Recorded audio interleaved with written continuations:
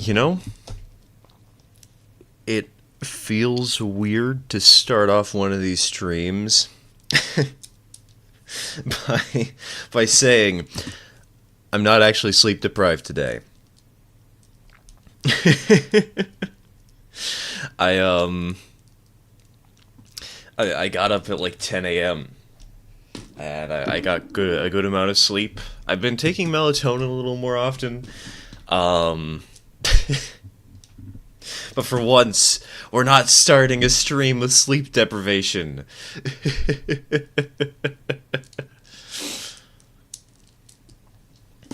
Let's go.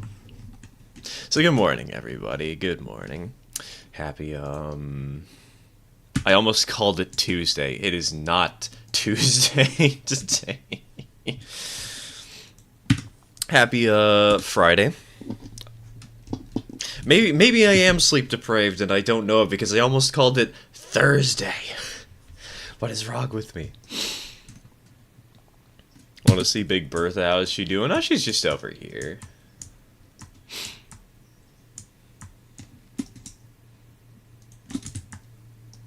Just sitting, waiting for the next day's load.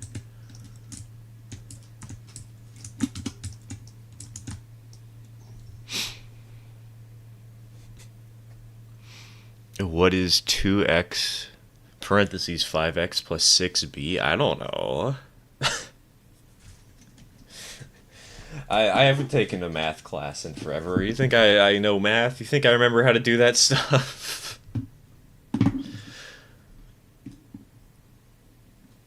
New emotes are adorbs and I love them. I know, right? They're so good. They're so perfect. And we might have more coming on the way. Unfortunately, I can't put them on YouTube because YouTube requires that I have a certain number of members, but we might have more for the Discord at the very least.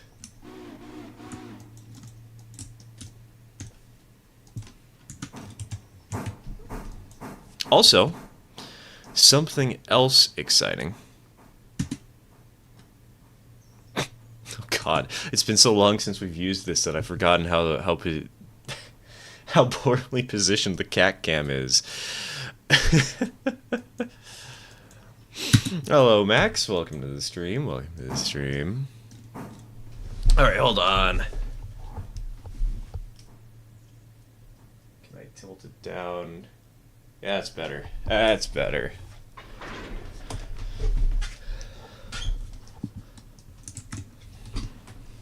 She's back.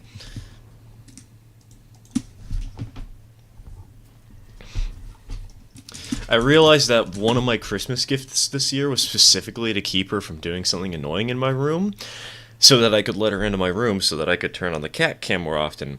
And then I never let her into my room and never turned on the cat cam more often. I'm talented. I know what I'm doing.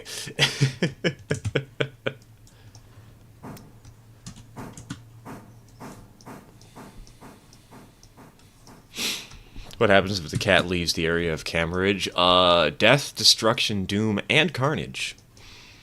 All for the low, low price of $9.99.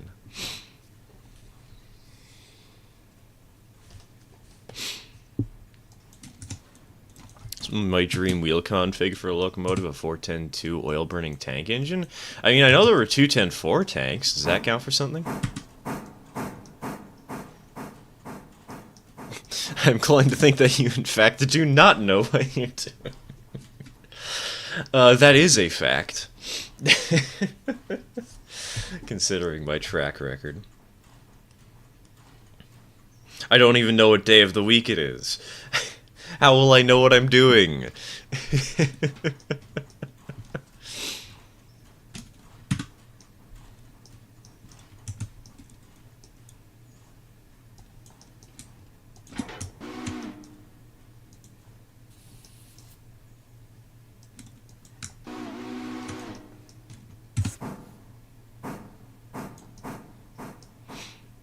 Do you have a 260 mogul? Yes, we do. Over here. This one.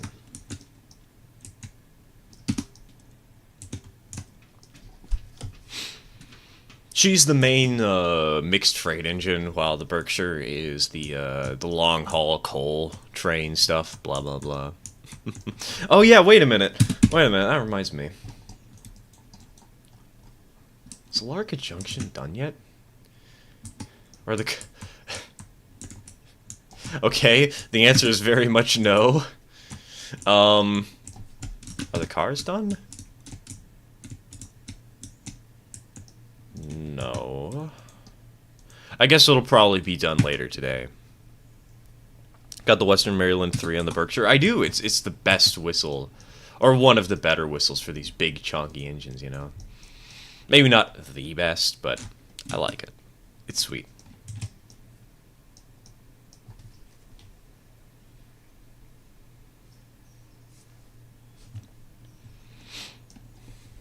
All right. What time is it? It is 10:03 a.m. I think we finished all our jobs for the day, except for maybe logs.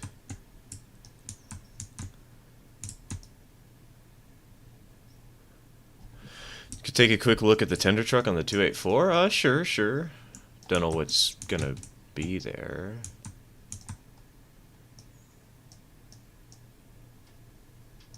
My rivet counter senses are tingling.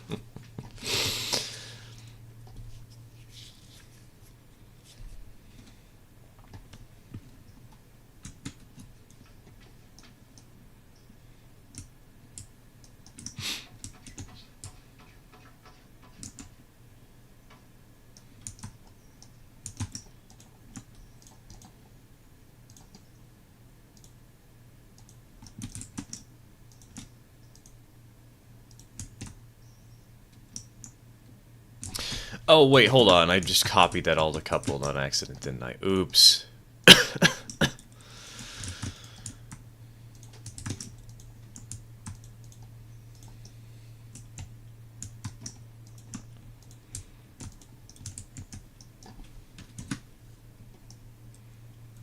You know, the most British Pacifics are inspired by the Pennsylvania K4. That's kind of nifty.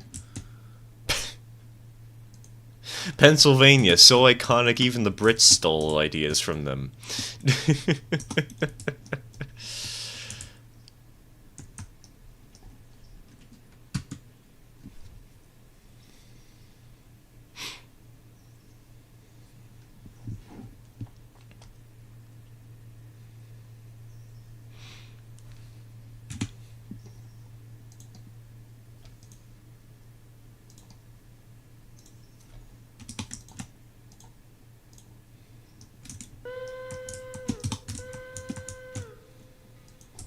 Been cleaning up my layout a bit, also about to sell my 2 Lionel post-war locomotives. Kind of realized I paid $350 for the pair, but could get up to $1,800 for selling them. See, I'm telling you, TK, it's a lot of money. Also, why is this spotted for the sawmill right now? That's weird. They are literally 2 of the biggest locomotives Lionel released in that era, and have exactly 0 cars for them to pull.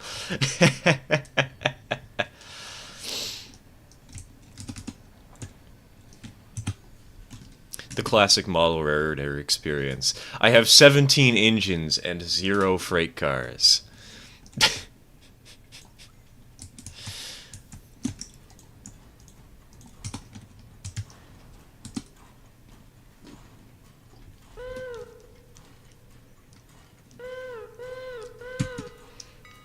Give cat the substance? What? Huh? Are we going to give durian weed? What do you mean the substance?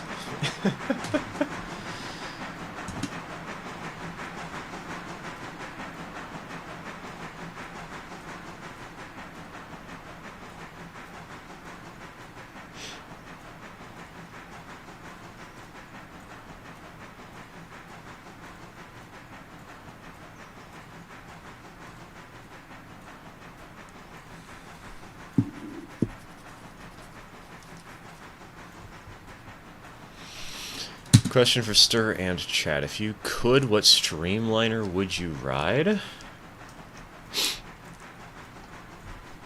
Probably just the Daylight. But But I've already rode the Coast Starlight, and I've already rode behind actual daylight cars, so... You have any 442 Atlantics or 240 Montezumas? There are no 240s. There's only one four-wheeled engine, or four drivers engine, and that's the 442, and we don't have a 442. We have a 462, though. The only correct answer is yes. Very, very true. Hiawatha is the big 442. Hiawatha's always looked a little goofy to me. Like, I don't know, just something about the streamlining. Like, it's a very good color scheme. I love the paint job on those engines, but, like, the actual nose on them just doesn't feel natural. I don't know, the Hiawatha's just always felt a little off to me.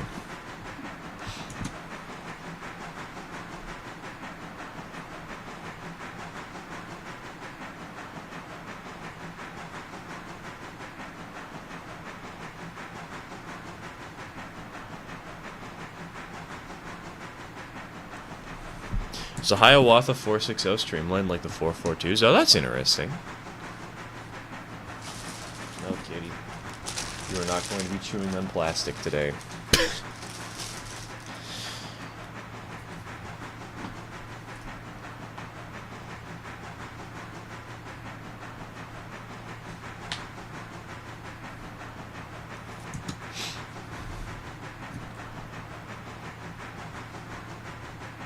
Any 440s? No. There's the 442 is the only locomotive that has 4 drivers in this game.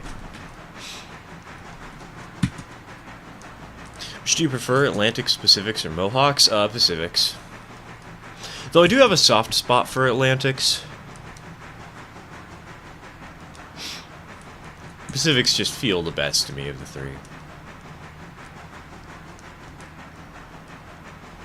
Give the cat catnip, please. We don't have catnip. What am I supposed to do? Run down to the store in the middle of the street and get somebody to DoorDash me some catnip?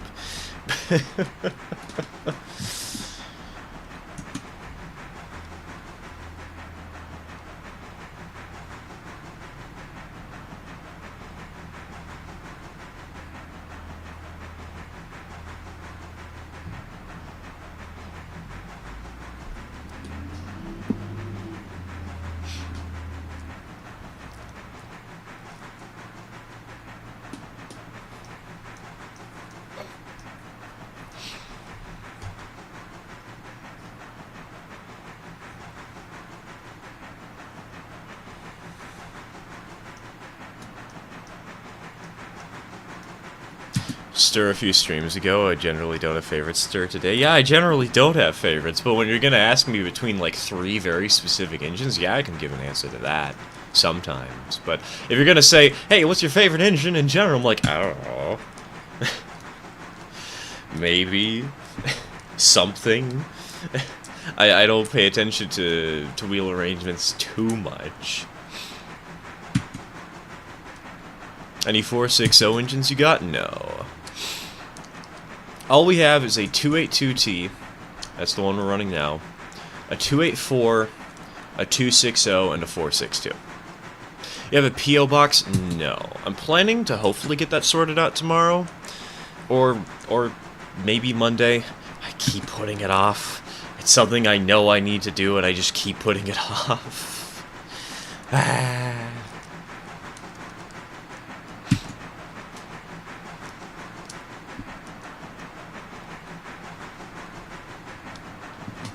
It's especially important because one of the plans I have for February is to paint up a couple of Disney combination baggage coaches in 0-30. I got a couple. I got, like, I think it was 5 for $40. Or, no, sorry, 6 for $50. That's how much it was. And I was thinking, paint them up. Just in generic paint jobs, unlettered, just have some fun. Making some basic designs and sell them on eBay.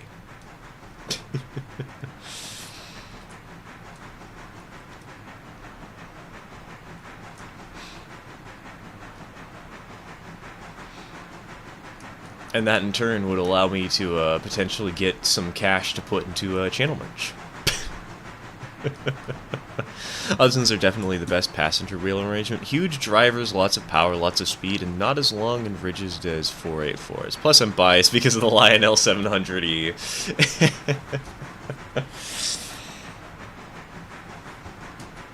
I've yet to travel to Oregon to see the 4449. I'm going out west in May, but it's a study abroad session in Arizona. It doesn't even include the Grand Canyon Railway? Rip. You're not going to be anywhere near Portland, so you wouldn't be able to stop by and see 4449, would you? That's a shame.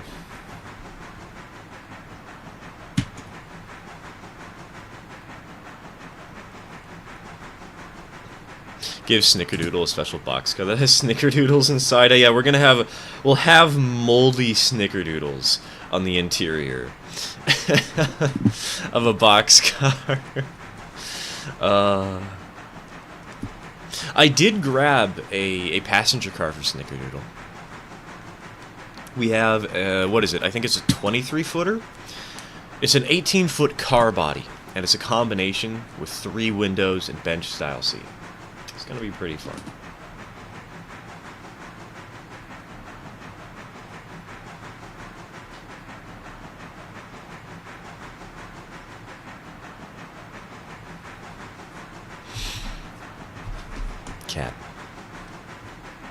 Cat very good. Don't know why, but I have an unexplained feeling of awe when I see WM1209. I mean, that is a very chunky engine. Isn't it running on a pretty small railroad, though? Like, it's a massive articulated that's just running on the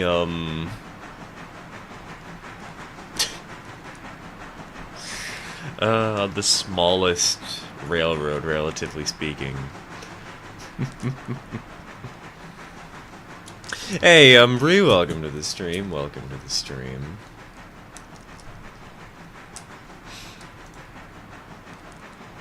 Man, I read recently that apparently there's some way for me to gift out channel memberships so people can use emotes. I wish I could. I wish I could.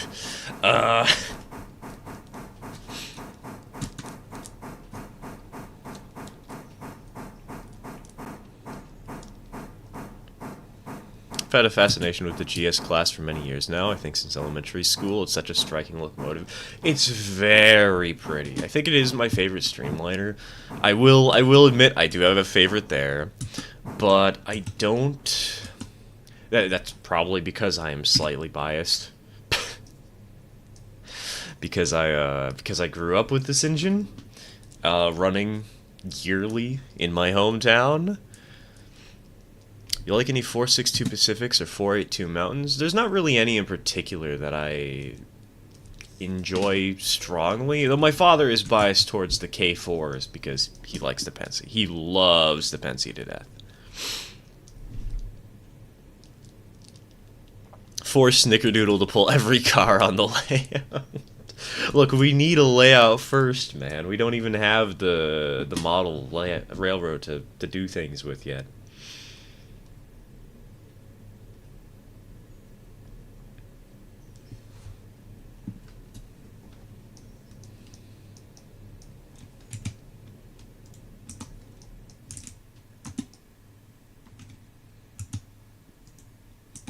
Wait, what the heck? Why is this one taking forever to load? 2.9? Are you kidding me? It's at 2.9 logs? We just need 3. It's right there, game.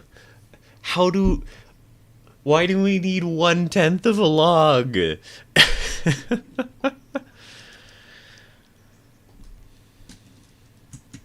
Game 440? Nah, there's only a 442, the closest thing we have to a 440 in game. I guess there's a 460 too, but like...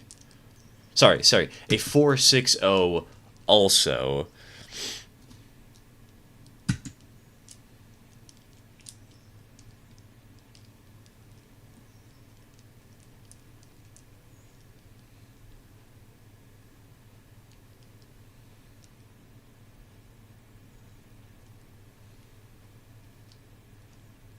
Have a name for whatever the next locomotive you get is. Number 69420 and named Snickerdoodle.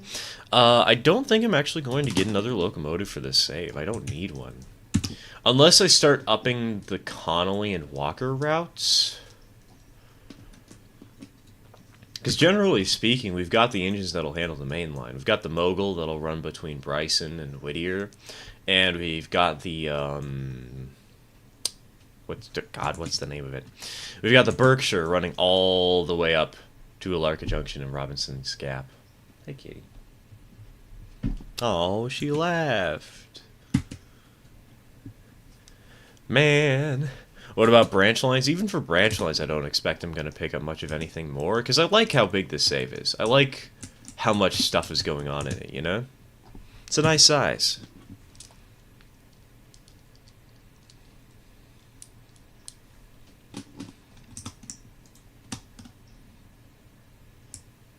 Wait, it has 3 logs. Why is it... Why does it say that it's not in the right destination? What? Huh?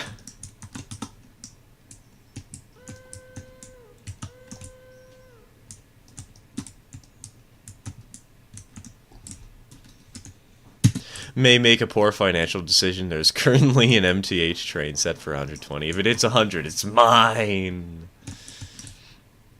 This is the SpongeBob train set.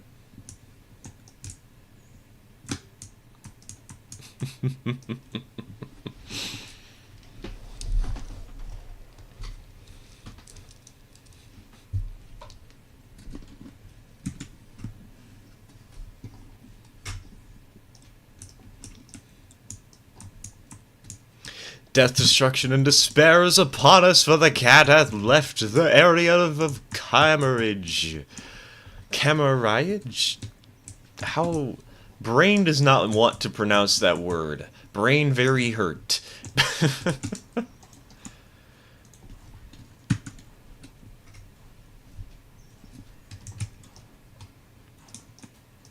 Pretty neat new profile pic. I miss the old emotes, though. The old emotes were nice, but I like these ones a little better just because, like, they're so cute. So cartoony in a way. They're adorable. And we might be getting more. Emphasis on might. I still need to figure out what ones I want. Would you like to get an in-game 462? Oh, we already have one, actually. Right here. This sucker. This one is Terrace, number 1. It's the first engine I bought for the route. Sold all the original engines, replaced them with the 462 and the 260, the bigger 260. Unfortunately, it's not the SpongeBob train set. Man, it's a Santa Fe train set. Okay, you know, that's fair. That's good. Is it a freight or is it a passenger? I assume it's a passenger, but...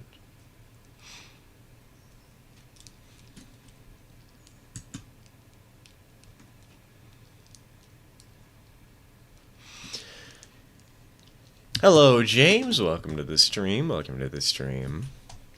Me and my game right now. Hey, unnamed station, there was an runaway commuter train coming towards you at 86 miles an hour onto a line going straight into the yard. It's gonna crash. No easy way to say it. That's me. I'm driving that train, clearly.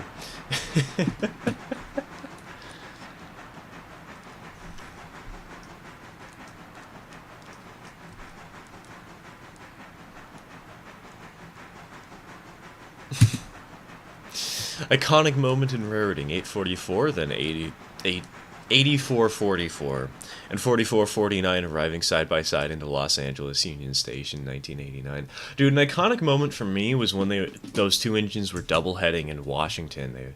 I got to see them in Vancouver. We were at the station there. Got to sit back, relax, and watch a once-in-a-lifetime kind of doubleheader. That was fun. My brain did not like how the old emotes were looking, so they needed an update.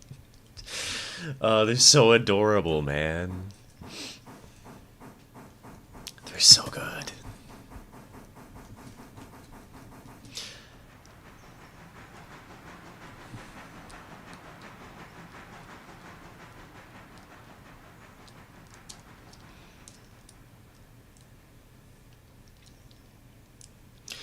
freight, I'm mainly after the locomotive and transformer. Considering a standalone engine is 130, Jesus. Yeah, you know, 120 is a pretty good deal.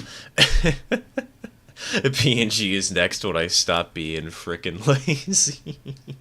That's a mood. That is my life in a nutshell. I know I don't do art, but like, it's just the mood. When will you actually finish the project that you started 5 years ago? Eventually. One of these years.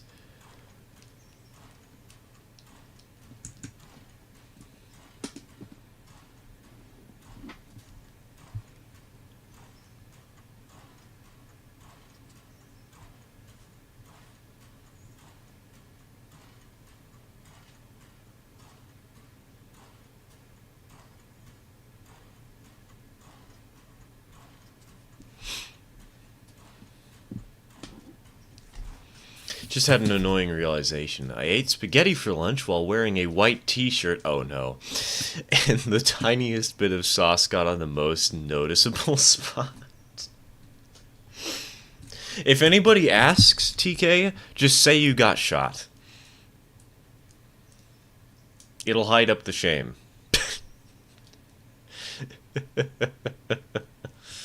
Like the LBSCR over in the UK. I don't really pay much attention to UK railroads. All I really know about UK railroads, like stuff that is strongly committed to memory, is that the SD40-2 was the basis for the Class 66.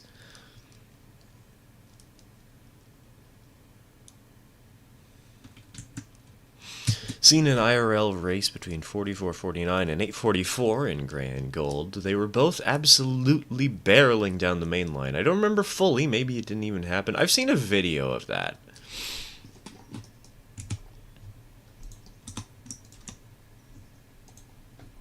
Also, I just realized that Durian jumped back up to the camera and I didn't actually turn on the camera, and now she's gone. She's no longer on the camera. Instead, she's trying to sit on top of a piece of paper that is very much not designed for a cat to sit on it.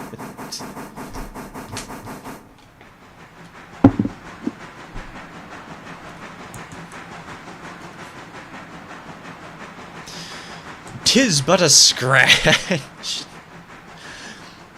Imagine saying that as a... "Ah, yes, you've been shot?" "No, it's just but a scratch."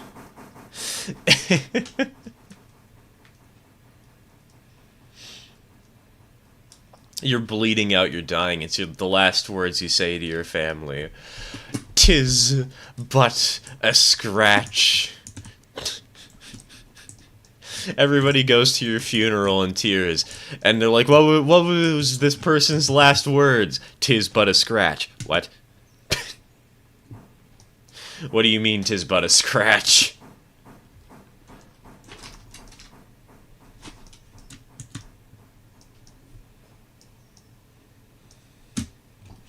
Be a damn tiny bullet. The stain looks more like someone pricked me with a toothpick. Look, it's even more badass. It's just that's all the blood from the single bullet that hit you. You don't bleed. Bleeding is for wimps. Hello, Triplex. Welcome to the stream. Welcome to the stream.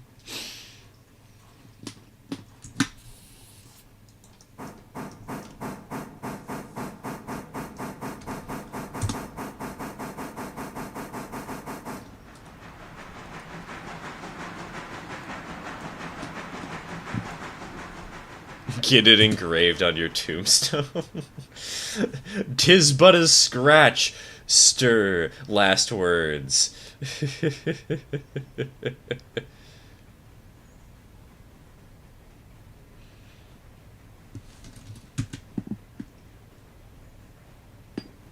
Don't know why, but I want to see all of your engines in one picture and at one location. It would be absolutely amazing. It could become your channel banner or something. If I was going to do a channel banner, I would probably get a photo of number 21 pulling a small freight train. In order to do that, though, I kind of have to finish up the layout first. Really like how the 060 turned out. What did you weather it with? I weathered it with pan pastels. I don't remember the colors I used, but it was mostly like... For the dirts, it was a dark brown, a rust brown, and a brown that's sort of lightish. A little more gray than it is brown, but it's still technically brown. And then for the water stains, I went with a gray and with that brownish gray thing. I'm working on the video for that, but I've run into a very major roadblock. So, here's the thing. The 060, we had a major incident with. I accidentally ripped out the JST plug, the 6-pin that's supposed to connect the tender to the locomotive, and everything was working fine, except the motor wasn't running, and the headlight wasn't working, and the decoder was getting power, so that's something. But we had to, in order to figure out what order everything was supposed to be wired in, soldered to the decoder, we actually had to figure it out on our own, using a decoder from another locomotive, because we could not for the life of us find any resources on how to fix it ourselves. And so because of this, we actually recorded fixing the engine. But during that recording, I made a mild mistake, and I forgot to grab a picture of the result of the actual wiring so that I could get like a concrete diagram to show people, which is a problem because it means that I had to open up the tender. I opened up the tender, and the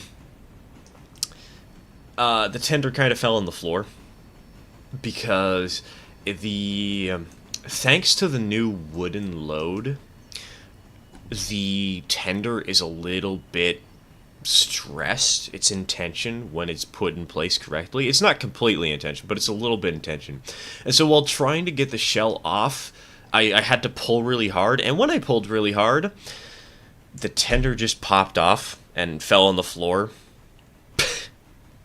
And so the headlight on the tender is now ripped off. That's easy to fix, we just rewire it correctly. But the one thing I am pissed about is that one of the footsteps that goes on the back of the tender, like the switching pilot on the front of number 21. Well, I guess this number 21 doesn't have a switcher's pilot, but like a switcher's pilot.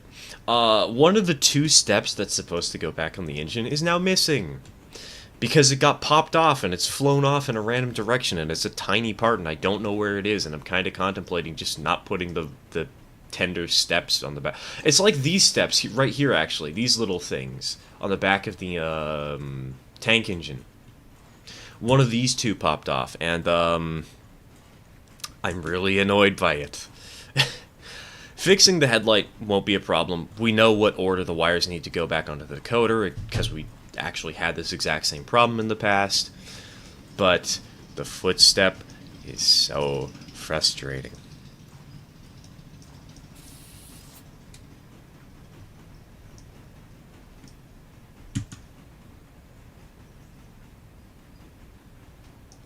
Has 100 ever met the other engines? If it has it met Bertha? 100 just sits in the sawmill most of the time, so all the engines have passed by it once or twice before.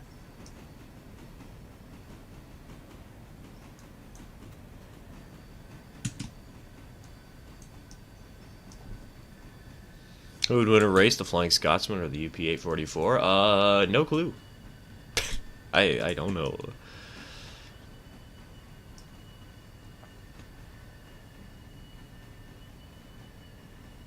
Also dropped my mogul tender. I'm a klutz and didn't put it somewhere secure and broke a step as well. It's so annoying when that happens with the mogul tenders. I actually, on number 22...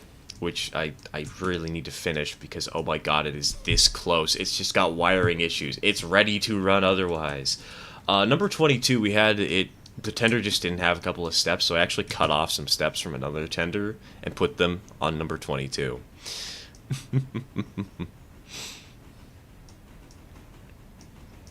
They're not too hard to glue back into place and make look good. It is a little bit annoying, though. One of my best friends is in the hospital, so I'm going to use the stream as a way to calm down. He had a seizure and they don't know why. Jeez, I hope he's okay. He's got told he's good now. Okay, so he is okay, at least for the time being.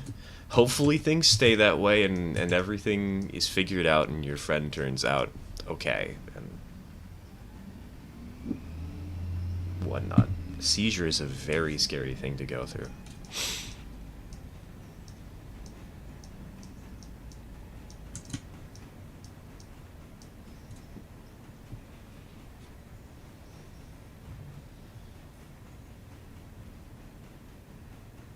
Pantograph on my HOGG1, for a lack of a better word, is italicized.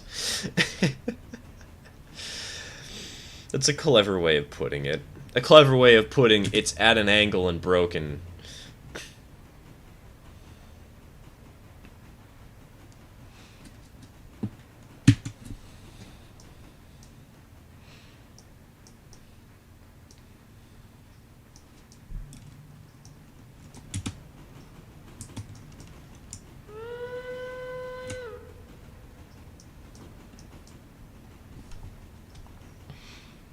What 260 mogul do you like from the 1860s to the 1910s?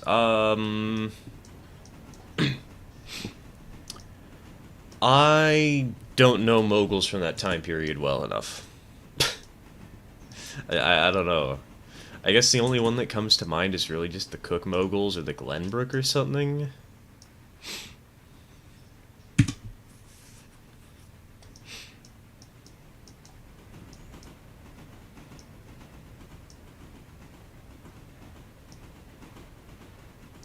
Luckily, it's fine, because I just run it with the one down and the other pantograph up. Ah, yeah, that's true, that's true. As long as both pantographs aren't italicized. Italicized. I love that, it's so stupid. It's great.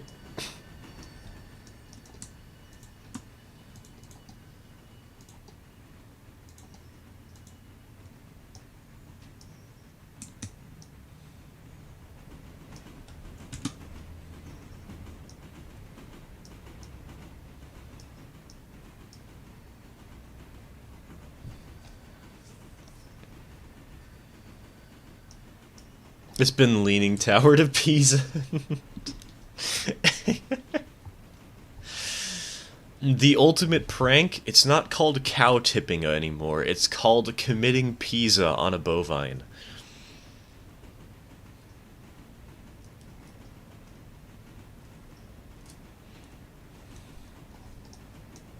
Favorite model in my collection is a Hornby Silver Jubilee. It's an A4 Pacific. I don't remember if it's a Silver Fox or Silver Link, though. Personally, my favorite engine in my collection right now has to be the 260 number 21. But the one... I recently saw a 3D printed 262 in 0 and 30, and I really want to get it because it looks so perfect. What game is this? It is Railroader. I forgot to add that to the stream description. Hold on. Yes, Railroader, save, bam, there we go. Much better. The leaning graph of Panda. That sounds like a horror story that you'd hear from a CEO.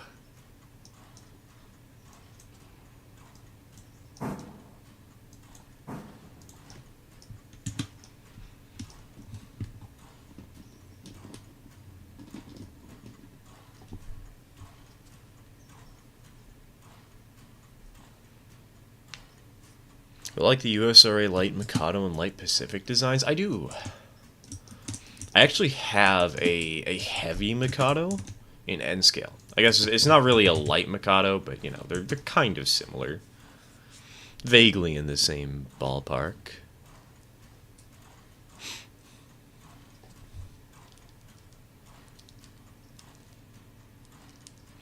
I have a Lionel 462 and can't figure out what kind. It's the same model as the LC plus 2.0 Pacific, if anyone can help.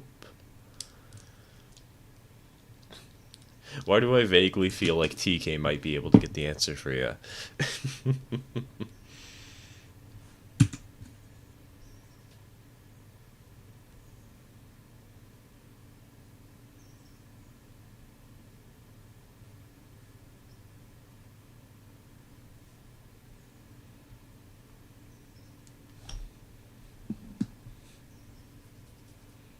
Thought Conifer wasn't going to stop in time and absolutely slam into the other engines. Sounds like a Thomas the Tank Engine episode. That would be a really bad Thomas the Tank Engine episode. The brakes aren't working. Or, the brakes are working, but Conifer is trying to stop at a perfect spot. And, of course, it builds up the tension that, oh no, the trains are going to crash into each other, but Conifer is trying to stop between the water tower. And Conifer stops short like 5 feet and gets really pissed off that they missed. I'd watch that TV show.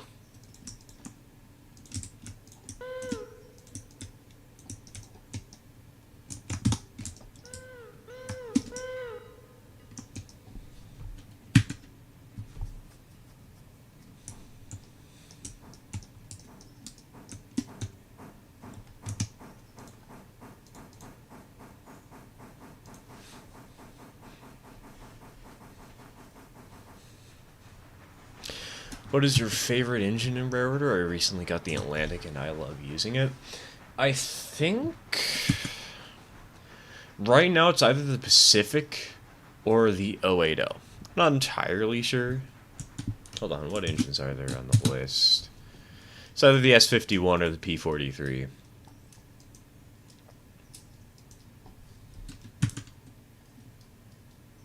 It's the oldest engine you got in the game. I believe it is the P18 Pacific. It's the engine that was over at the passenger station over here. I do have another save with engines that might be a little bit older than this, but I assume this is the oldest engine I have in the game.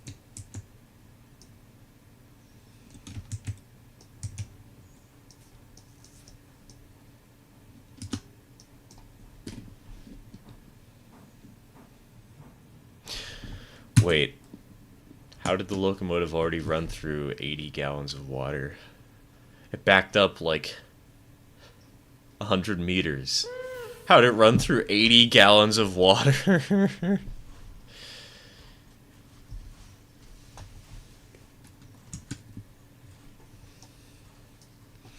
An amazing idea for either April Fools or 4th of July. Rebrand all your engines to have Union Pacific on their tenders or tanks because Union Pacific is the stock American railroad.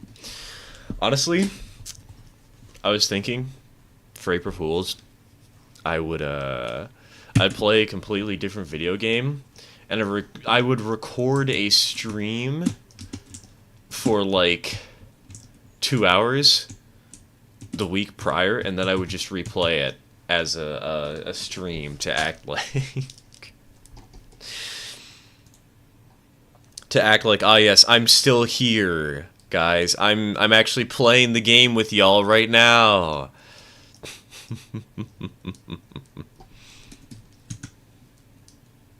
Play Pokemon. I've never actually played Pokemon.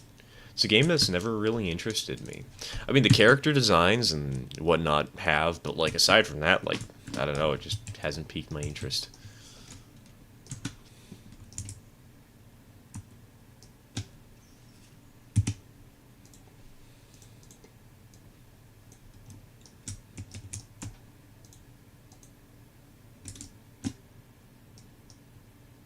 Hey, Alarka Junction Y is done, boys. Life is good.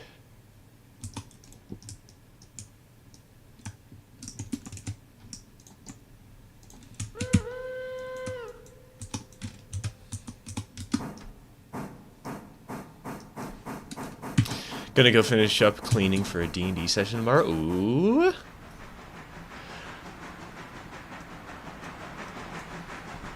I haven't played D&D in way too long, dude.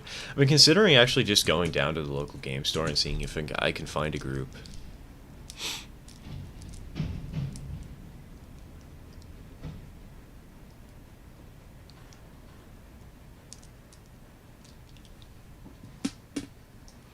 Yet I have yet to actually commit to such an idea, though.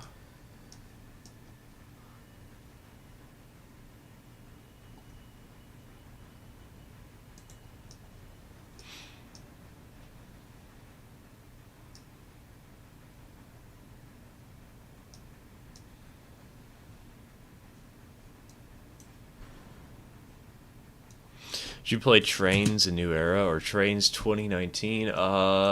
Probably not. They're not games I own at this point in time.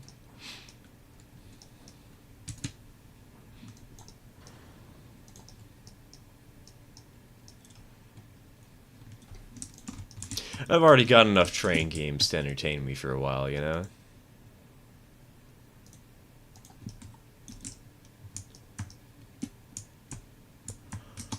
Oh, no, this is screenshot material. I know you guys can't see everything because cat cam is in the way, but like...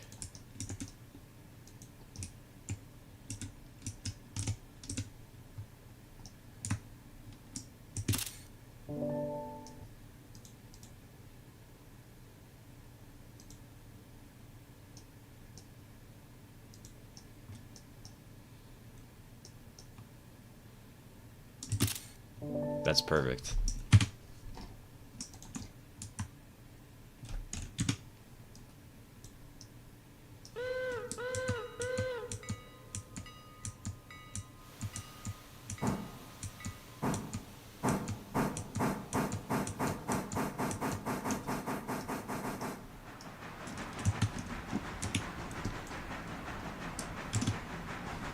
Made Arabella and Terrace on my model railway. They are currently pulling goods trains. Arabella is pulling logs and Terrace is pulling coal or customs. Ooh, fancy, fancy. I think there actually are models for the prototypes of those engines. Like, I know for a fact there's a prototype for Arabella, because my father has one. It's the 1260 he has on his layout.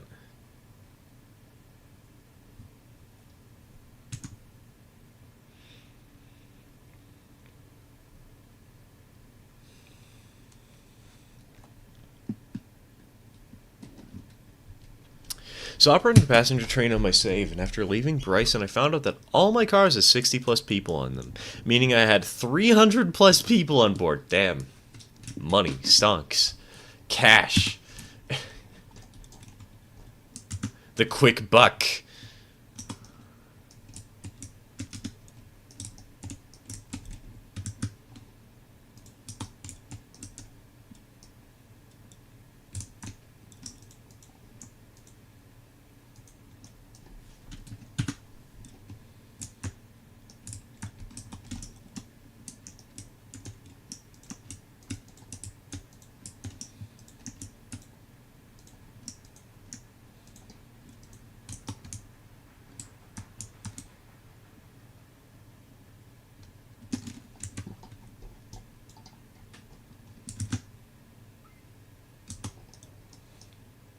I think if you upgrade industry tiers, the more workers it can hire translates to more passengers at stations. Oh, that would make some level of sense.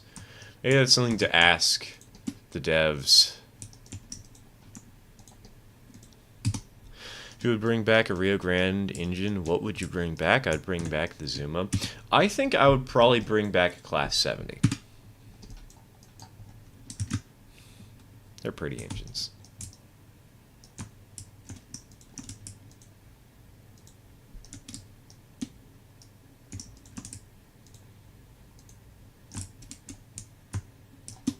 Do we have something at the house track today? We do not.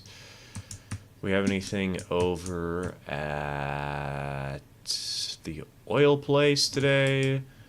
We do not. Do we have anything over at the hardwoods? We do. To nobody's surprise.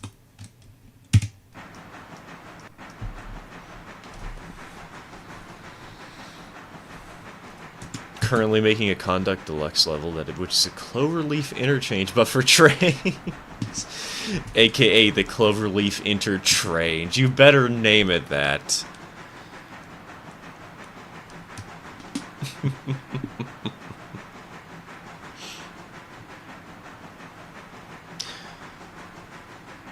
You know, maybe I should do a Conduct this stream, or Conduct Together stream. Because apparently the Switch version has some extra DLCs. There's also, I guess also the mobile version has them. Why does the PC version not have the DLCs? Like, come on. Please. That's all I ask for.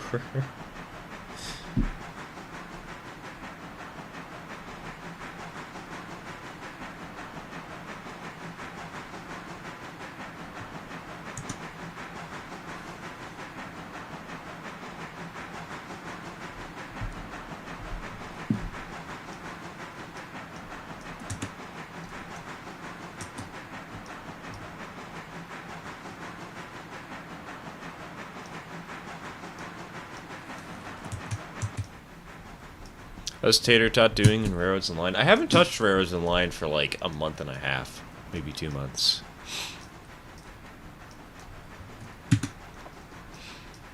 I'm planning to revisit it sometime soon. I have gotten a little bit of a wave of nostalgia in the last couple of days. But I'd like to preferably wait for the new map and industry chain to come out, because then I'll have a lot of stuff to be excited about, you know? I'll have 2 new industry chains to mess with alongside the original industry chain, and preferably, hopefully, a new engine or something, and some new freight cars. Actual things to keep me engaged. Would you like to see the Montezuma in-game? No. This is standard gauge, not 3-foot. And the Montezuma is way too small for what kind of rarer this would be. She wouldn't even be able to push, like, one of these cars uphill, I think. I don't know. How heavy are these? Is there a way to tell? I'm sure the statistics are somewhere. Like, one of these skeleton cars would be a struggle for the Montezuma to push up the route that we're going.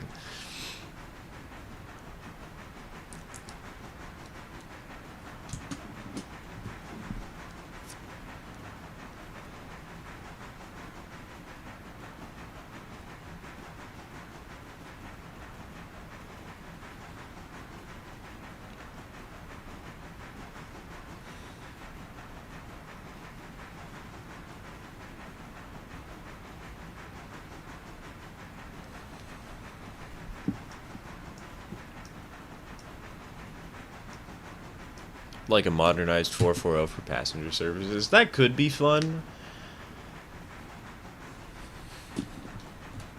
But we do have the 442, which is kind of similar.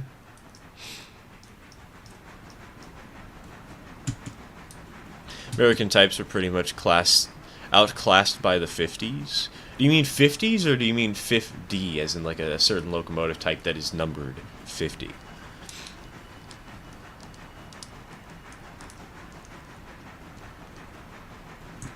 '50s, okay. When does this game take place? I guess it would have been around the 50s, wouldn't it? Because we've got some early diesel power.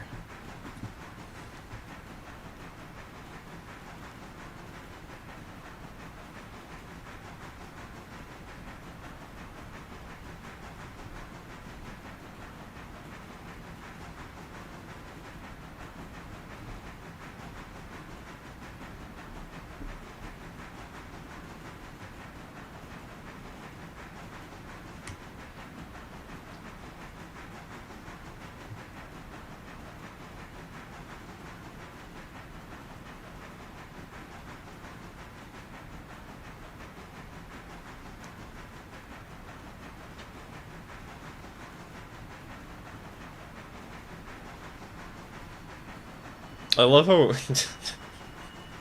it's the exhilarating gameplay footage you all signed up to watch, right? It's me letting an AI drive a train of empty skeleton cars up into a logging camp.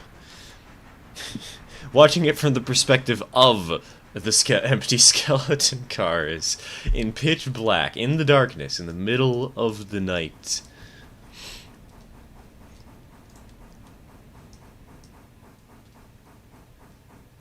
That's what y'all came here for, right?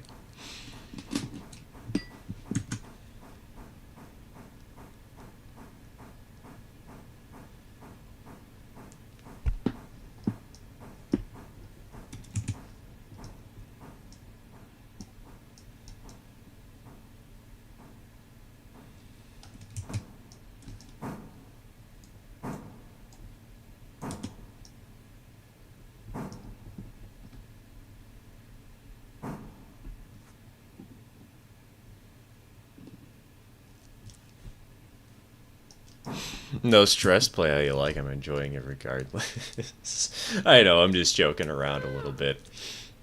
Like, ah, yes, everybody, we're here to drive trains. You can't even see the trains because it's so flipping dark. A few minutes ago, I turned on my room light to see the trains better.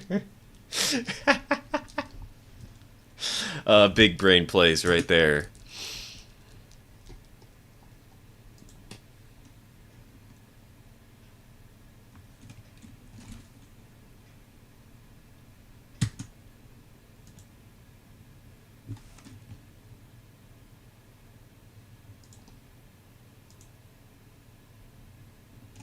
Alright, you know what?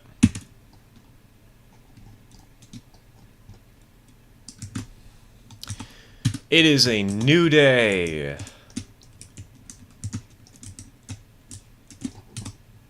And with a new day comes 33 cars. Hold on. Wait. 33? Holy cow, that's a lot. Robinson's Gap would like to know my location, apparently. Holy cow. How much stuff is there going to Bryson, too?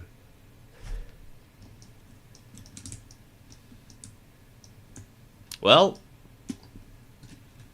time to get to work.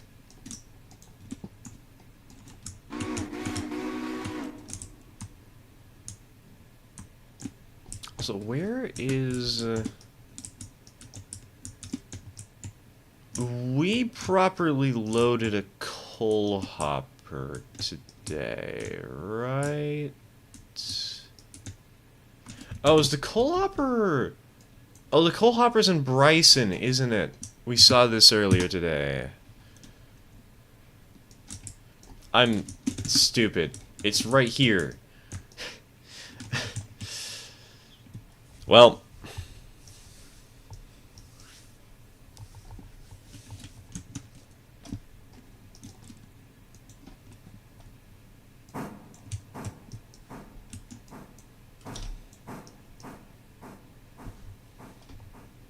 I think my railroad has a 110% reputation. I haven't played in a week, so I'm not quite sure. Still in early stages, I haven't gotten any expansions. I'm happy because in this save, we actually still have a 110% reputation. Unlike the other one, where I crashed 2 locomotives and wrecked them and made them go all the way down to 21%.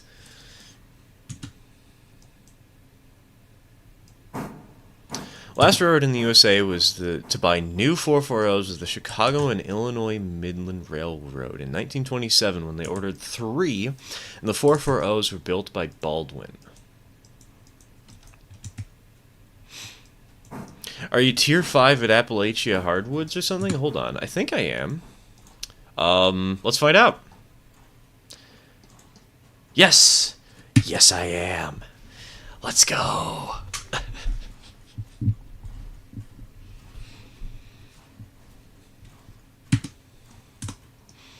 The Montezuma was in game in standard gauge. What would you use her for? Shunting or small trains? I wouldn't. The Montezuma would be such a terrible locomotive for the scope of this game that I would not use it. Like, the smallest engine in this game has 16,000 pounds of tractive effort. Montezuma has 3. 4, something in that range. Montezuma is not made out for this game at all.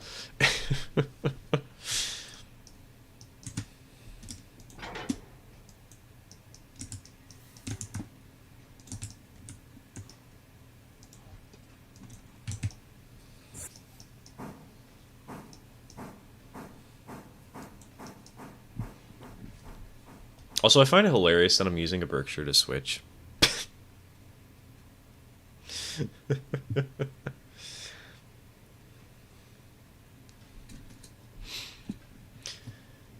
Chonky locomotive, the biggest in the game. So big, in fact, that it can't use turntables, and here I am just using it to shunt 3 cars over a track.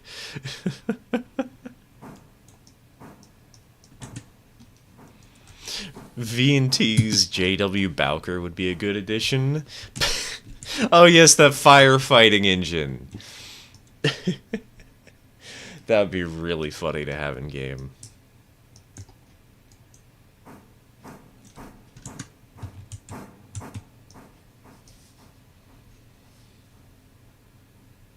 Oh wait, hold on. Wrong track. Also, did anybody know about this feature? I found this out recently. If you press this button right here, you can change it from realistic to simplified, which just gives you less controls to work with.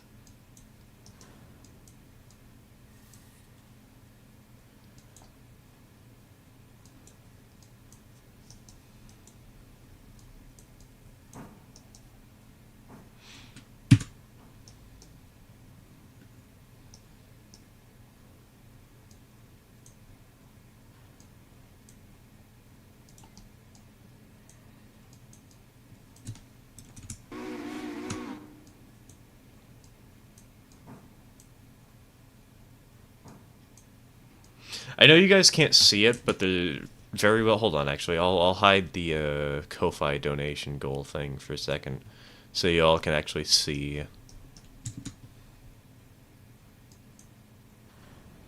There's a little button down here where if you bring it to the right, it'll apply more power, and if you bring it to the left, it'll apply more brake. Has anybody actually used this before? Did anybody even know this existed? I didn't.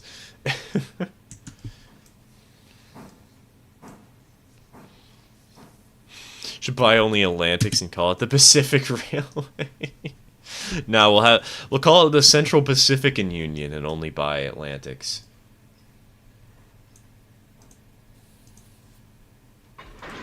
All right, donk.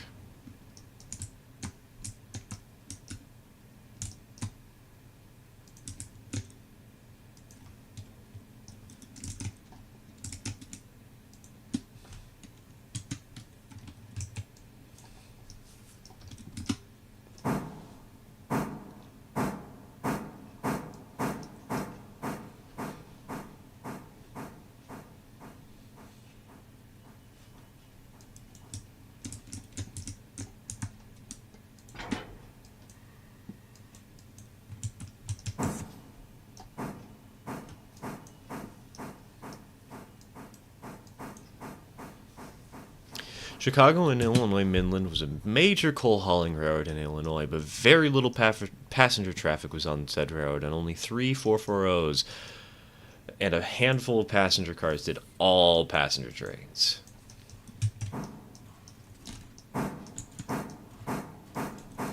Ah, yes, the CPU. Ah, yes, the Gamer PC Railroad. That's what we'll name it.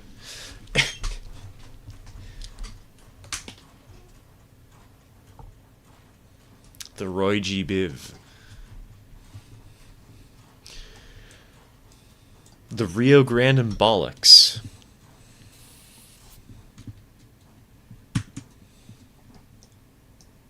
The game adds a 242. What would you do with it?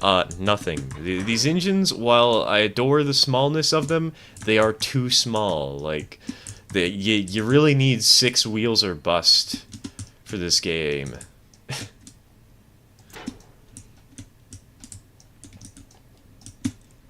6 drivers, I should say.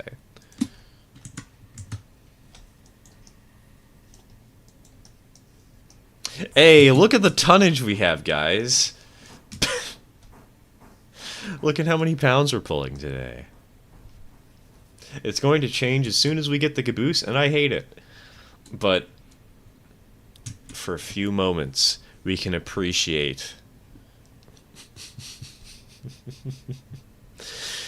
the 442s are Atlantics and the 462s Pacifics, and the 482s are Mediterraneans and the 412-2s are Arctics. What's the 410-2s then? Would those be like...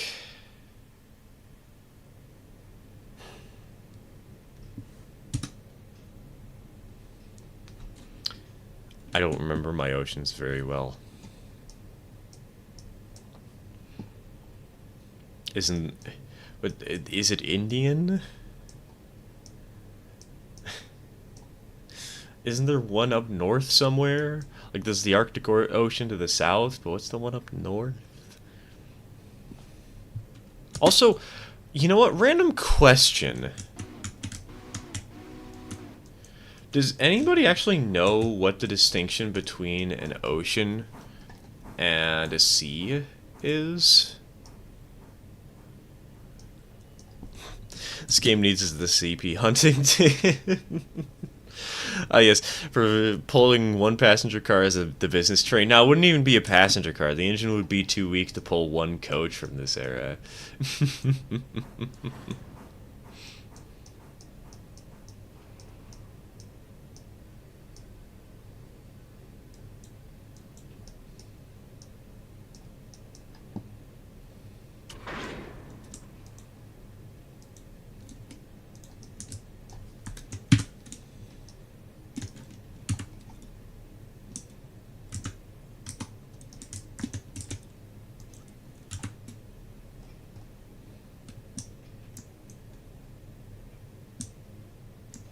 'Seas are surrounded by land, yet way larger than lakes. Okay.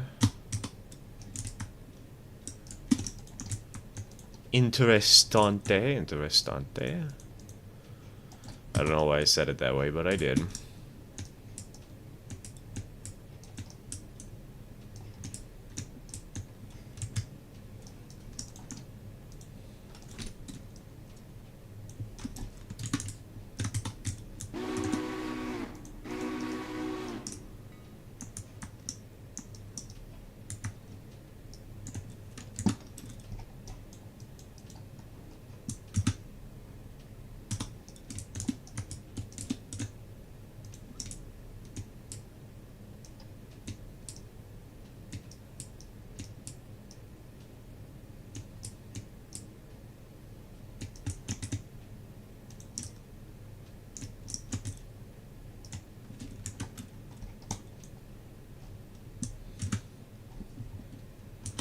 Four twos are pots.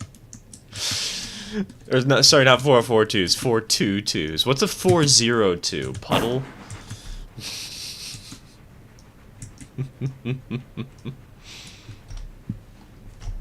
What next? We'll have the 4 -22. It's the teardrop.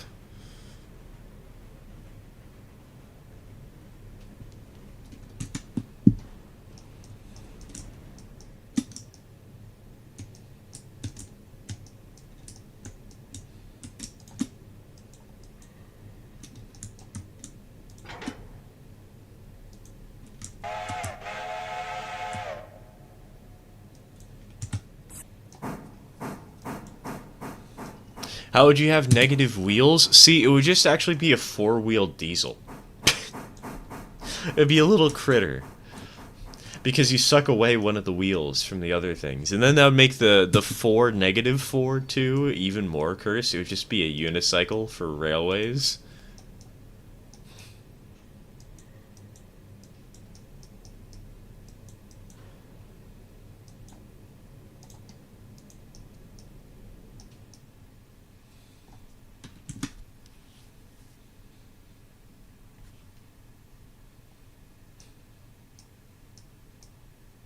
Unicycle for railways. 444, shunting or small passenger and good trains are non. I know there were a couple of 444s, but like we already have a 442, so be that one monorail 020. Now for the monorail it'd be an 010. Come on now.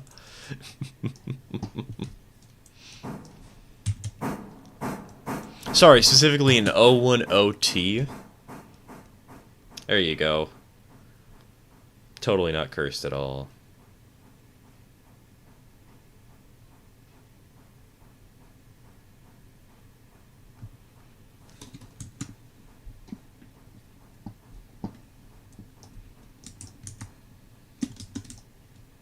Alright, so what cars are going to the sawmill? 2, 3, 4, 5, 6, 7. Roger that.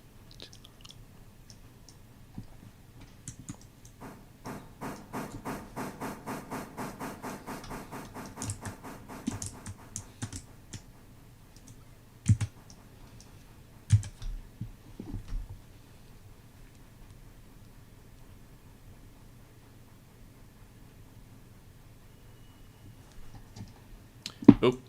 Hold on. Switch lined against us? Oh, I see. Wait. Why is the train going through the outer track here? Oops. Whoopsie-daisy.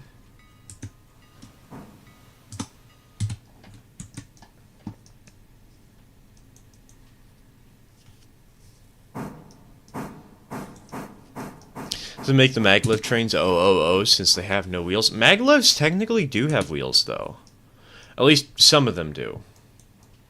The ones in Japan do, the high-speed ones that they're working on. Because they need wheels to get up to speed. And then once they're at speed, they remove the wheels and go strictly to levitation. Maglevs aren't trains, fight me. Alright, will do. Bring your best. Sounds like an airplane. Oh, yeah, like a landing gear. You're right. It kind of is like landing gear in a way. Because it can't just constantly levitate, you know?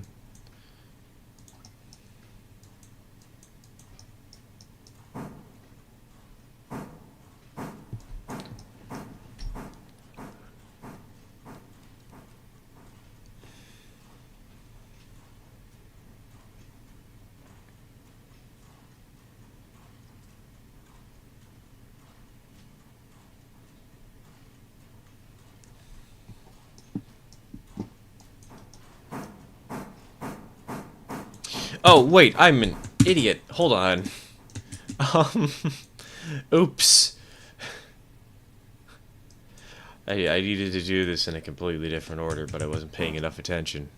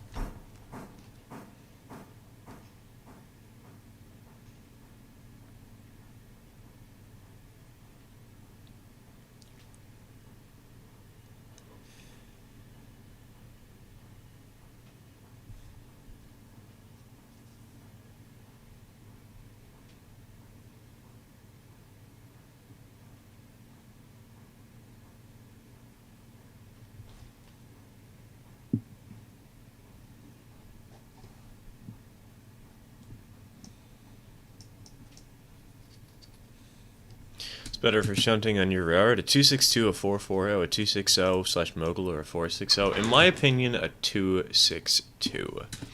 We don't exactly have any of those, because the game doesn't have any, I don't think. Does the game have any prairies? I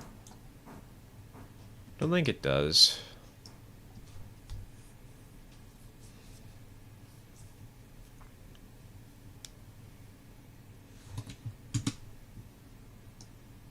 Oh, is your D&D character? Which one? Because there's the one with the caramelized Leviathan. The caramelized undead Leviathan that Santa controlled as a TARDIS. There's the one from the first Exploding Flamingos incident. There's the one... What other ones are there?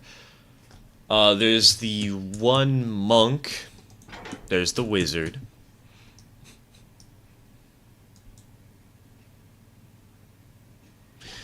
To know why the U.S. is so reluctant for modern-day rail travel, there are plenty of cities in close proximity to each other that would be perfect for trains. Lobbying. Car lobbying. That's basically it.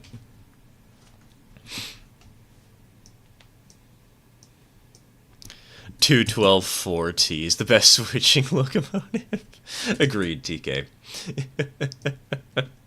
Upset I just read the Stormworks weekly update notes and they still haven't fixed Steam engines. It's been 3 months. Have you actually complained to anybody about this? Like, who might be on the dev team or might be able to talk to the dev team? Have you openly yelled at them in the Steam's comment section for each update?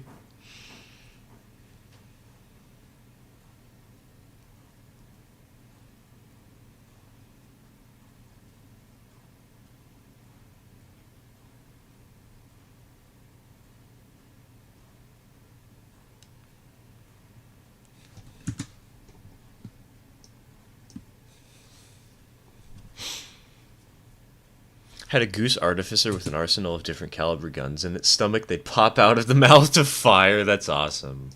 You know, we could have story time with Stir. I could talk about the time that I completely derailed the local campaign at my game store without even realizing that I did it until years later.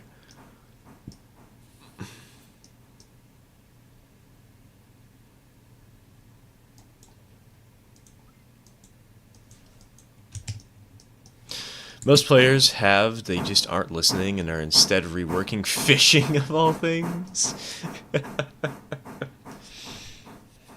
Oh, the classic game dev experience. Been summoned yet again for a short time scale. Hello, T14. Welcome to the stream. Welcome to the stream.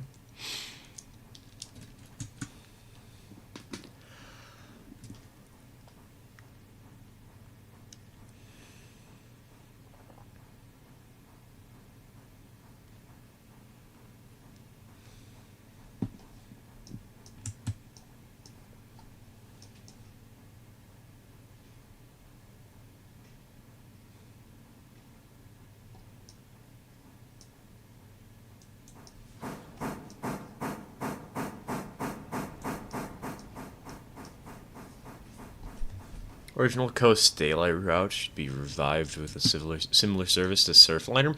From what I've heard, isn't there like a plan to completely overhaul Amtrak's routes?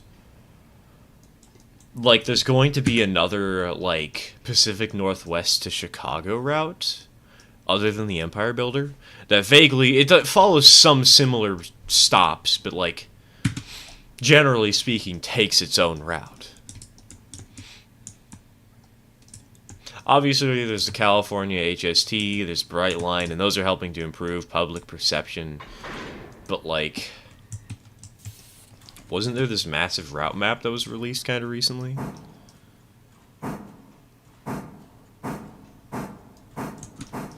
Last time about Eli, I talked to you about the Appalachian Railway. It turns out that the company called Parsons Pulp and Lumber Company owned the Appalachian Railway, and Silva Paperboard and Parsons Tannery. Interesting. Okay.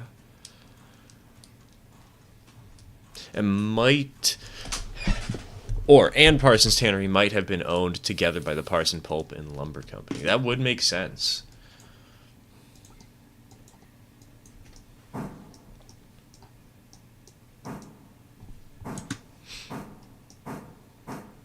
Oh, it is kind of funny imagining that they built a railroad to interchange with another railroad rather than just having the stuff brought straight to Silva. But I guess it probably was cheaper in the short term to build an interchange at Ela.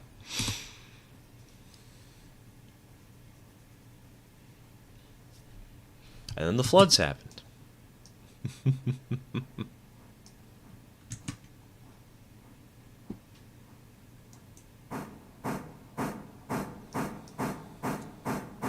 Did CSX just randomly appear, or did a previous railroad company fuse with another railroad to become CSX? 2 railroads merged.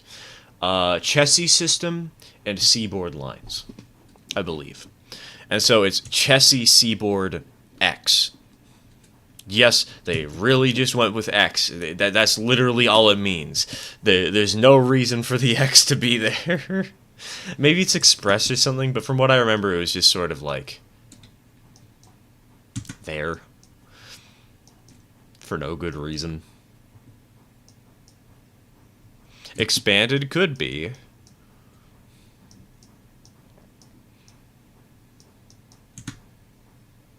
Could be.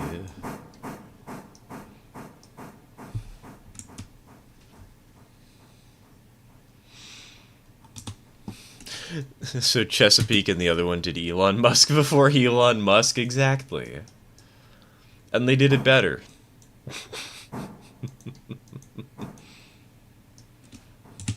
Surprised I still haven't deactivated my Twitter account, quite frankly. Not sure what I'm going to use it for in the future.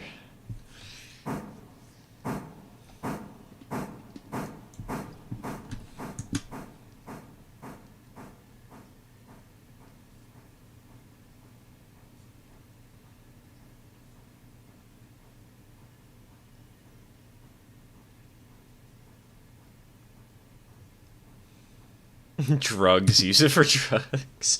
Ah, yes, Stir, the local drug lord in Portland, Oregon. Totally inconspicuous. Not going to be found by the FBI anytime soon.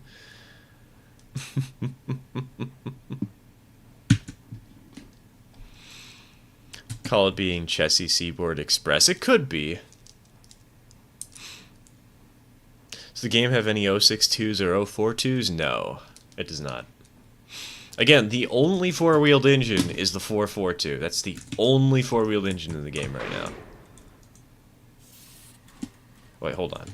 I messed that up.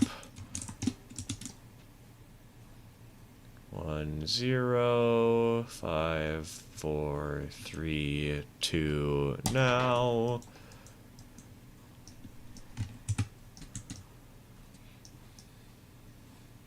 Have you heard they're trying to oust NS CEO Alan Shaw? I have not.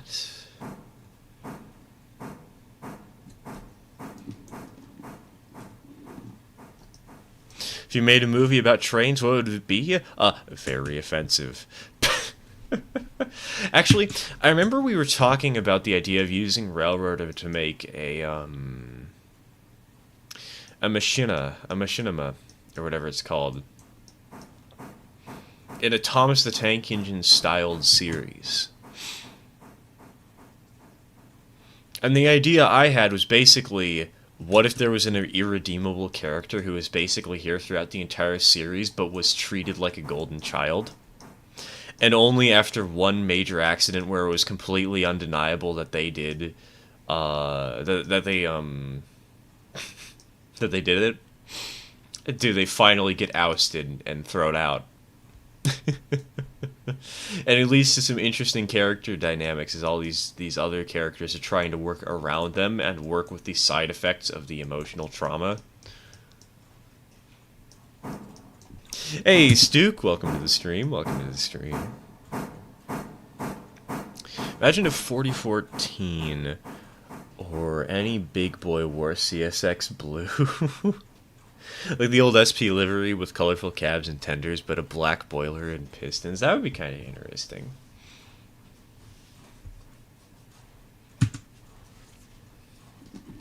Could be kind of fun. Oh, right. Hold on. Also, I forgot. I wanted to turn that back on again.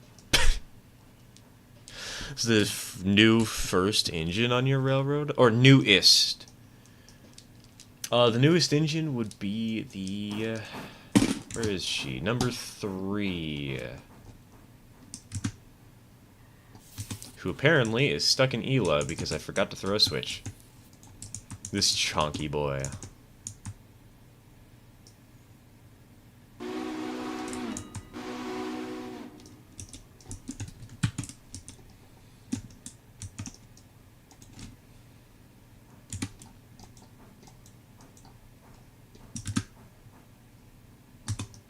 What's 4449 doing right now? Is she running or static? I think she's in operational condition, but she's static. Like, there's nowhere for her to run due to the Oregon Pacific being in... well, I shouldn't say annoying, but under new management. And actually respecting their trackage. And the BNSF... she's not a heritage unit for the BNSF. The Union Pacific doesn't really want her because she's a heritage unit for a railroad that used to be a massive competitor. The Portland and Western might take her on for a little bit. They've done some excursions with the 4449 before, but they don't do those very often. Um, so the 4449 is kind of just SOL for now.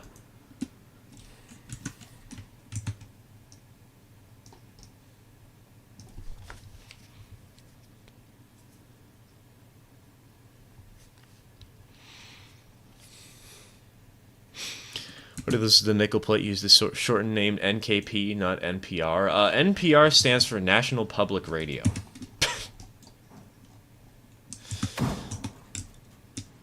Be kind of silly to say, ah, yes, have you ridden behind the National Public Radio today?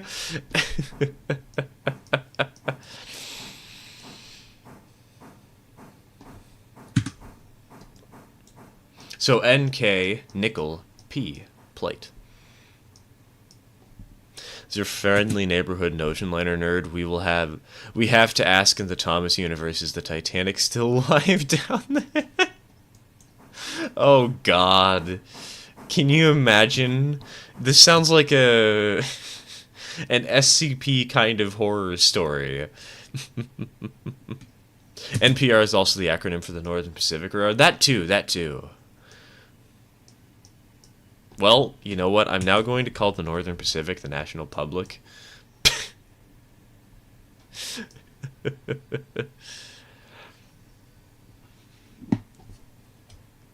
Just to annoy everybody.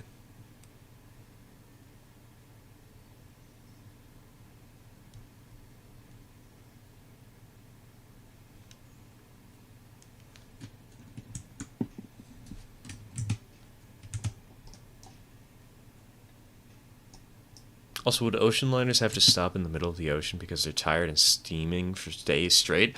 Probably not. They'd probably just be yelled at and threatened to be scrapped if they ever stopped. And so either you become the wimps that bow down to the controllers, or you become the tough guy who never needs to bow down. It's kind of extremely dark when I think about it in that context.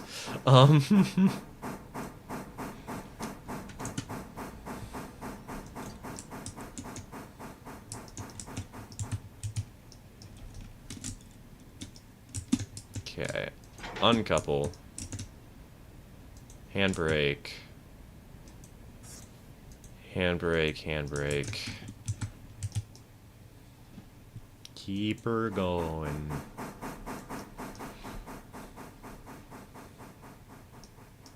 What if Union Pacific buys 4449 and then we can have the iconic squad?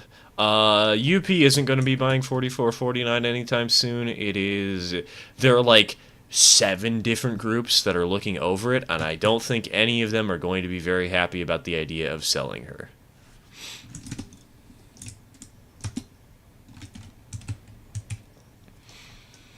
Because she's owned by the city of Portland, but she's overlooked by a trust of some sort, from what I understand. Maybe it's not a trust, but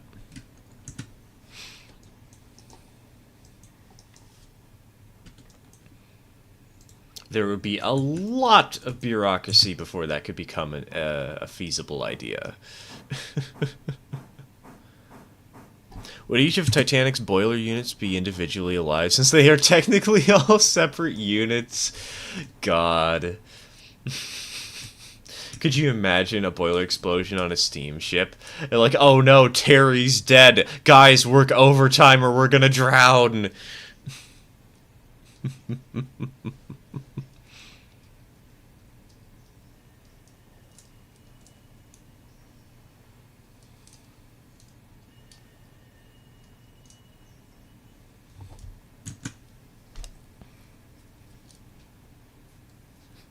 They're just not allowed to grieve on the job, so the funeral is only held when they get back to port.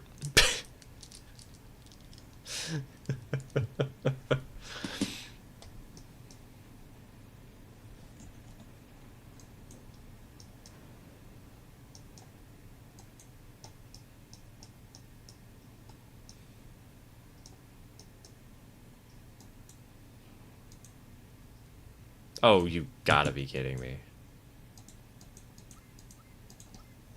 Okay. You're not kidding me. We did it, though. We cleared it. Just barely.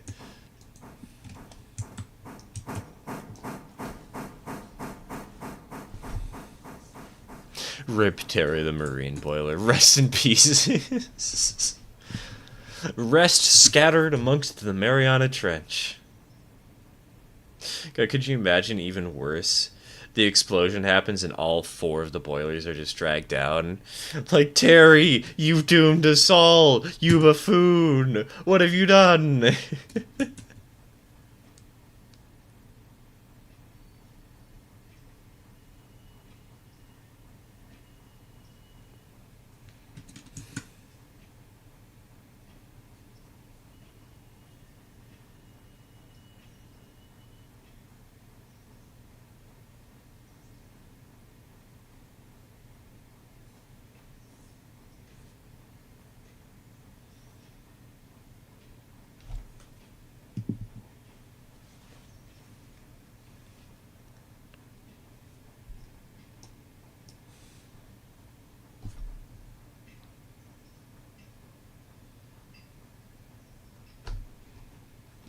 Alright, and skadoosh.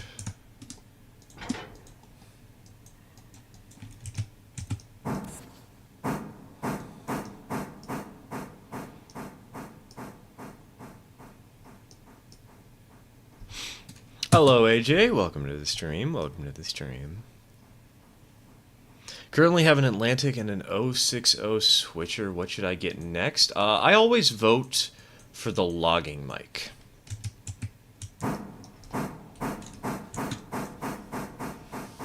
I don't know, I'm a sucker for the 282. It's a nice little engine.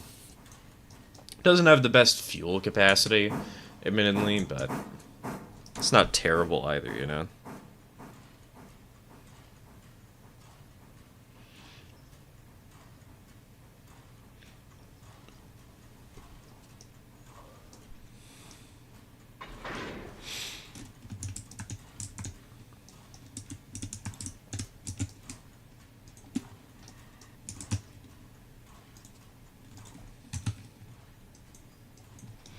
Terrifying thought. What would a boiler explosion look like in TTTE? If it were a firebox crown sheet failure, it wouldn't be too bad, but if it were a flue of failure that spaghettied the boiler tubes...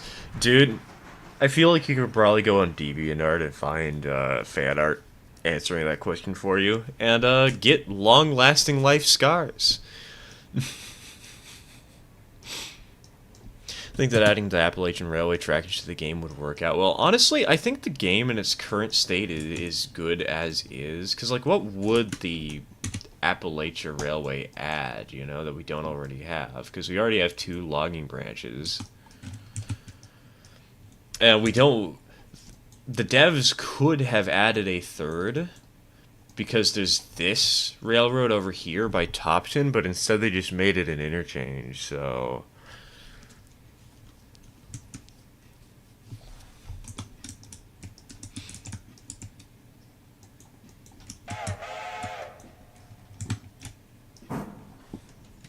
Marine boilers from other boilers, they have fireboxes on both the front and back. Interesting. Banana or apple?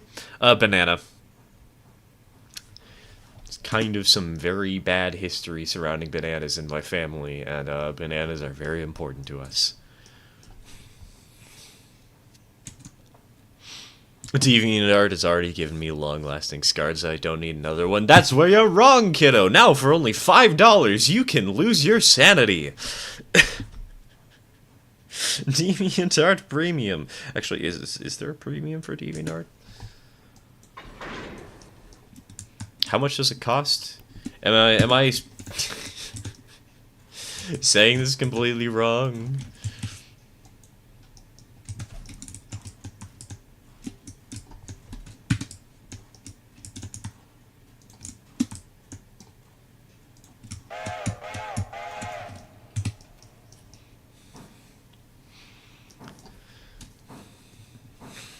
Have you heard of Sodor Fallout? I have not. I can assume what it is, though. Unfortunately, yes, and you're about dead on with the price. $4.99! It's 1 cent of discount! Come on, guys, you like money. That single penny is going to be life or death in the next 5 years. You never know. Maybe somebody wants a penny out of you. Maybe somebody wants a penny out of you. That is an oddly intimidating statement.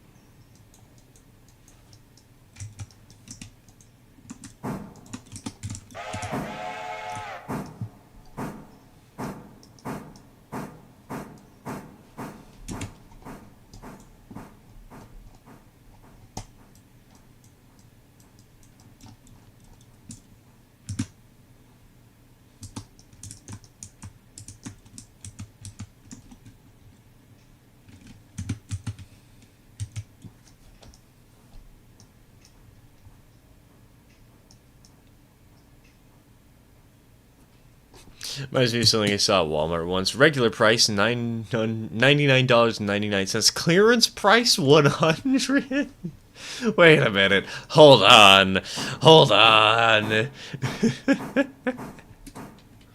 Bit more freight and passenger traffic off the Appalachian Railway, as the Appalachian Railway connected a couple of small towns, so freight and passenger traffic and more logs and pulpwood to feed the mills.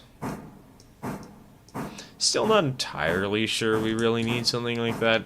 Could make for a fun separate map, though, perhaps.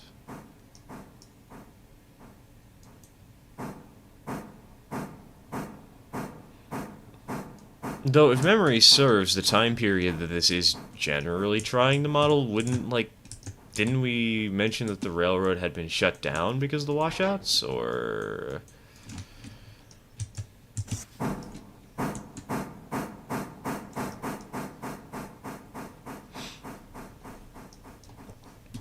Hello, sheep. Welcome to the stream. Welcome to the stream.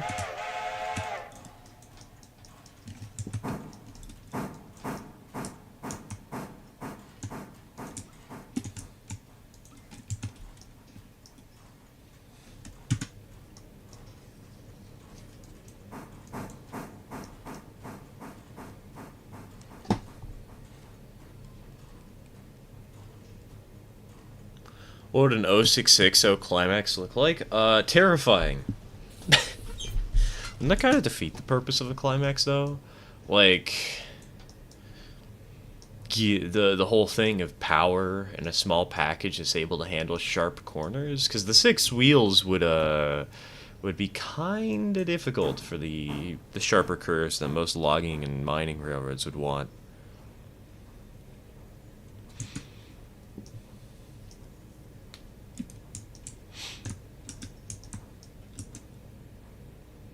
Alright, and skadoosh. Undo the handbrake, let the air refill.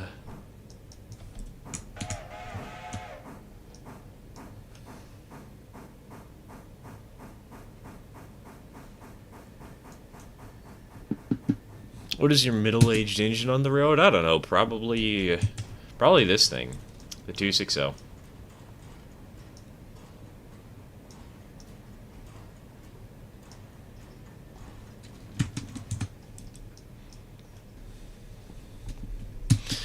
Hello, Nathan. Welcome to the stream. Welcome to the stream. Not much is going on today. We got the cat cam back, and we got new emotes. Those are the exciting things for today. Speaking of the cat cam, it's kind of just showing the wall mostly. I might have to recenter that real quick. You know what?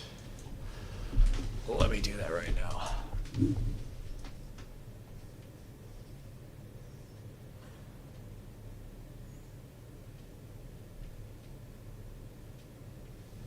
Alright, that'll have to do.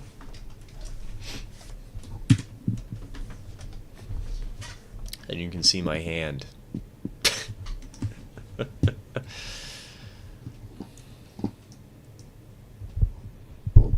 some reason I thought it would be a good idea to start trying to hatch a shiny Eevee so I could get a shiny Sylveon. Now it's day 5 or 6 of hatching Eevees. In-game? Or in IRL.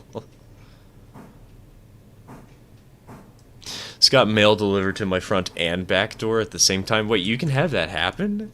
And my dog went ballistic barking. Big brain play, just, hire 5 mailmen. 3 of them will be the distractions, 2 of them will be the actual delivery guys, and there will be duplicates of everything that you've got.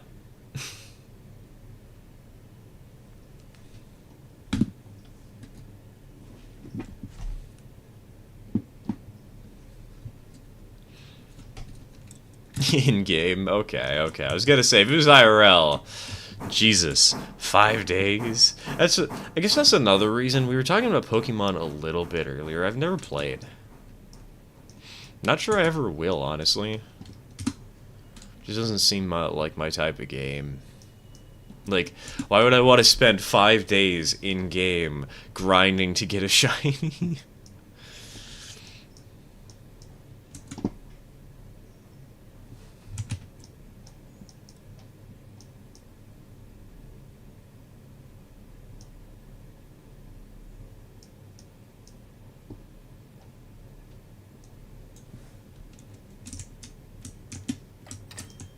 Money.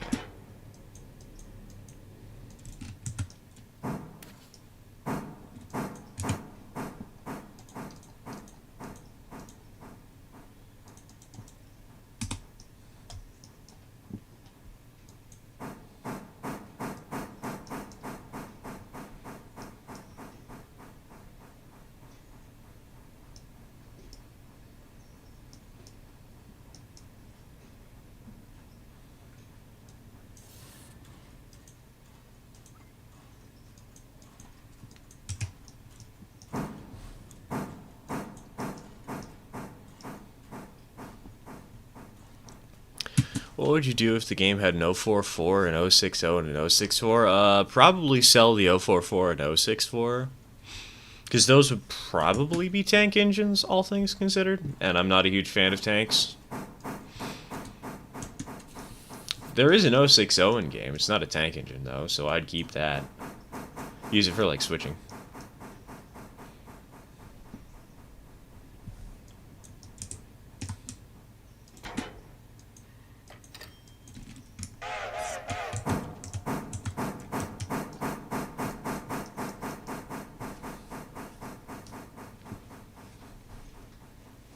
I like thinking up insane locomotives that would be impractical but cool looking, such as a 3-foot 8880 triplex. I'm sure you could probably kit bash one in 0-30.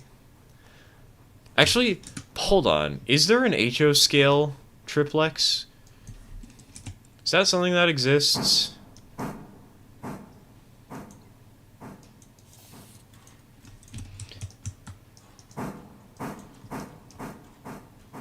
This is important information for a future channel project.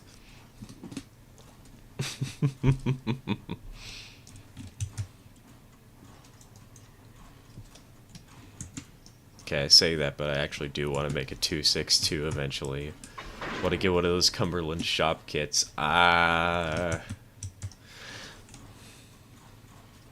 It's an MTH for 650 last I checked. It would make sense.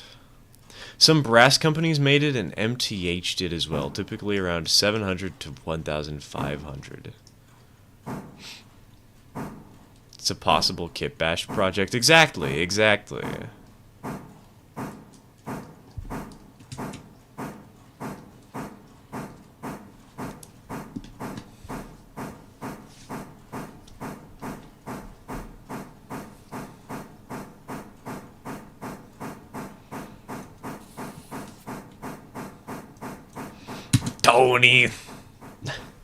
Tony, you don't understand, man. You don't understand the Tumblr sexy man voice.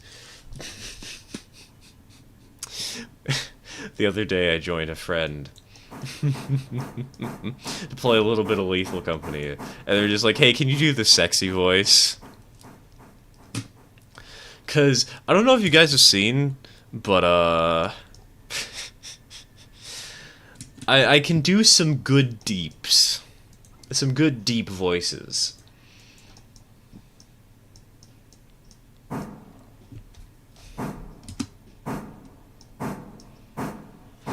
So over the entirety of just a play session, I just use this Tumblr sexy man voice as we describe it.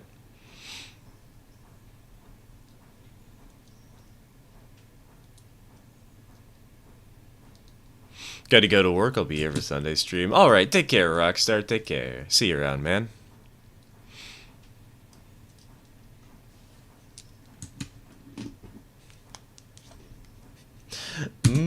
Deep voice. That sounded like steamed hams, like a quote from that.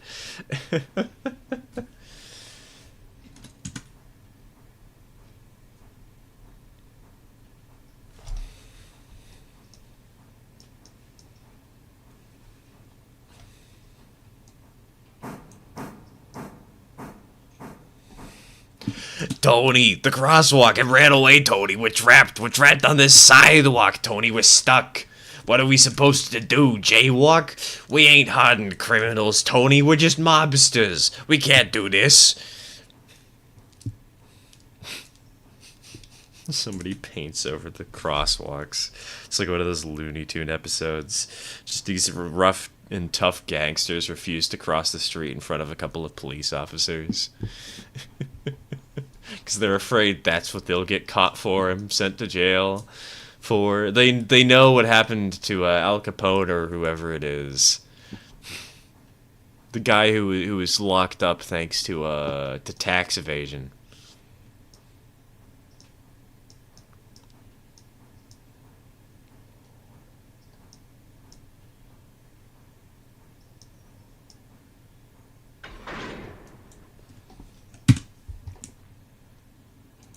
Alright. Fill those with air. Release the Kraken. I mean handbrakes. Send her backwards.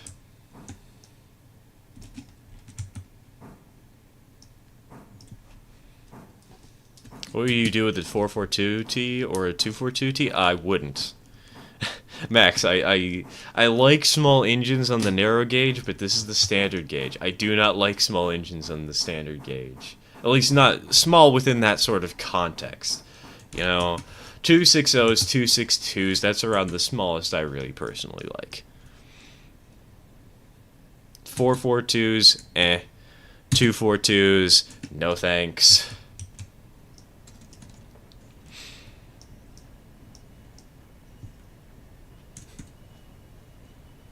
Somehow have 1 million $Poké but Lord help me.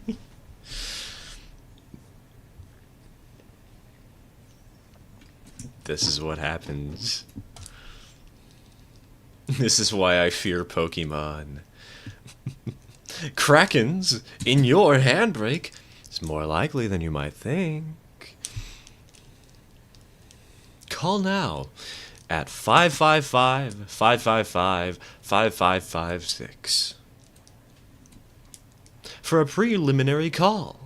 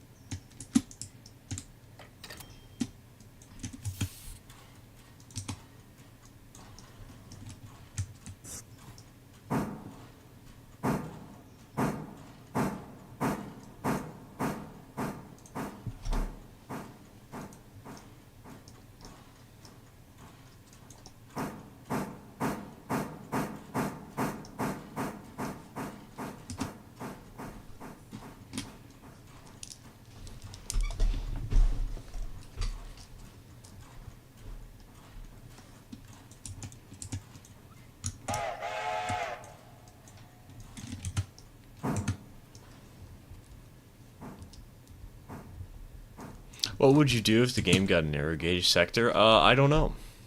I've already got rares online for a narrow gauge, so like, I'm not really too worried about getting narrow gauge in this game, you know? What would an outside frame articulated locomotive look like? Would it even work? I don't know if it's articulated, but I know that there is an 0440 with both outside and inside frames. It's preserved. It's on the Cripple Creek and Victor. I want to say it's number 1. Might not be, though. I don't know. Might be number 3. God, I don't remember. I know it's on the Cripple Creek and Victor, though. EVs in your soup. It's more likely than it should be. Please do not eat the EV.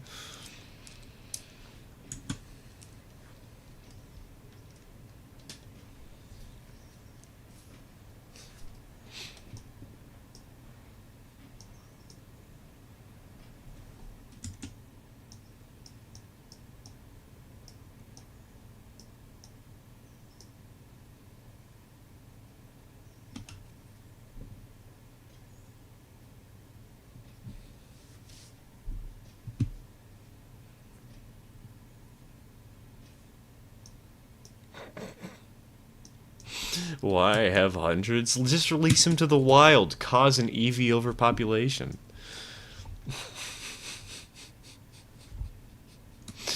Stir in your bedroom as you're falling asleep. More likely than you'd probably want to know.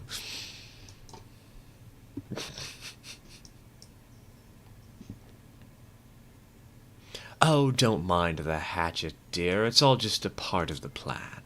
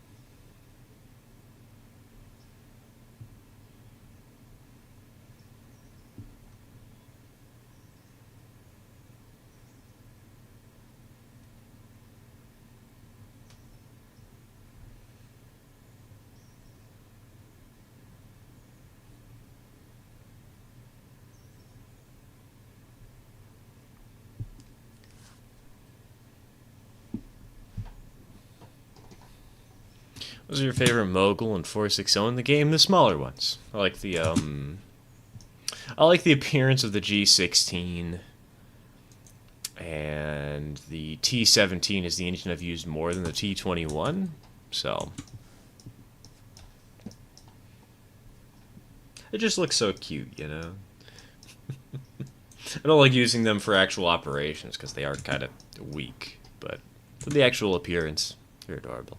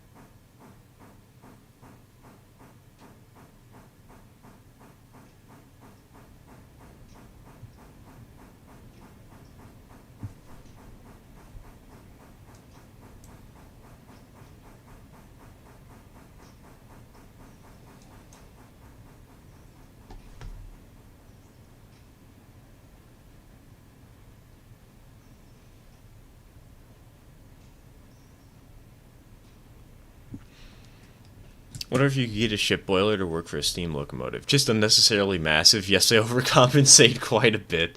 Yeah, we'll get a 2-foot gauge with a steam boiler for a ship. Stir. Dovetail Games just announced a new version of the Feather River Canyon route called Train Simulator Feather River Canyon Enhanced, Oroville to Portola, with new versions of various locomotives. I did see that. Probably not going to buy it, because, like, I don't really spend money on that game, and I already have Feather River. It might not look as good, but I've already got, Feather River, so...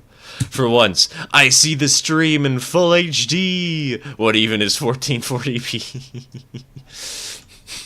I love the idea of, like, ah yes, I have become all powerful! What do you mean there's something bigger? What?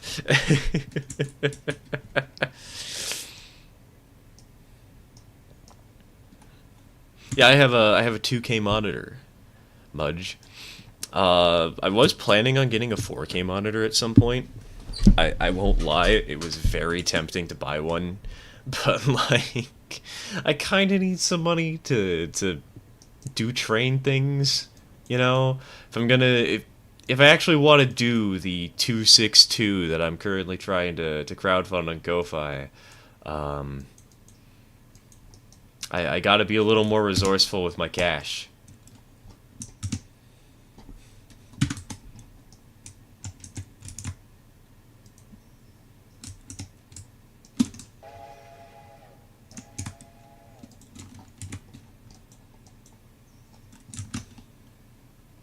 Feed the trade addiction. Yes. Yes. Oh, by the way, guys, little announcement on the train addiction, actually. We are planning out the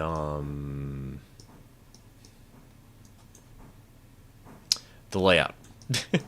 We have the tracks for it all. We just need to finalize, and we have the track plan too. We just need to finalize what size we actually want it to be. So, current graphics card would probably eat itself on 2K, let alone 4K. I've got a 4070. I can afford 4K.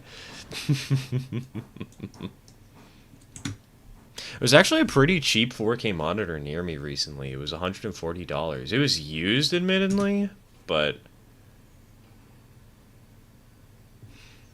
$140 ain't bad. The power of Tim Hortons and the maple leaves above us. Behold, as I summon a streamlined Texas.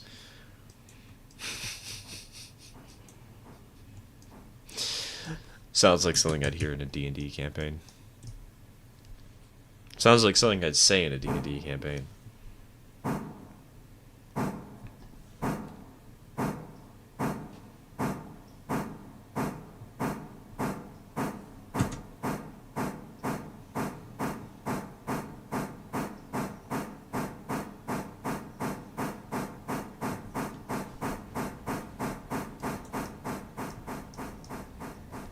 Money important, particularly if you're like me and prefer the rarest variations of the most sought-after trains.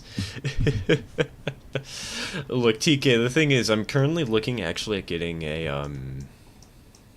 262 and 0 Problem is, the 262 costs $72, and that's only for the 3D printed shell. I then have to buy a donor locomotive in HO scale. And a tender. Spent $60 on a new headset. In the meantime, bought a $15 store headset. Wednesday can't come soon enough, dude. I know that experience. I got a $20 store headset before I got my current earbuds, or not earbuds, headset. Had to go through the same pain. It was great.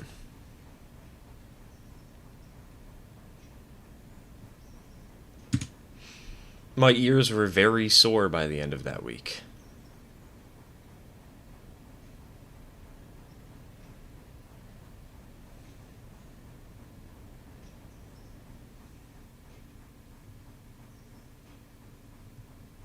Holy shit, what the fuck?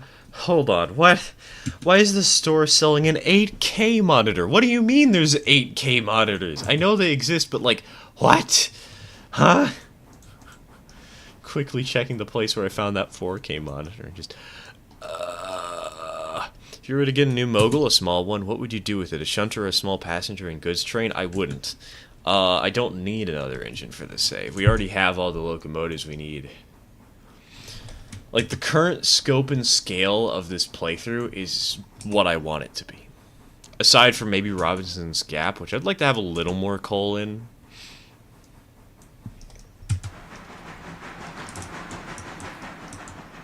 Oh, we've already got all the engines I'm really concerned about, you know?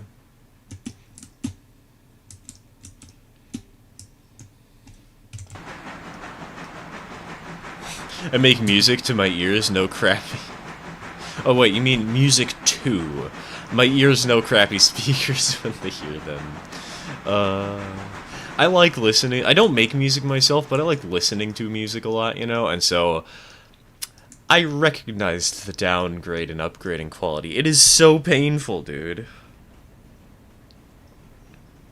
The bass was terrible.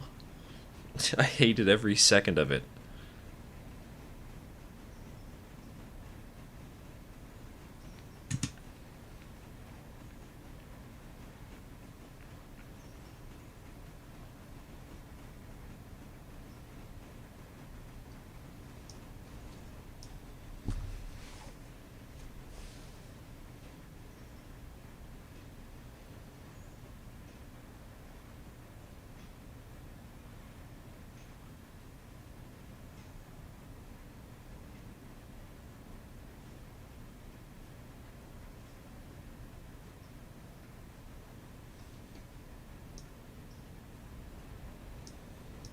Sounds like someone put earbuds in a tin can and said, that's a headset.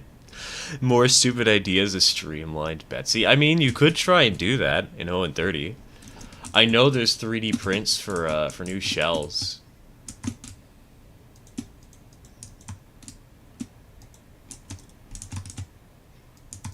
Come on, apply the handbrake, please. Thank you, game. Apply that handbrake, apply this handbrake.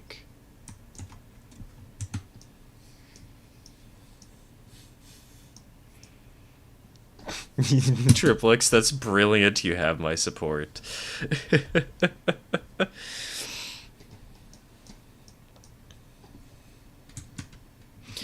I know there's a 3D printed shell to make a Betsy that looks more like Mishcal number 11.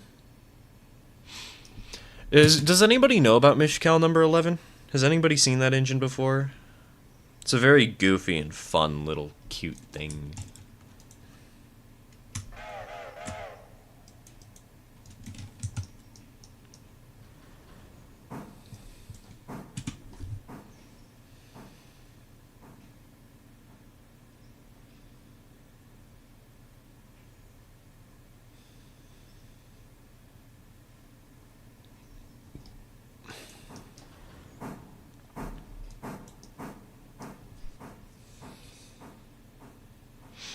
What do you do with your 442/Atlantic if you have one? I have one on the other save, and it's for passenger services exclusively.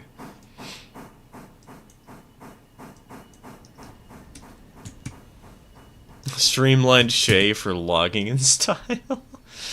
Could you imagine? No, you gotta put a streamlined Shay on your high-speed express services. Actually, wait, that reminds me. There is a Shay on eBay right now. Hold on. I need to go check that listing. Donk. Donk.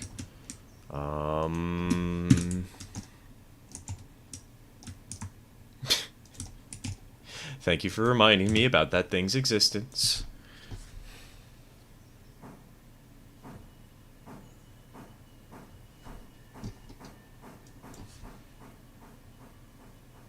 Oh, it skyrocketed. Damn it.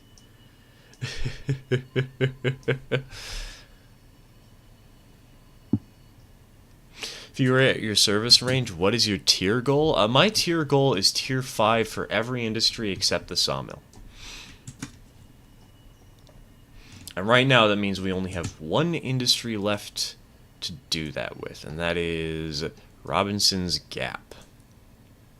It's currently only at tier 3. We'll get it up to tier 5 soon enough, Hello, Andrew. Welcome to the stream.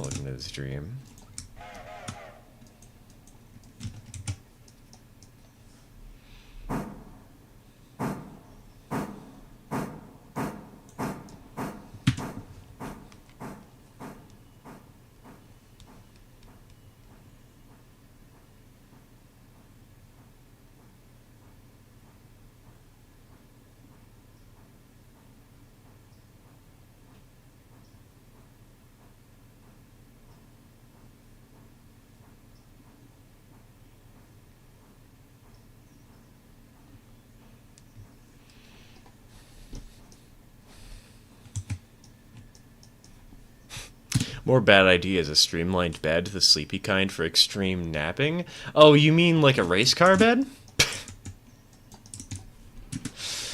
Just like an Animal Crossing, the race car bed that everybody wants, clearly. That you should gift to every character that you know.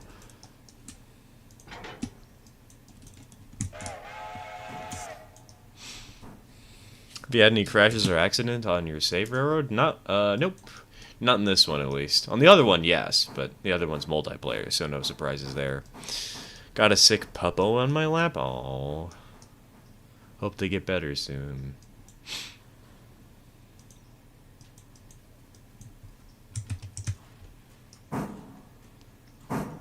Restore doggo.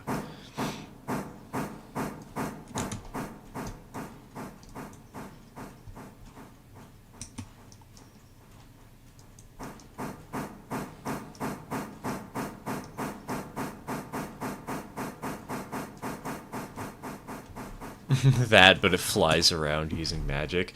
Magic the Gathering? The hit game of the year that totally isn't becoming a complete cash grab over time.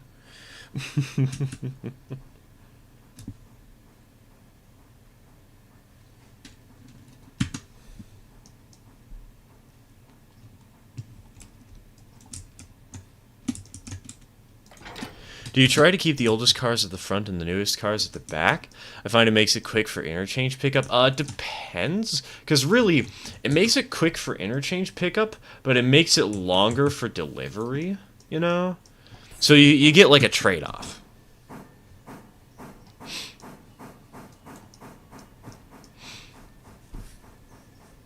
So typically speaking, I kind of just leave the cars wherever.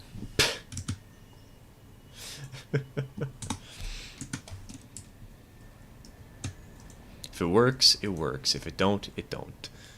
Hold on. Destination.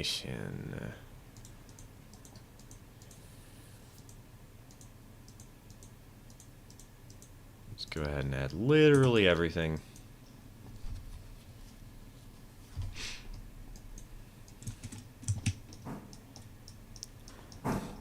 And any runaways on your save railroads? Nope, not a single one. Hear me out, D&D spell, right? Just summons a train to plow through your enemies. It's gotta be a magic train, though. It's gotta be Lady from Thomas and the Magic Railroad, just to make people hate you even more.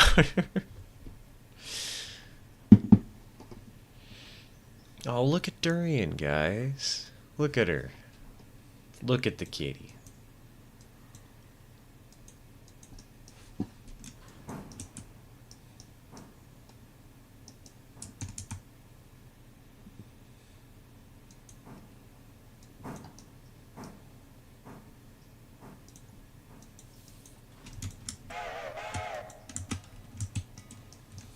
Everyone's got their own way of operating, just seeing what everyone else does. Fair, fair.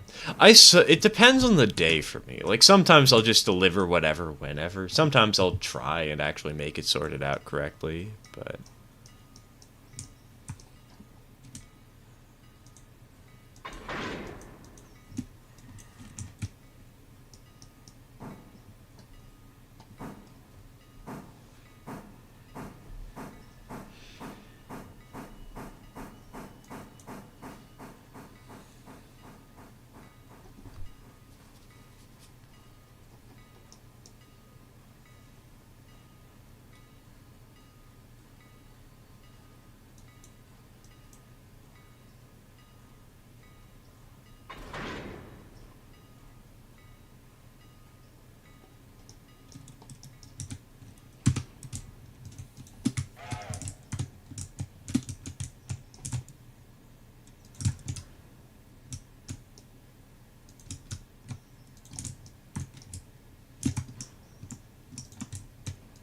And with that, we can be lazy cowards and send our train forward in AI mode.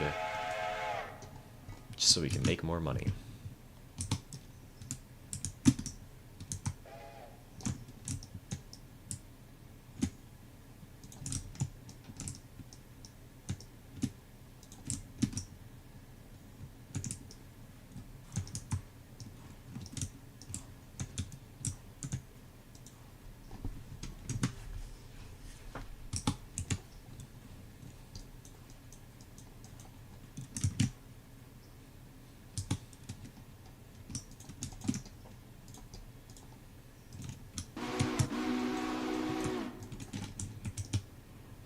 It's the biggest locomotive you'd like to get in the game, like a 410-4 or a 412-2. Honestly, I think the 284 that's already in the game is a good size.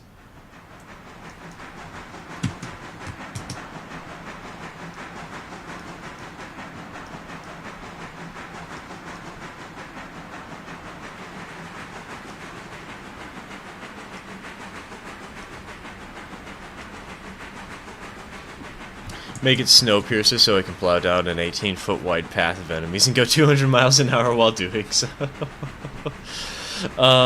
We're gonna have Bedside Battle Royale. It's gonna be a new game.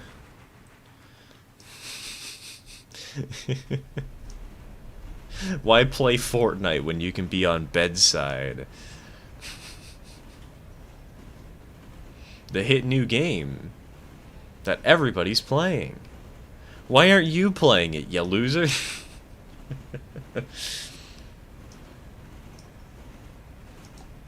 Oh god. We might be going a little bit too fast.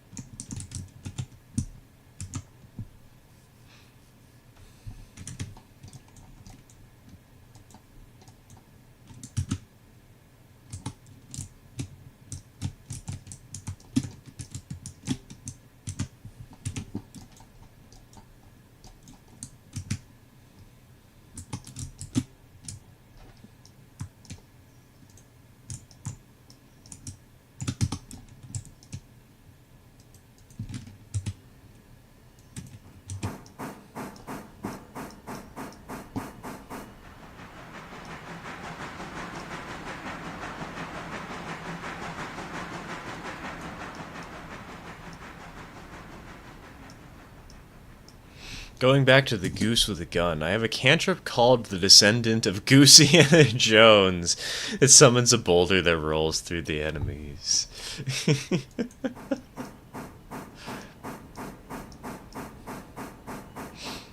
Better yet, make it... God, could you imagine using that in a corridor to actually force enemies to run? It's an AoE effect that lasts multiple turns, and it runs as fast as a standard player does.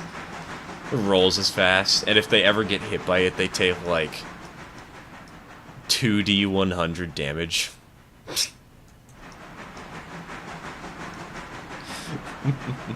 Oh god, right, the football, the war mech, man. Maybe I need to tell some D&D stories today. Maybe that's what we gotta do this stream.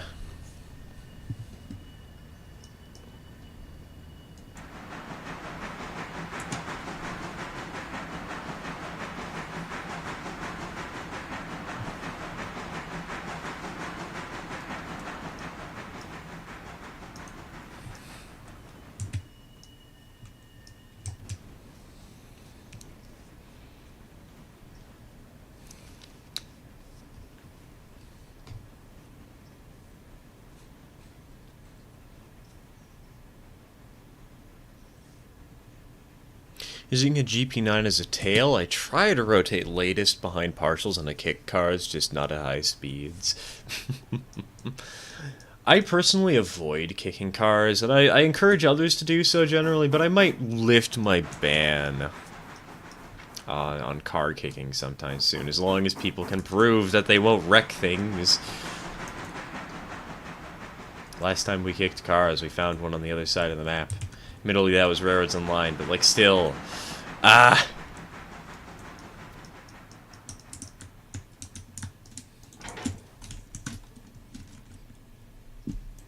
Thank you. Hey, Darian.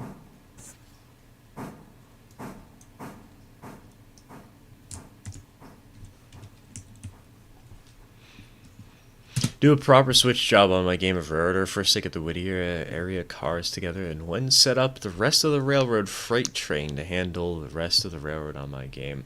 You do the same sometimes, but on this save I don't, because, like, it just gives me more intrigue if I run my train all the way to Bryson before I start sorting it out.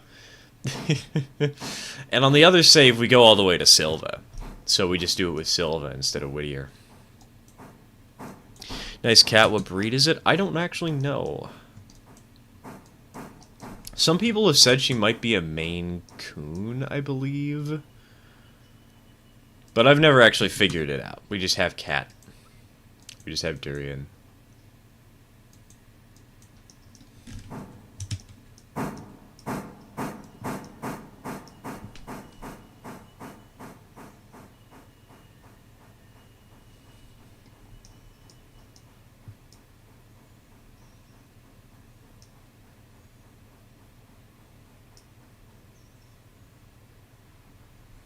No faster than 7, the learning curve is steep. It really is.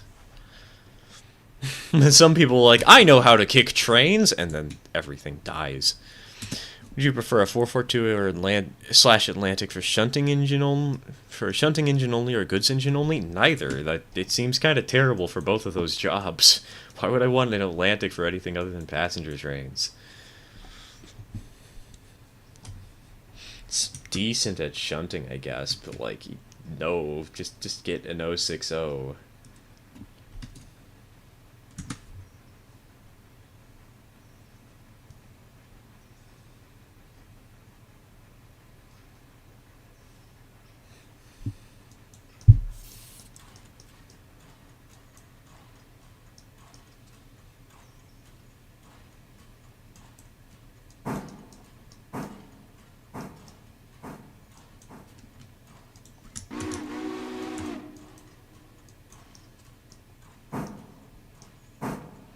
Random reminder that for some reason the Berkshire and Railroader articulates. Oh, so it's a Mason bogey?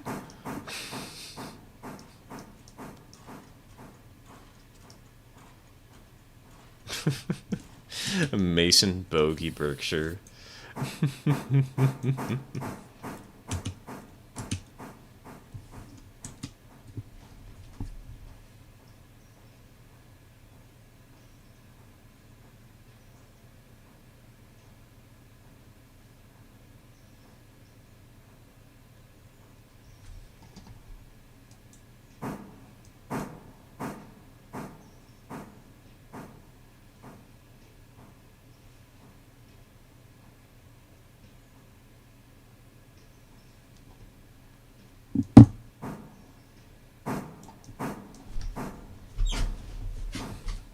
Oh God, no. I kicked my monitor cable and lost power to both of them. I can't see anything because the power is not turning back on. Ugh. Okay, they're back on. They're back on. That's annoying. Okay, hold on. Think I'm gonna have to shut down that real quick, because otherwise it's going to annoy me for the next hour and a half. Okay, bada bing, bada boom. There we go. Much better, much better.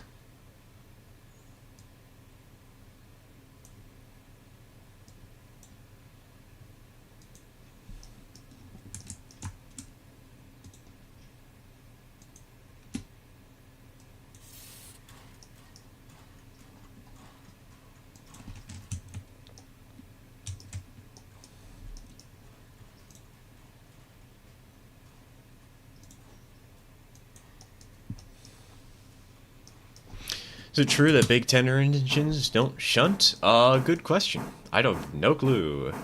There's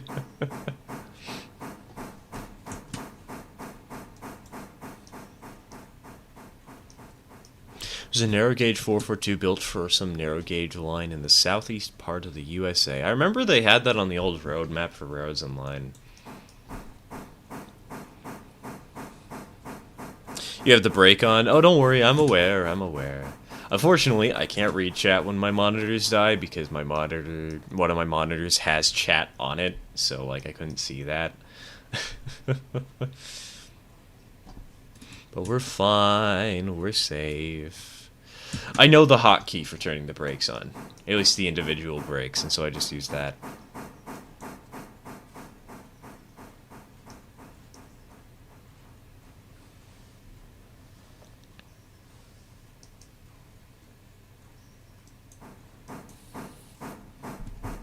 Oh, hey, you'll never guess who's returned. Hi, kitty. I think she wants my direct attention. I can't give it to her. She's trying to sit on the piece of paper again that she cannot sit on. Why, cat? You know it will work. You know you can't do this. Alright. Looks like, however, she's not sitting on the paper anymore. Instead, it looks like she's chasing a squirrel.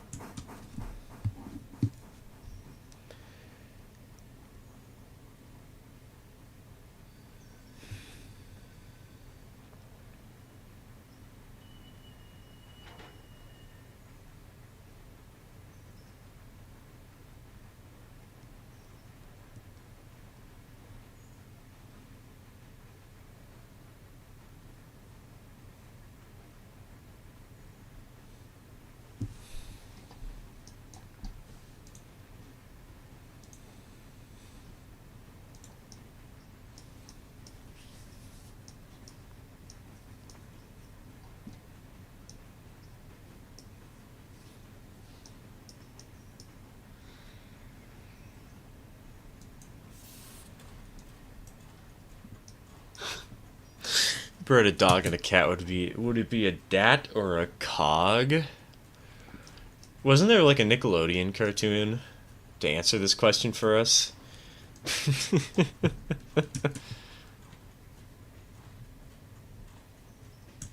A big 260 or Mogul pull an express on your save railroads? No.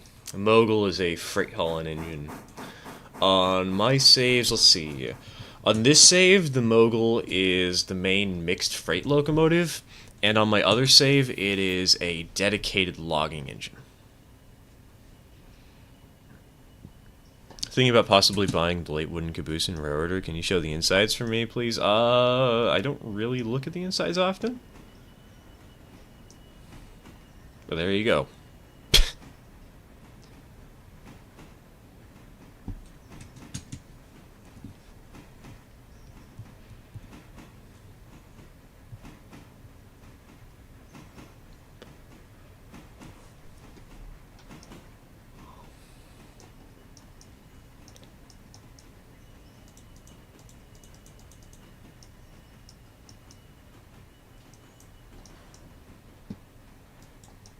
I do find it kind of funny that the smoke jack is sticking off at such a weird angle, though. That's the one thing that's weird about this caboose to me.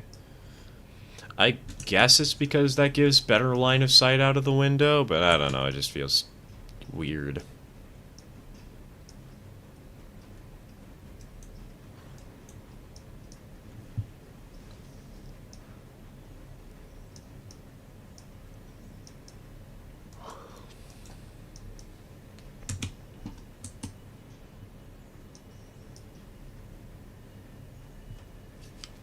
Remember, kins, it's only a crime if you get caught. Casually steals railroad spikes. We actually got a railroad spike painted in a golden color when my father finished his model railroad. That was kind of fun. Unfortunately, his model railroad has since been unfinished. But whatever. You know, it'd be funny if I got an actual golden spike certificate from Model Railroader. I know they sell those.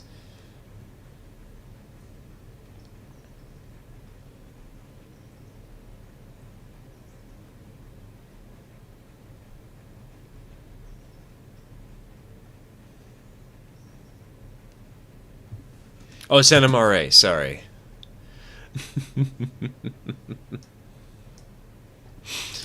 To be honest, I think I want to get Railroader, but I've heard you can't make big railroads in single player. You can? They are just a pain to operate. If you want to find servers you can play on, the Railroader Discord has a channel where people can advertise their own Discords for people to join in and run trains and hang out. And, of course, every Sunday, we do weekly sessions here on the channel with Tier 3 channel members and Tier 2 Ko-Fi supporters. Those operating sessions usually don't get too big, but the world is pretty large at this point. It goes all the way from Alarka, all the way to Silva. And we have Tier 5 industries on every location except for Alarka, and we're working on getting the expansion out to Andrews. We just finished the route to Nantahala.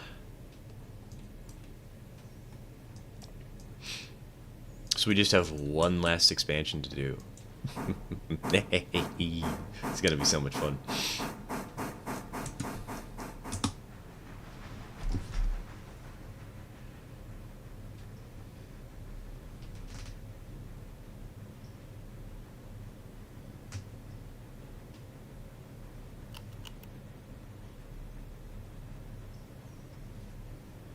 Oh, what the...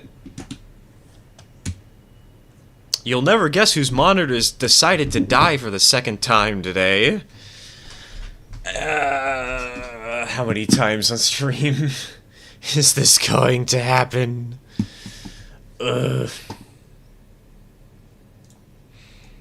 Why? Why, Huey? Why? Why, Huey? Why? If anybody gets that reference, I applaud you, good sirs. Okay, hold on. Yeah, and that thing's screwed up again. We have to restart it again. There we go, that's better. Bam! I really need to fix my situation with how easy it is for me to kick that. Oh my god.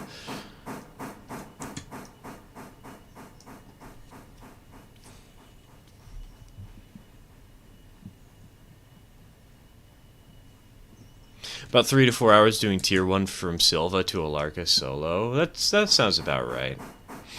Personally, I found that doing Silva to Alarka solo at Tier 5, it takes 24 hours. Straight up. Except with Alarka at Tier 3.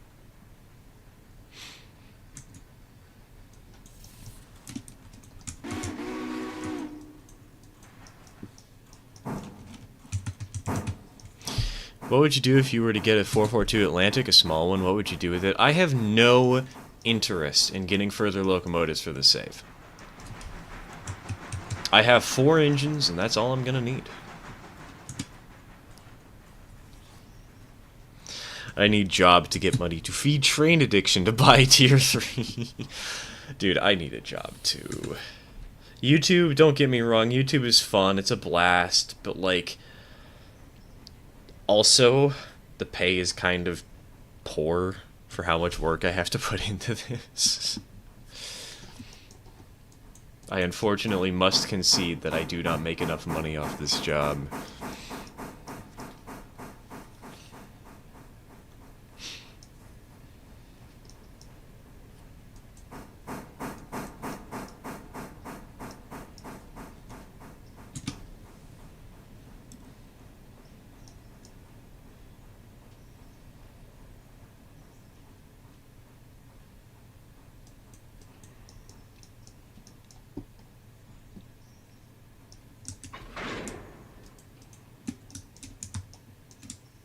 Alright, hook up them glad hands. Wait, that one was not applied. Release them handbrakes. Shove the train forward just a wee little bit. Actually, we can probably shove it forward a good more than a wee little bit now that I think about it. Also, I'm stupid. Did I really just... leave the freight train over here because I forgot to throw a switch the right way and didn't notice this whole flipping time? Ugh. Man. I'll fix it someday. I'll get used to this one of these years.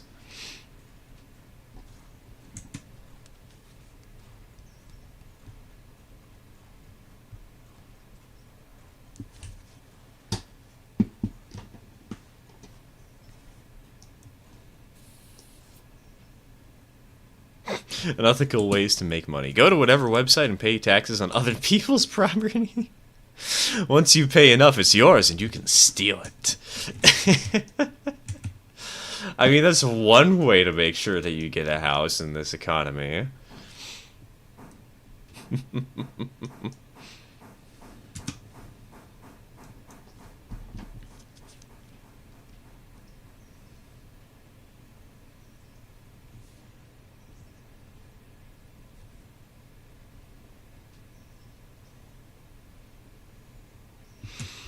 Had to do things and back now, though. No worries, Snack, no worries.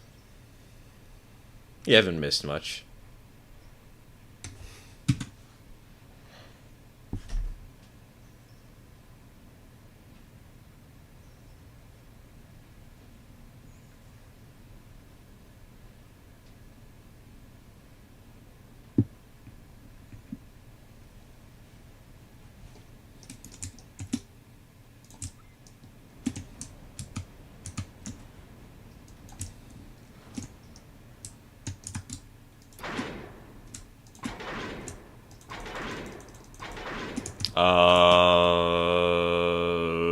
Hello? Why? MCA? Excuse me? Were these cars really moving enough to link up to the Berkshire? Multiple times? What the heck?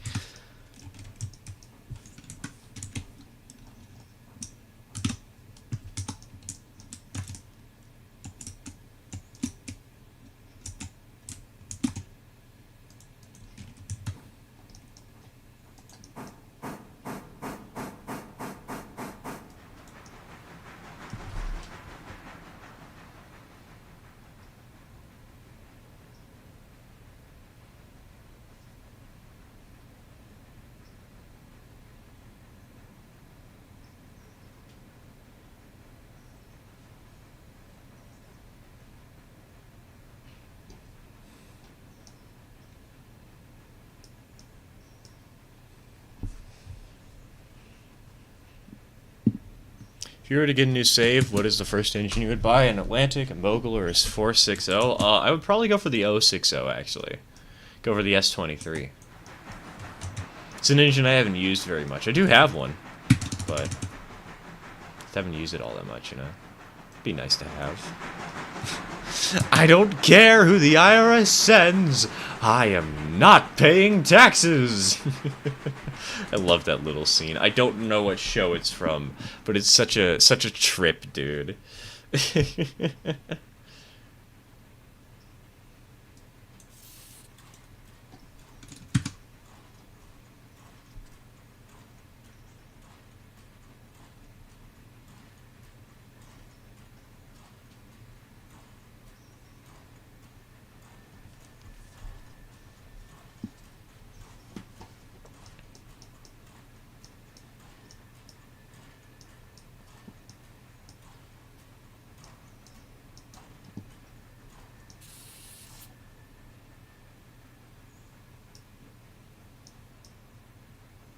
I think the name is Jerk Versus. Not sure though. It could be. Your idea is better than whatever my idea would be for something like that. So.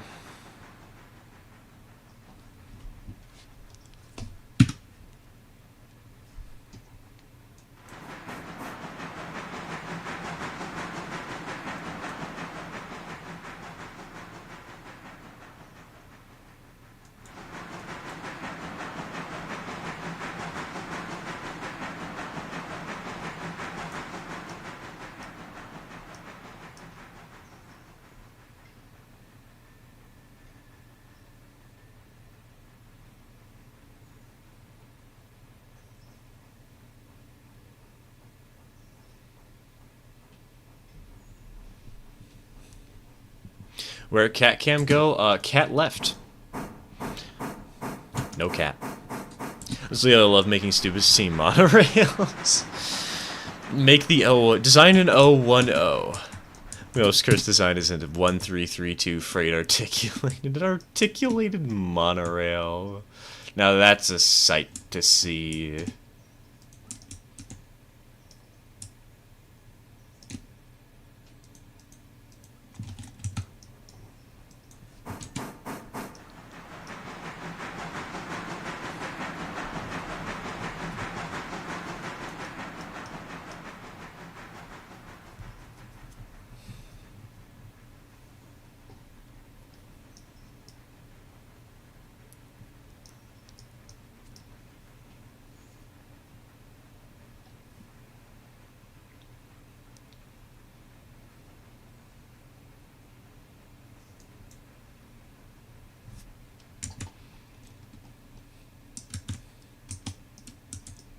3779. That would be a sight to behold.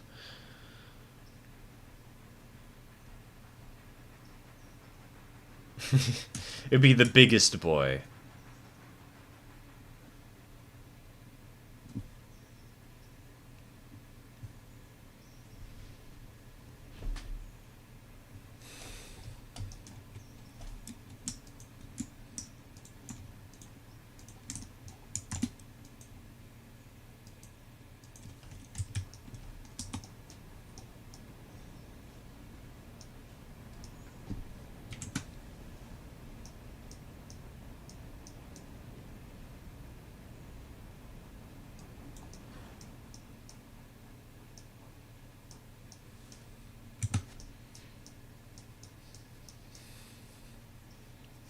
Ten-wheeler or a mogul on a 7 to 8 car passenger express train, Pacific.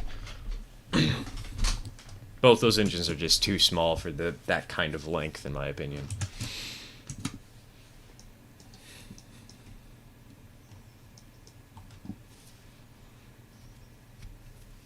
Oh god, wait, you're right. All the fire bikes. Dude, that thing would be chonky. Do you imagine? Lord almighty. Thick. Alright, where's number 2 sitting at? All the way over there. Where's number 100? Still in Connolly. Not for long. Send around downhill.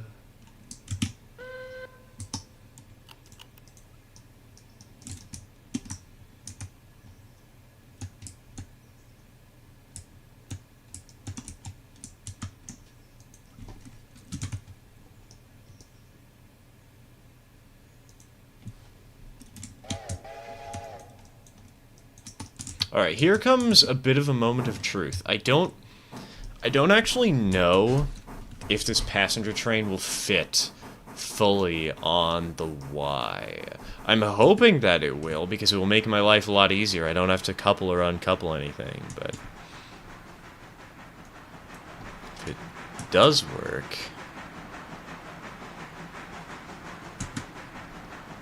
I think it's time to get centralized traffic control system for your railroad, given how busy it is, and makes the handling of trains on your railroad easier, and you only have automatic block signaling on. I honestly... Well, I guess, yeah, if I'm not going to be using CTC, but I still have ATS, it's not a terrible idea, is it? Yeah, I could order cars for that.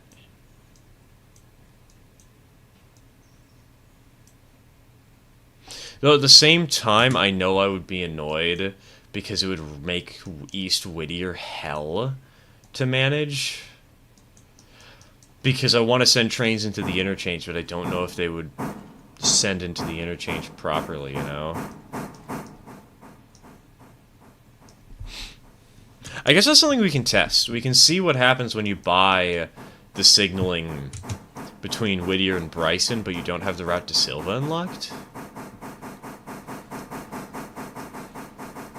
Can experiment with that in a sandbox.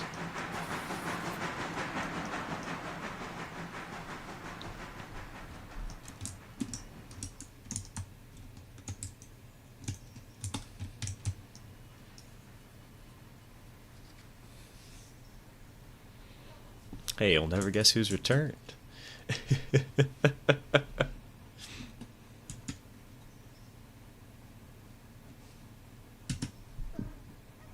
Hi, cat.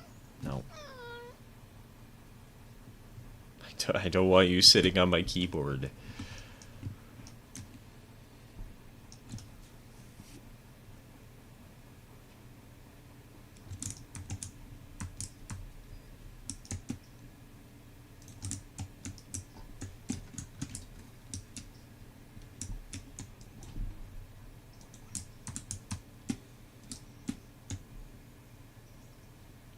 Friend is out of hospital, so I'm gonna head over to his house. Oh, good, good. I hope he's doing better. I hope he's doing okay. Stay safe, man.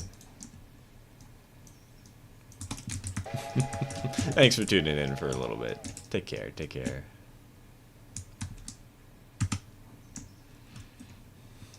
Small 480 or 12-wheeler on expressive 8 or 9 cars. I prefer Pacific, personally.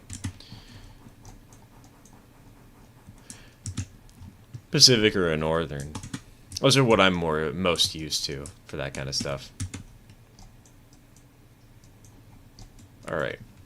Engine number 2's over there. Engine number 3's over here. We still have how many cars to load? 1, 2, 3, 4, 5, 6, 7, 8. All is well with the world today.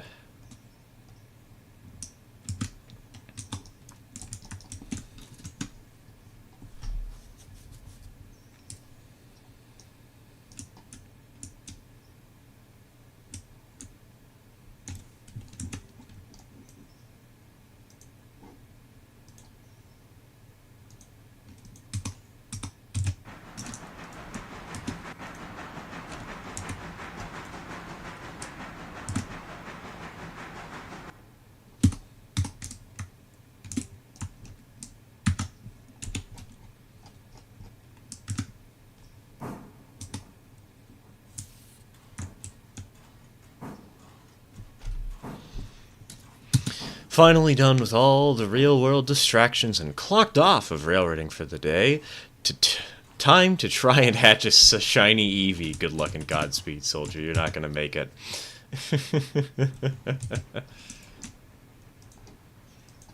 You're going to need luck on your side.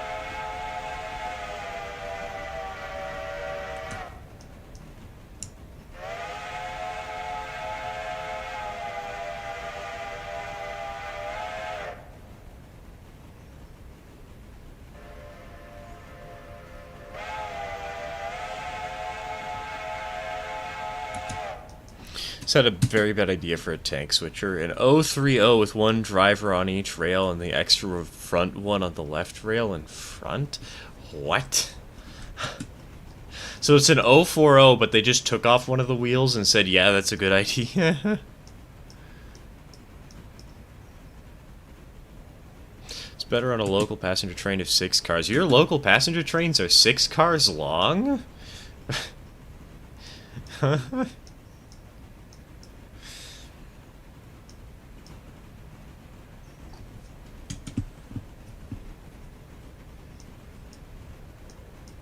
Like commuter trains I could understand, but there are no commuter trains in this game. At least not to... I guess there could be if somebody really wants one, but... That's for their save, not for mine.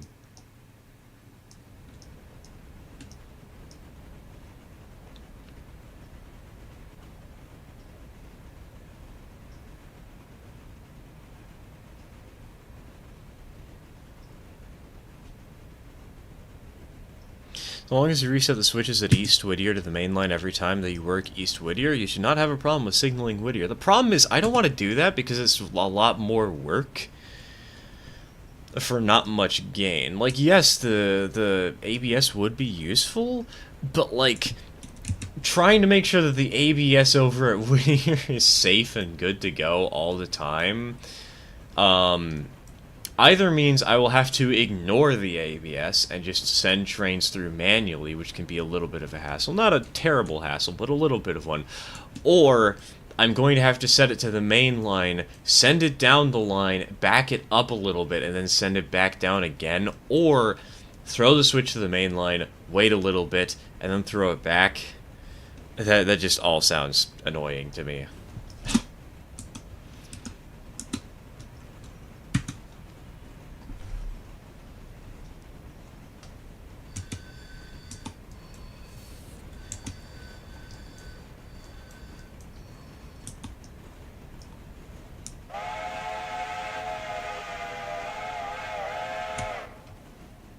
3-wheeled engines were tried in India. Wait, what? On a monorail or on a regular railroad? If they were on a regular railroad, how the heck? How does that work? What?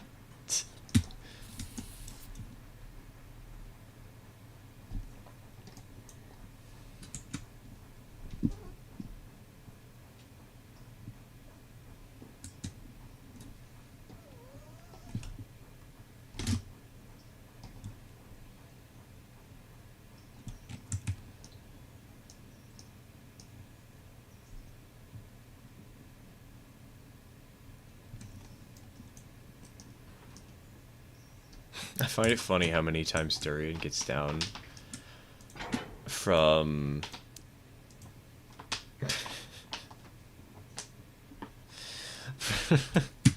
how many times she goes down from the computer and then tries to sit down on something else that is extremely uncomfortable to sit on.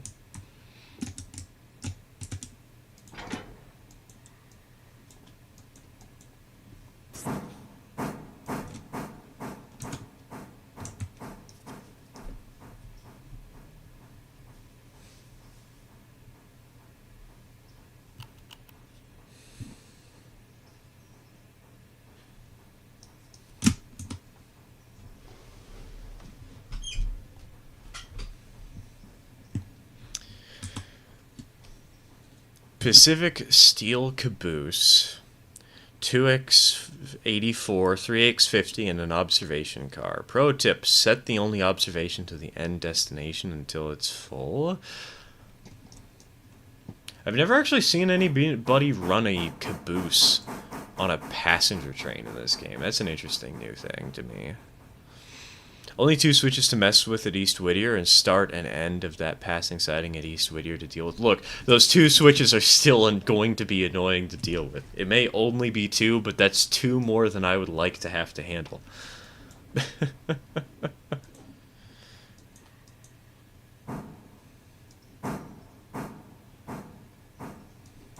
Kid ought to just sit her butt down on the computer and stop wandering.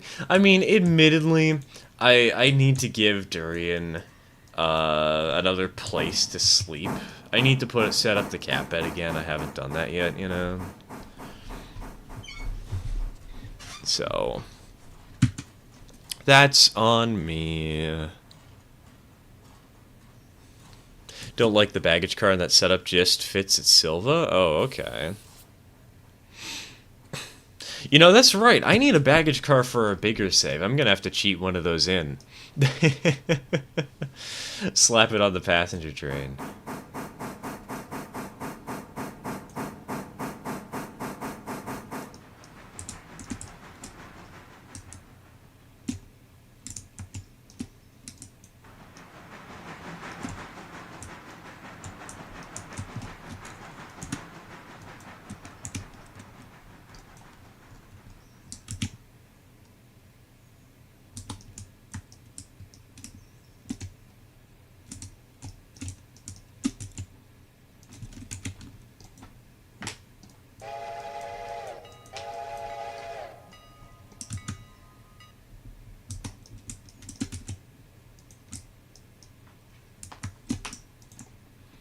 Orders, reverse.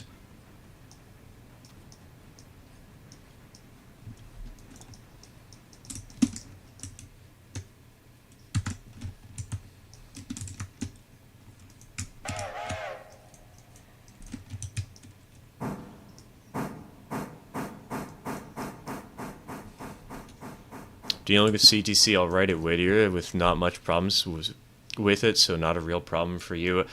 Mikey, you are not me, and you cannot you cannot assume that things are going to be easy because they're easy for you.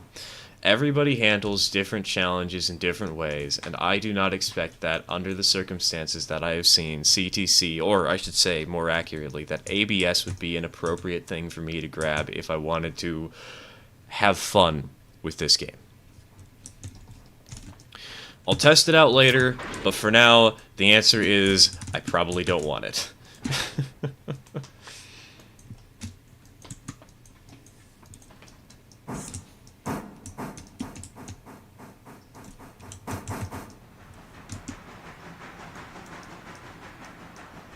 Slaps an observation car on the end of a long freight train. You know, that would be a good way to make some quick mixed freight bucks, you know? It'd be very silly, very stupid. But I could totally see somebody doing that, honestly. And that somebody might be me.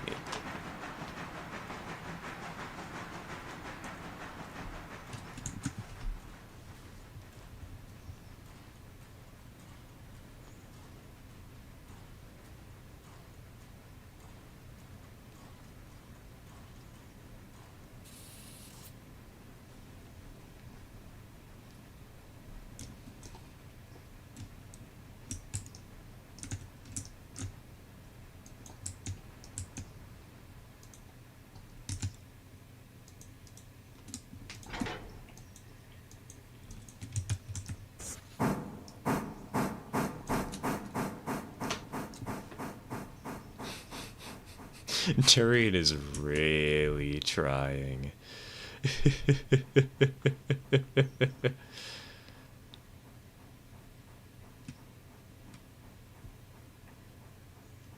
No chance, could not get it figured out, and I want to look at trains, not a console in Bryson. Here, let me show you how to do it. You know, this is so easy that I can do it really quickly. Let's see, we want mode sandbox. Now we hit Shift T, go into this menu, select passenger, select C44-C 425B baggage car, place, bam. There you go. Baggage car. Honestly, you know what? Maybe I should keep this one and put it on the passenger train just to make it look cooler. I know it doesn't do anything, but...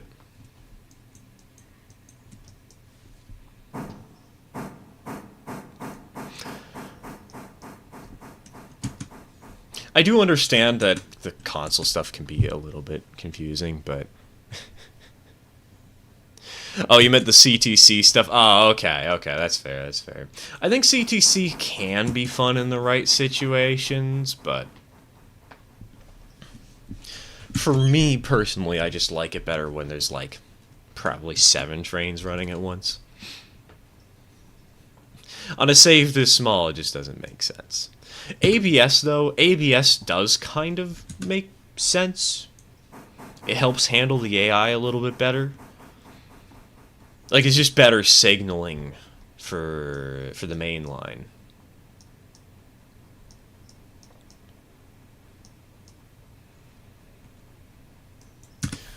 Oh yeah, I have to change back from Sam. Oh wait, hold on. I can test something here, can't I? Hold on. Map features, signals, core. I can test the thing I wanted to test while we're in sandbox mode here.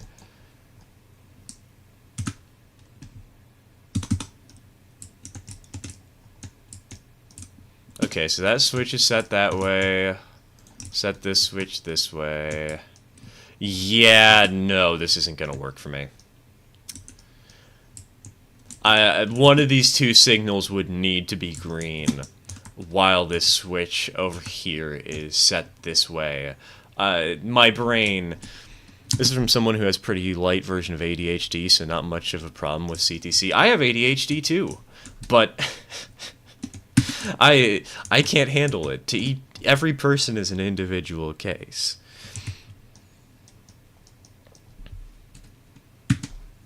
Alright, let's turn off CTC. I definitely don't want that.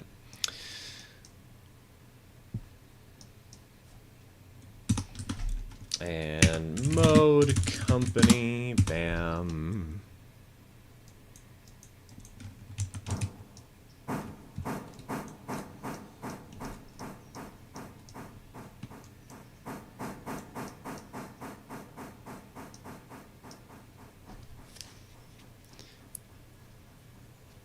Place for train games sucks right now. Railroads Online and Stormworks doesn't work. I'm bored of Train Valley 2 and Derail Valley, and I don't think Railroader is my thing. What are you looking for in a train game? Celestial. We are all glass cannons of varying strength. Very true. And we're all aimed at different things. Some of us like bacon. That's okay. It's okay to be wrong. Some of us don't.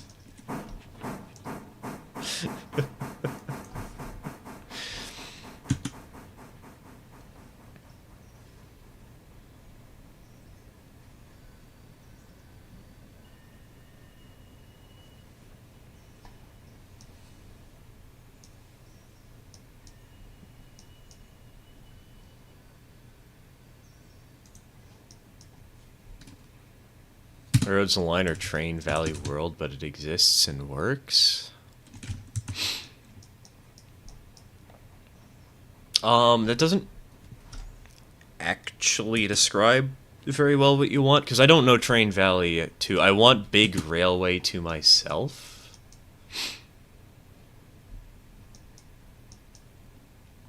I mean, you can achieve that with Railroader.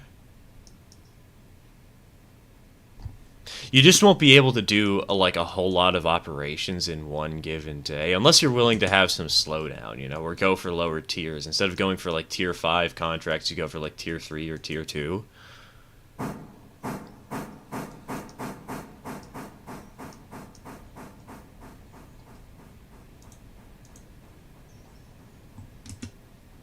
If you were to get a new Atlantic for your railroad, I wouldn't get a new Atlantic for my railroad. The Atlantic is an express passenger engine, and I've already got a Pacific for that. I know you like these hypotheticals, but I'm not very good at hypotheticals, Max. In the sort of game environment, I'm very, very, very logical, and the answer is, if you got this, well, I wouldn't. I don't need this thing. I don't want it.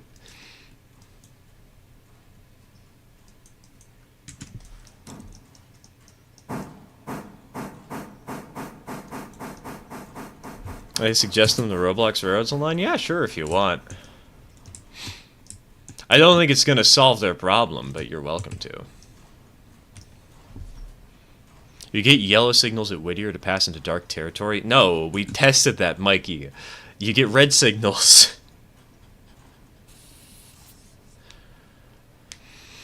The East Whittier interchange switch may cause the problem with the signals at Whittier. Why would it, though? Because if you're going into dark territory, then why would this switch affect things, but this switch wouldn't? It's either both switches would or both switches wouldn't, because the system is not working as intended. That's a feature to maybe suggest to the devs. Like, hey, we should have it so that if you will have the signals, but only East Whittier interchange, instead of treating it like it continues, it treats it like it would at Silva. Where it just says, hey, the slow, because CTC ends here or something, but that's not how it works right now.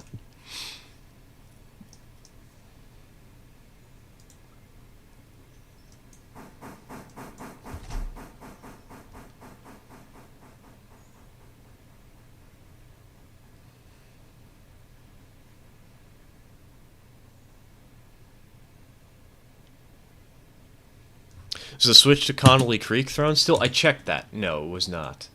Hold on. I can show that off again. Boop. Right here. Set to green. How is it already February? Bro, it's November 23 yesterday. I know, right? Yesterday was August 23, actually. Get it right. You lose it. God, where is the time gone?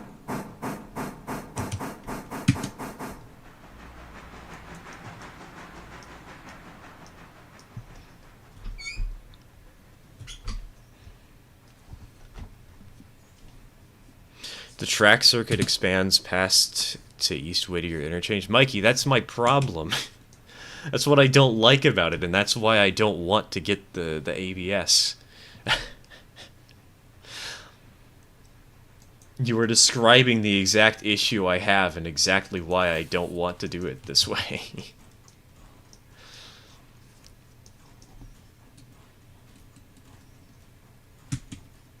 It's better for a 7 to 9 car passenger train, express train in Atlantic or Pacific? Probably a Pacific. Big Pacific, preferably. Atlantic is better than the small Pacific, though.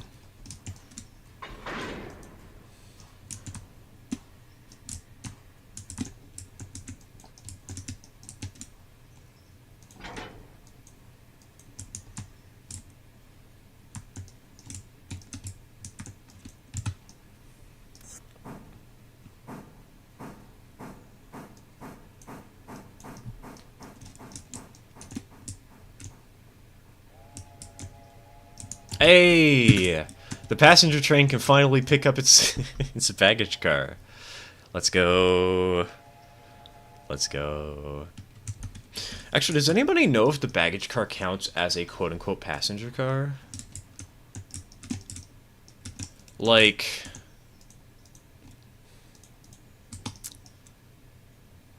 when trying to load a passenger train, when the baggage car is at the head end of your train, if the baggage car is the only car that is in the station area, does that count? And will the cars, load?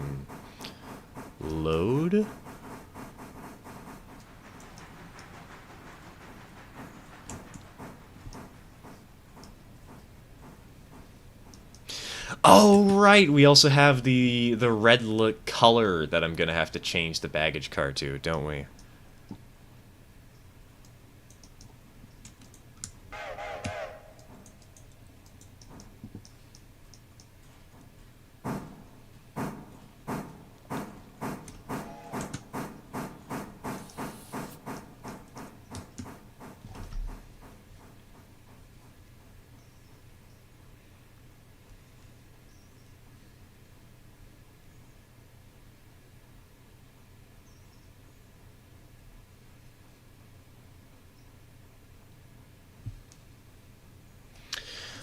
Got it. I'll get conduct together, and that should keep me busy until Train Valley World comes out. As Stormworks people fix the steam engines. It's not exactly what I want, but I like Conduct Deluxe. You know, that's fair. That's fair.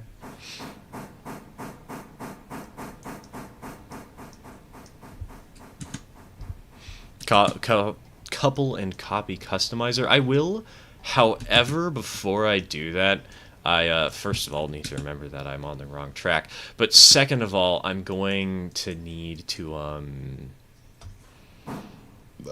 excuse me.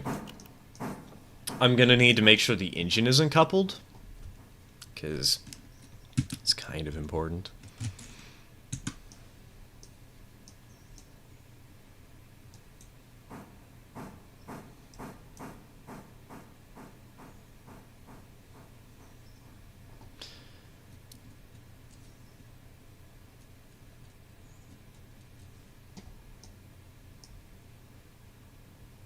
So 460 better that, well, I guess that message has been gone. And the answer is, I don't know. It can be, it depends on what you need, I guess. Depends on which 460 you're running. Oh, hold on, I can actually do things this way. As over the switch at East Whittier, maybe the problem causing the problem with the signals at East Whittier. I don't think that's going to fix it. I'll do one last check. But if this doesn't work, I'm giving up on this completely and gonna ask that we stop talking about it, because the answer is I don't want to do this too strongly, and I kind of dislike being encouraged to. I'm not gonna pass over with the train. I'm just gonna throw the switches to straight, see how that works. Then once all the switches are set, we'll throw them back to the interchange. And I know it's not going to change anything, but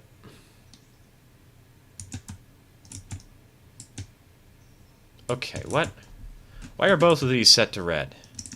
Alright. Huh? Wait a minute. Oh, is this switch set? No? What? Are you kidding me? It's not even that the switches aren't set to the main line anymore. Is it?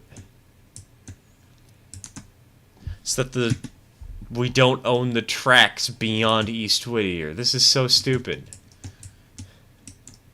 Well, I guess I know I'm going to have to send some devs a suggestion sooner rather than later. Wait, actually, hold on. You know what? New thing to check. Are the signals working properly? Are these on ABS? Yes. Okay, they are. And let's check at Bryson just to make quadruply sure.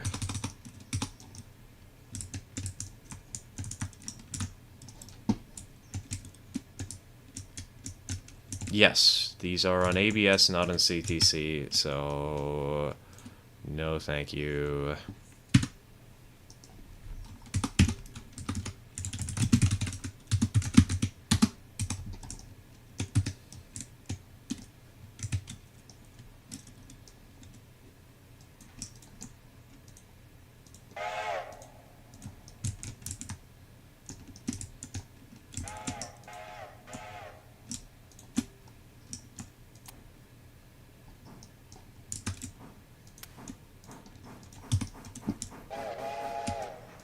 So 460 better than a mogul on a fast mixed goods train.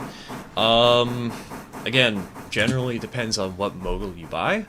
Because if you have the G25, that's better than the 460s. But if you have the G16, that's worse.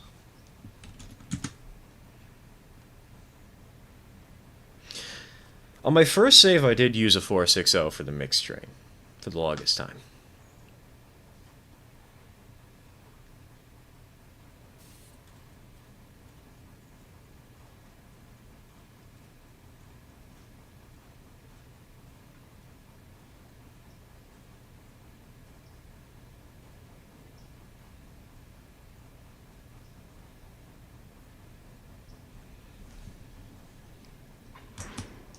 Donk.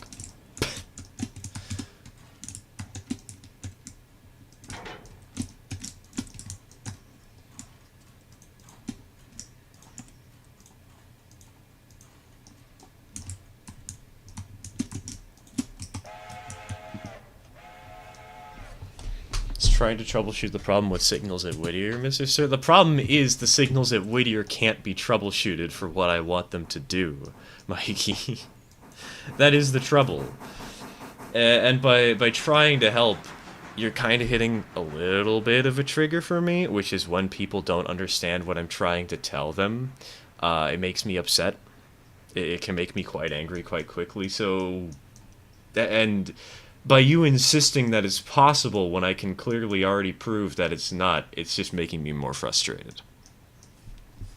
So, please, stop.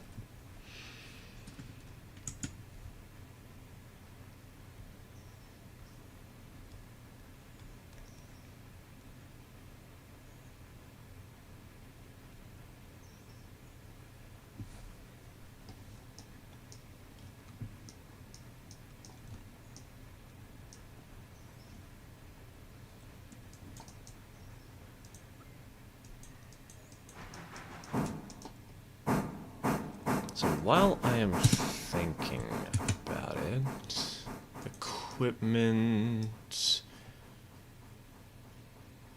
I guess the baggage car is going to be number 9.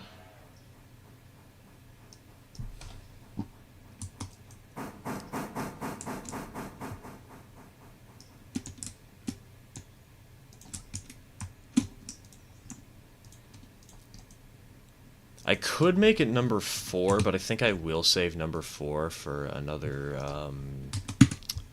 locomotive down the line, perhaps?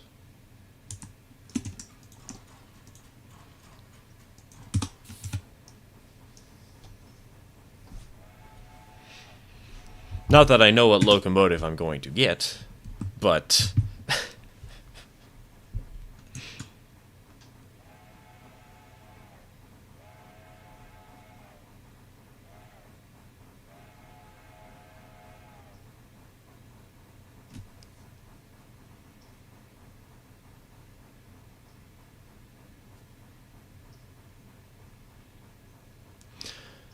replace the signals with men with flashcards. I don't know why, but I'm just imagining, like, 5 people in a line, and they just pass down the flashcards whenever they receive an order from the station.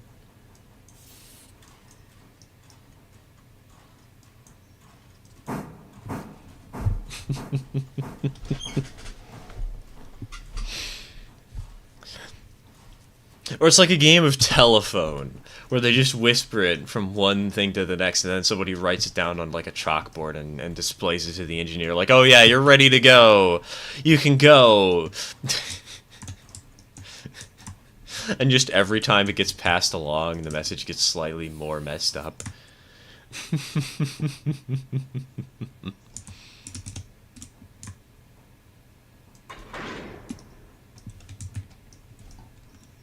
I got a fiver, it's not an Atlantic.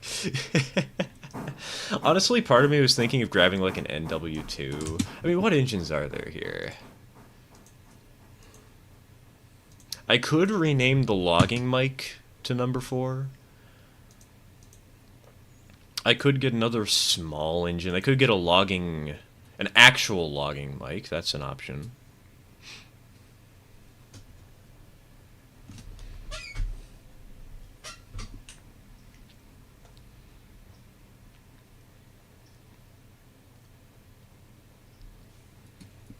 What else is there? Grab a 15th Berkshire. The smallest railroad known to man. Hello, Colorado. Welcome to the stream. Welcome to the stream.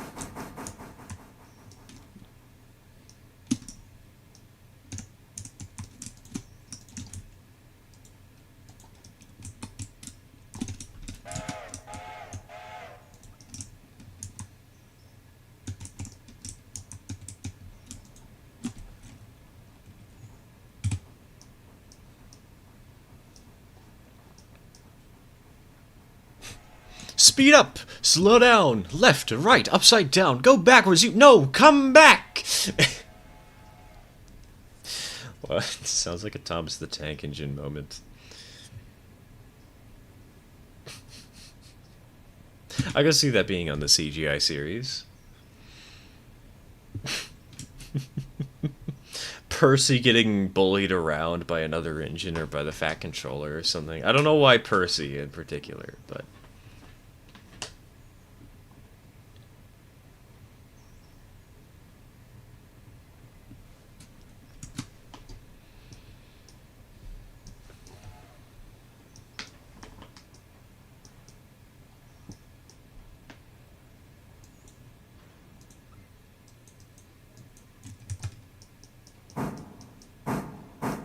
Railroads Online moment. True. True. I am having a little bit of nostalgia for Railroads Online recently. Again, I will admit that.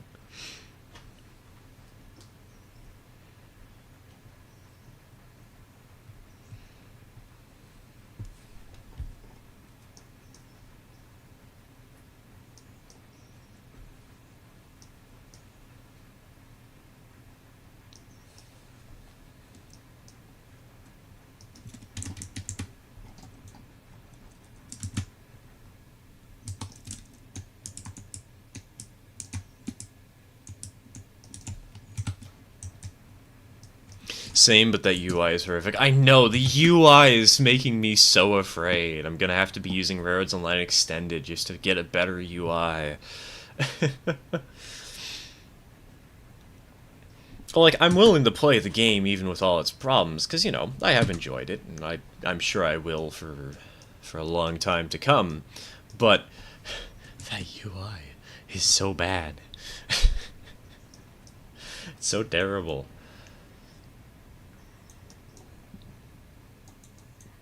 Like, I understand that the visual elements might help make it easier to read, but it does not make it cleaner. It makes it messier. Have you ever had to do an emergency stop on your railroad? Probably. Not that I can think of. I'm sure there's probably some example.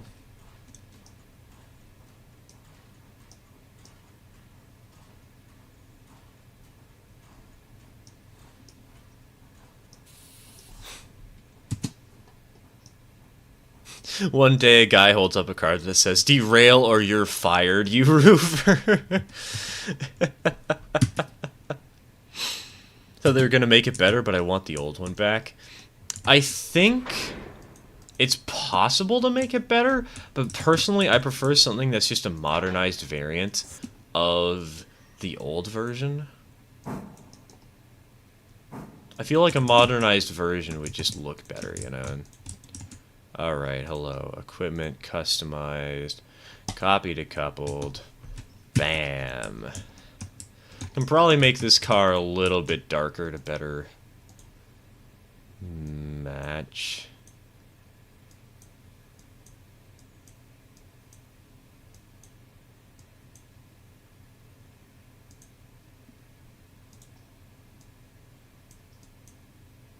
Okay, so I am adjusting the color properly. Yeah, that'll do.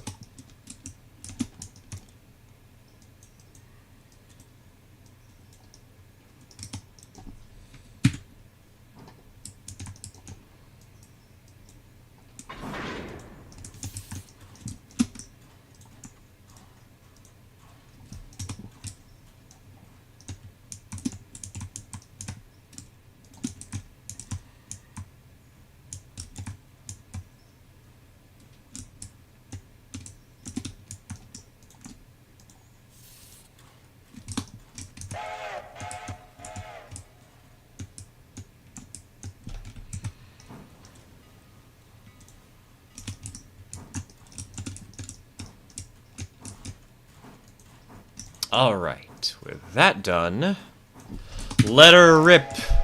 Be gone!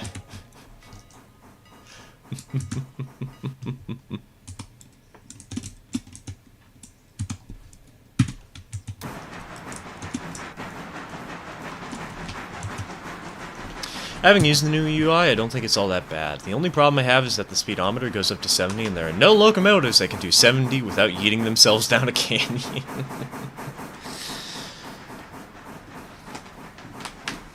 One thing I want to do in Roads Online is make a custom map in the old map in the river canyon. That would be so cool with a town below a 100-foot waterfall. Just do what I do. Make the Central Atlantic and Union.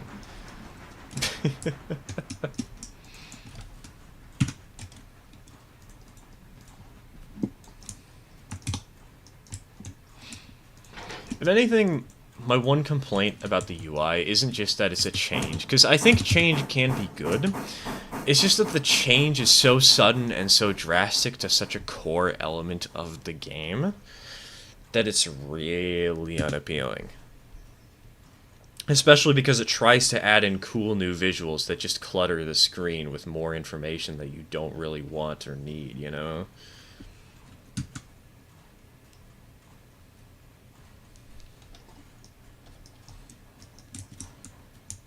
Have you ever had to do an emergency stop on your road? Didn't I answer that question, Max? I don't know.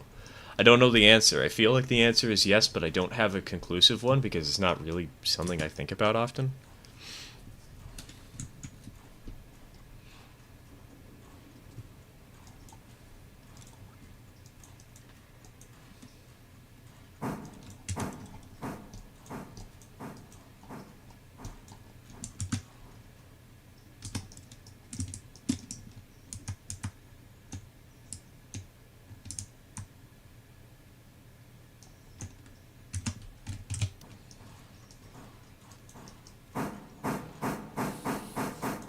Oh, wait, hold on. Before I do something stupid... Freight house, lumber, coal, and supply. So we just have these two cars that need to go facing that direction. And then there's these 6 that will need to be on the other side. Okay. Okay, sounds good.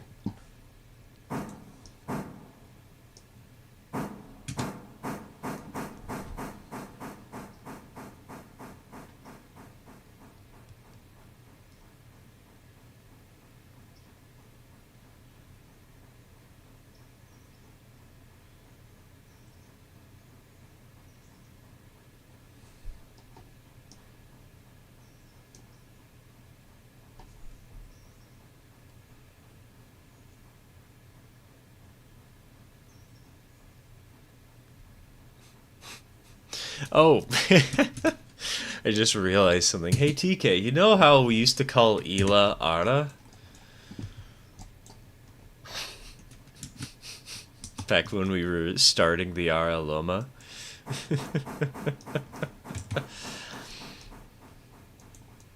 I'm working on the 0 layout and I've been very tempted to rename the town, to name the main town on the railroad Arda.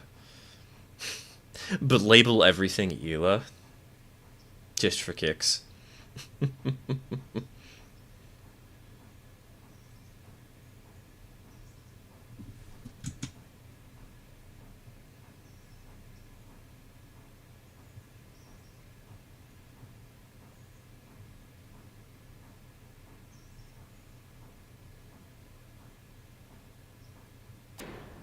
Donk.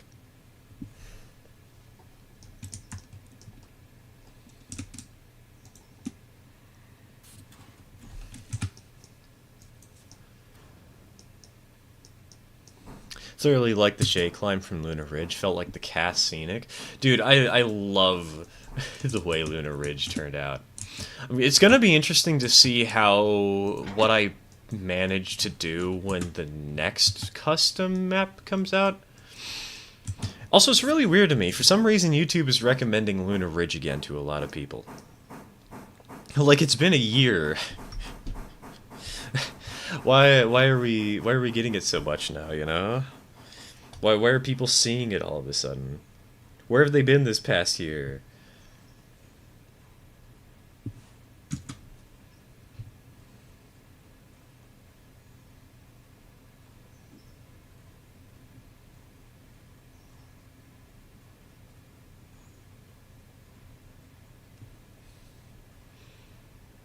Flashcard men communicate with CTC via tin can string phones. And CTC is an assortment of people with dice and whiteboards.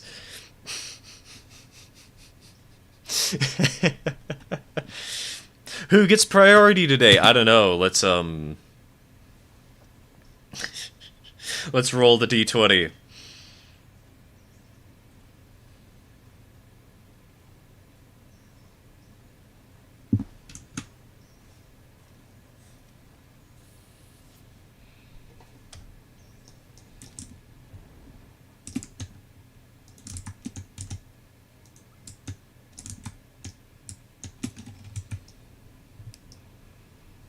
Anniversary views, perhaps. I think I published it on February 9th, though, so it might be a bit.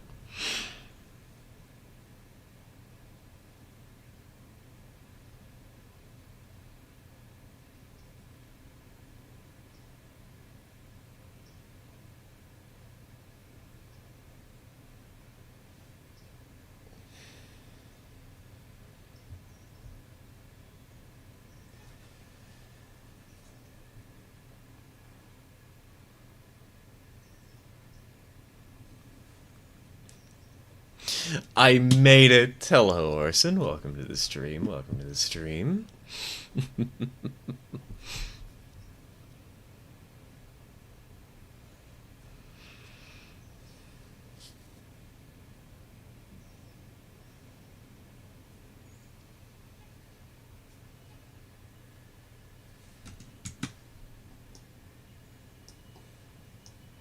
I invented the true perfect train control method. Thank me later. Proceeds to give the Yard Goat mainline priority over the express passenger train.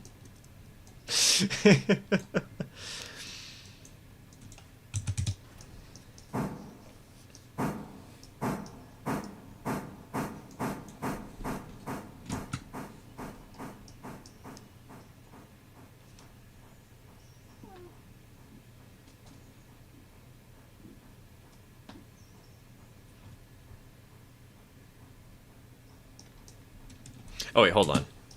Wrong track.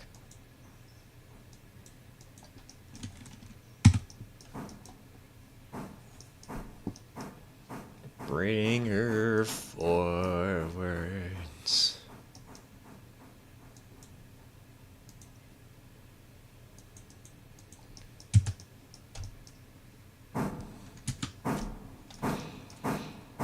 Love mobile train games. You can make the most cursed stuff without any consequences. Do you want a 90% grade? Well, this is the game for you. Watch your watch your locomotives struggle to handle the hill. Getting my wisdom teeth out on Tuesday? Oof, ouch. Hopefully you got a good amount of ice cream on hand to eat, because hard foods, I tried eating hard foods when I had my wisdom teeth out, and oh my god, that stung.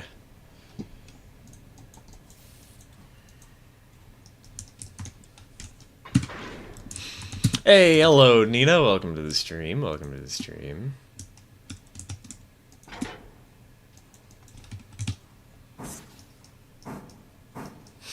The switches are controlled by a group of crows, throwing the switch based on astrology. Yes. Don't think that's the bad part. It isn't the bad part, but it's one of the bad parts, you know. There's 1,012 bad parts to the wisdom teeth.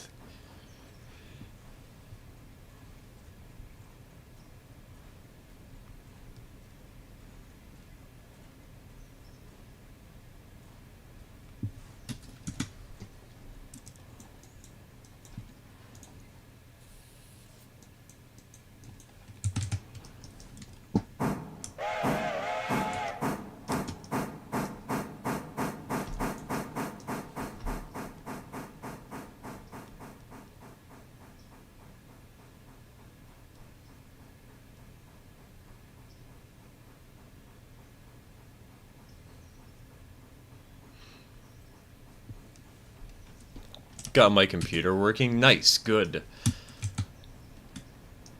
Play one-way heroics.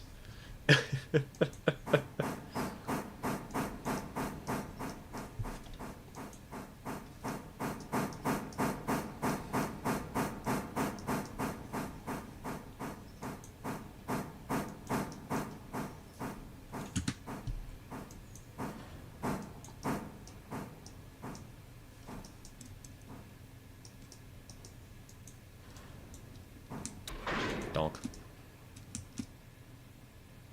Wait a minute, that is only 2.4 tons of coal. Hold the phone.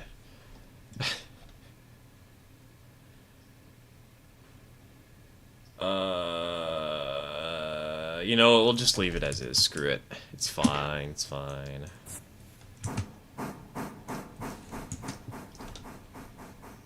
Why do we have noses? Could you imagine if we just breathed out of our mouths 24/7? How socially awkward that would be.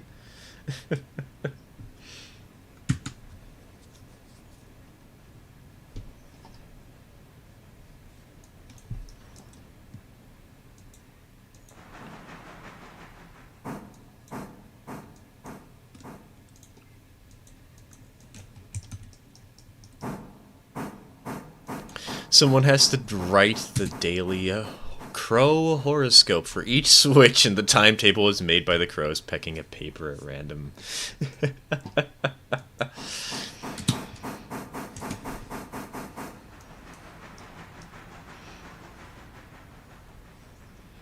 At random implies that the crows were smart enough to know what randomness means.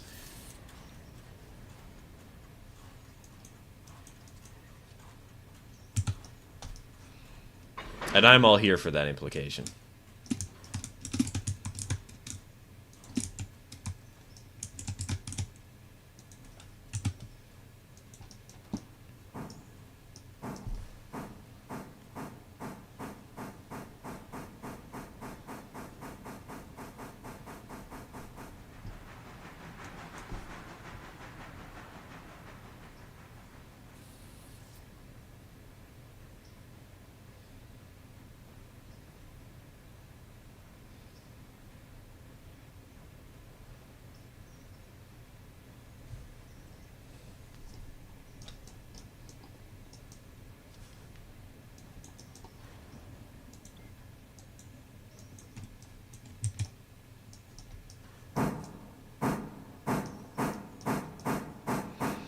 I've returned. I had to do some actual work for a bit. You scrub, you have actual work to do? Welcome back, Stuke. Welcome back.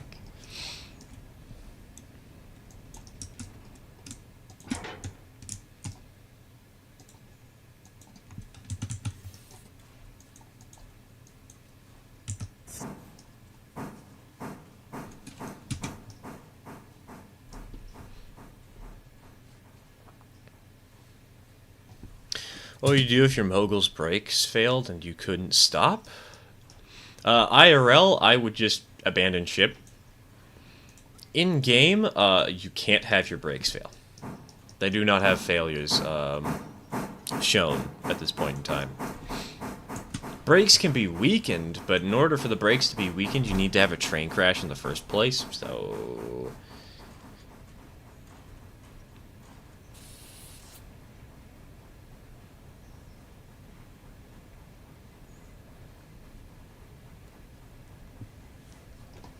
I would just simply stop the train. Yeah, I put it into AI mode and I put a flare 2 feet in front of it. Oh yeah, have you guys seen... have you guys actually seen that happen?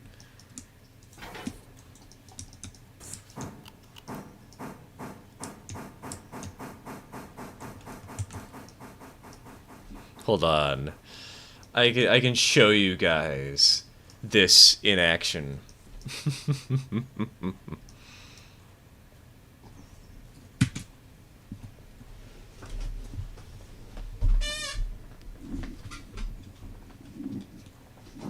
Brake pads wear down. Not all brake failures come from damage to the compressors. In real life, yes. In game, I don't think they have that modeled though. All right. Allow me to demonstrate using engine number 1.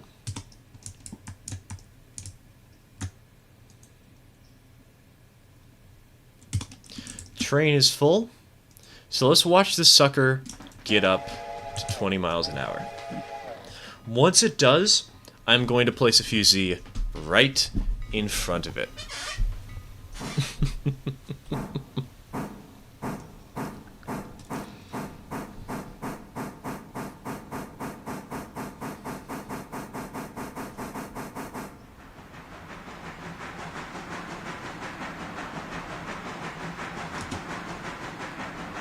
Alright.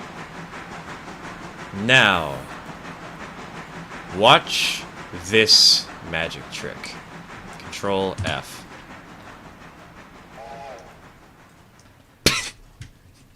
Please don't mind the whiplash and all the passengers.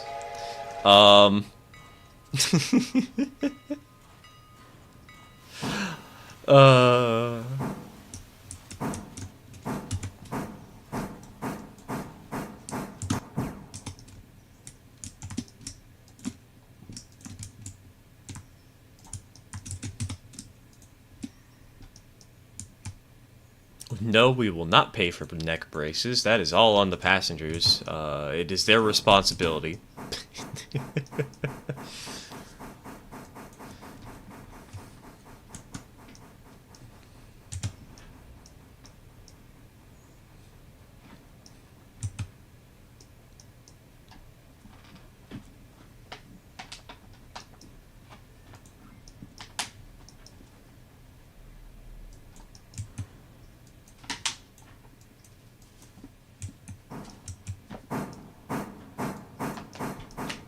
Oh, you know what?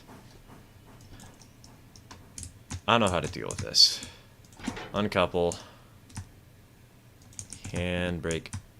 Handbrake.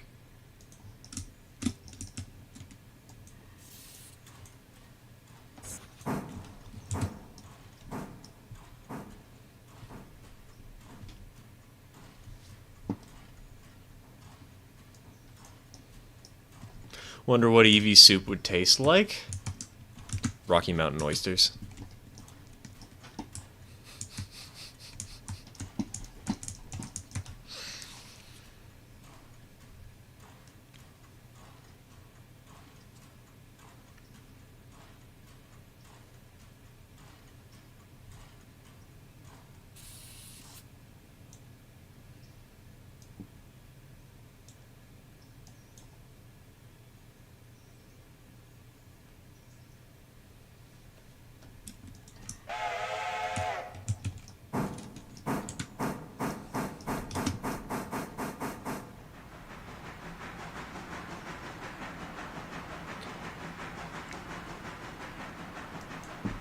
It tastes like taste. That sensation of when you know you have a taste, but you don't know what the taste is. It's just a taste. Tasty.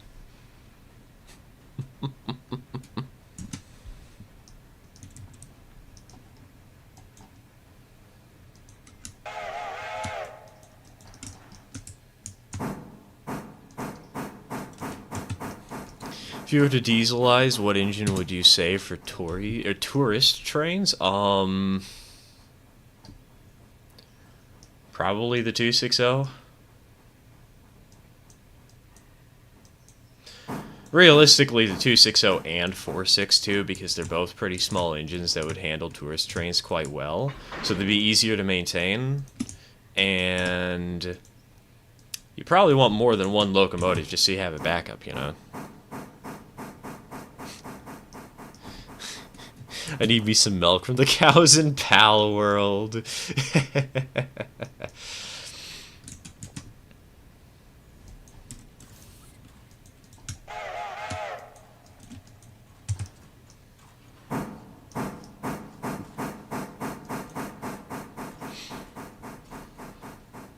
Remember, guys, there are no war crimes in Pal World. And humans are technically capturable.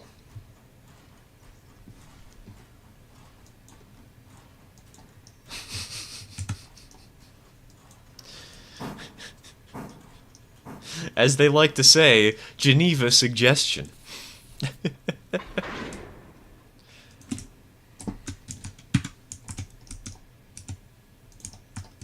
Alright, handbrakes are off. Railroad is done installing. Hey! Welcome to the entertaining train logistics world, Orson. Petition to replace all pipelines globally with blimps. God, could you imagine? Natural gas and pipeline? No, thank you. I'm waiting for my local daily blimp to come into town. I haven't been here for a few days. I need a refuel. I need a restock. There's no laws against pals, Batman. You know what I'm doing to that thing.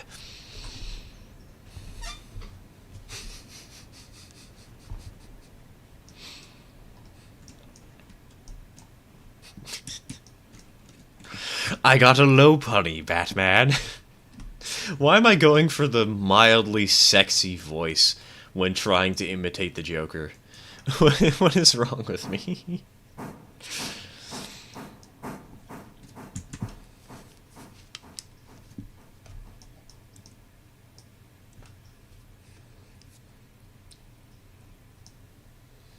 That's just Joker, a mild thirst trap, everybody.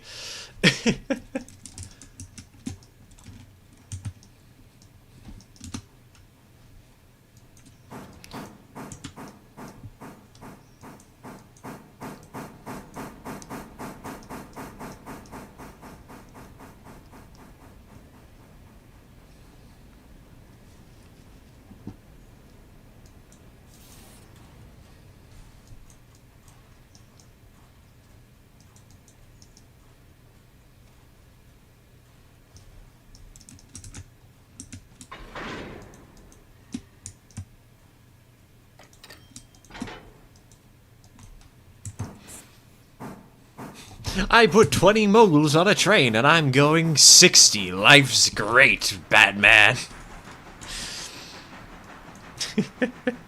Is it a thirst trap? Just a water bottle bear trap? Water bottle in a bear trap. It's an apt way to put it.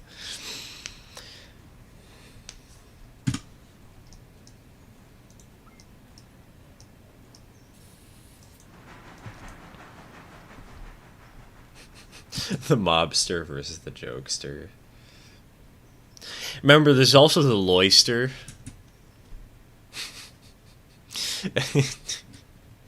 God, it's a... How would you say lawyer and stir? Like, how would you mix lawyer and stir together?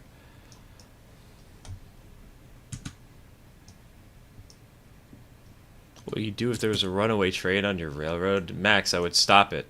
because there can't be runaway trains on this railroad. If I had a real world railroad, I don't know, because that's something I don't really need to think about. Besides, it'd basically just be set up a derail and pray. Lorster.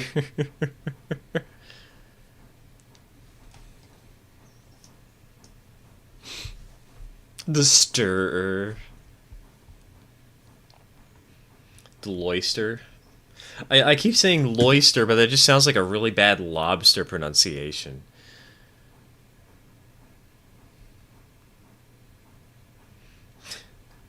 Loister is not how you say lobster.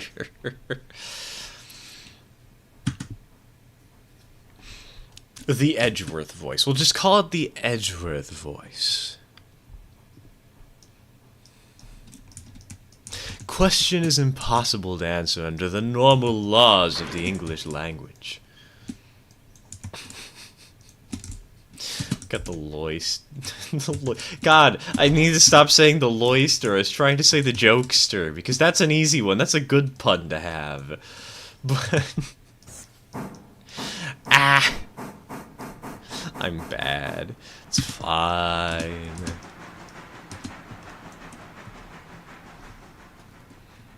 Edgeworth Stirrington.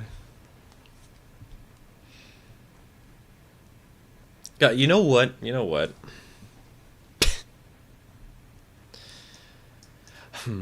Should I post the old Edgeworth clip?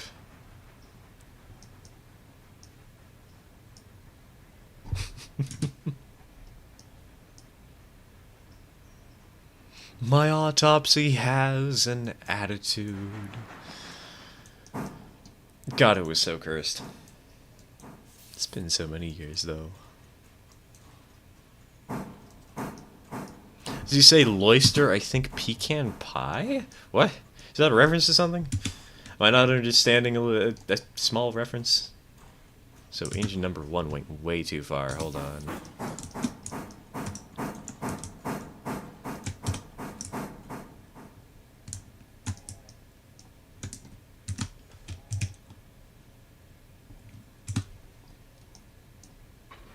Loster would probably be pronounced more like the normal word law, but then it doesn't sound quite so right. And that again sounds like I'm trying to say the word lobster.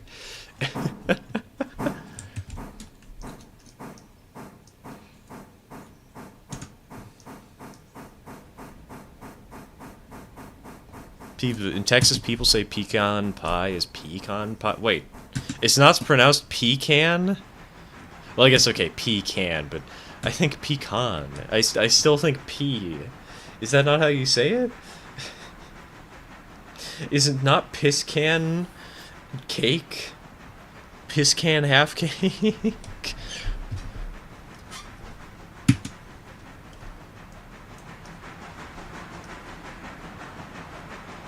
Did you stop a runaway train on your railroad with no flyer and no A? I would not have a runaway train in the first place.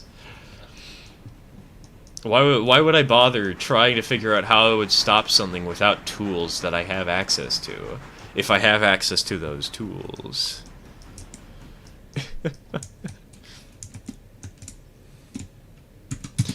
Our house in the middle of our street. Our street. We're blocking traffic. Pecan? I've never heard it pronounced that way. I've always heard it as pecan. You know, the English language is quite strange, so I wouldn't be surprised if I'm wrong here, and I've just heard really bad things from other people.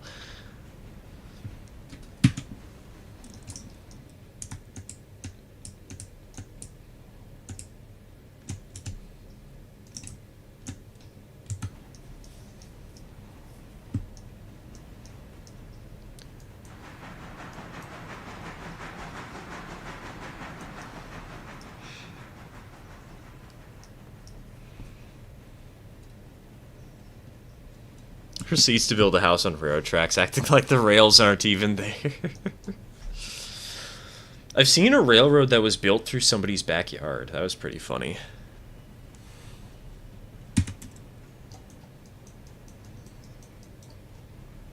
Aha! That's why the passenger train wasn't working. It's because it was set for the wrong track. I see. I see.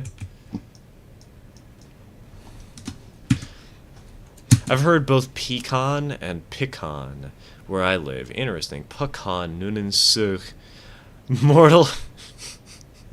Mortal enemy to James T. Kirk.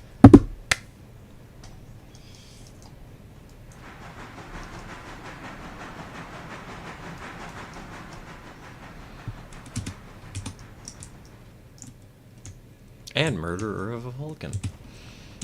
God. Man, I haven't talked with that. There was one person from our school who really liked Star Trek. I have not talked to him in a hot minute. I really should.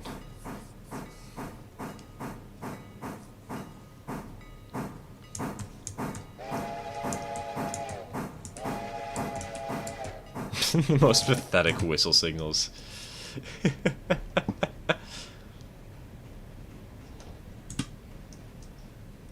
Alright, you know what? I'm actually just going to kick this car. Screw it. Because this car, it's only going downhill, you know?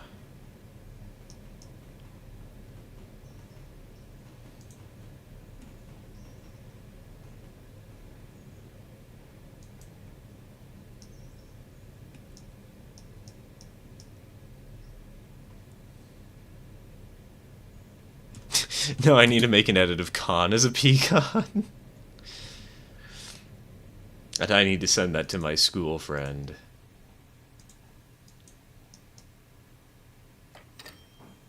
Hey, it landed in Standard Oil. I didn't even realize that it was made it. I thought we had missed.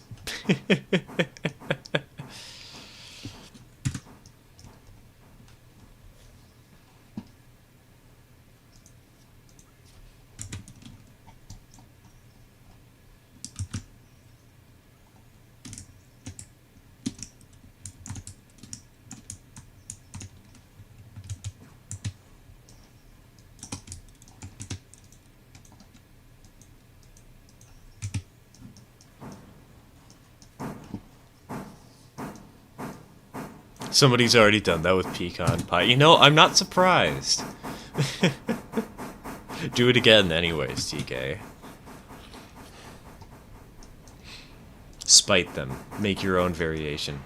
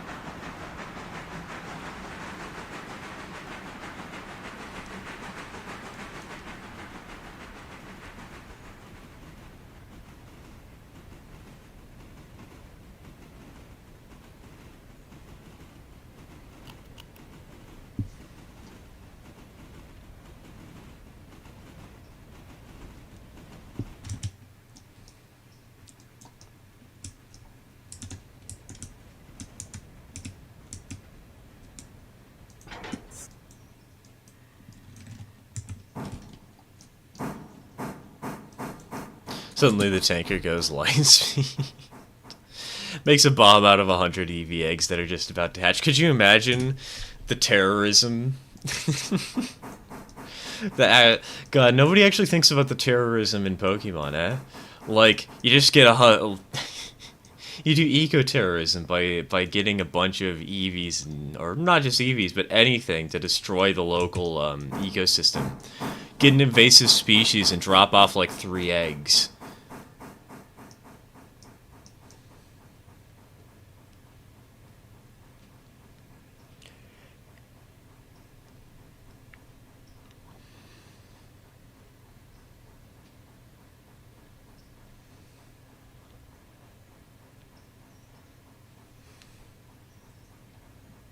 Not a war crime the first time.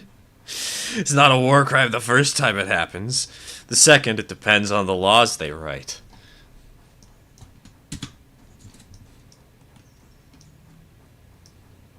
Do you have a PRR Atlantic or a random Atlantic with big wheels? I'd have a, for an 8 to 10 car express train, probably a K4. It was a hard bonk. Oops. PRR K4s are very pretty engines, and my father's a little bit biased towards them, so...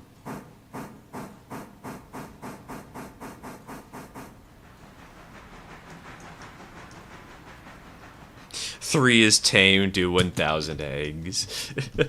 Yeah, but 1,000 eggs is traceable. 3 is not. How can they prove that you were the one that introduced 3 eggs? 1,000 eggs? Okay, that's hard. Or, that's easy. You know, they'll be able to trace that back. But 3?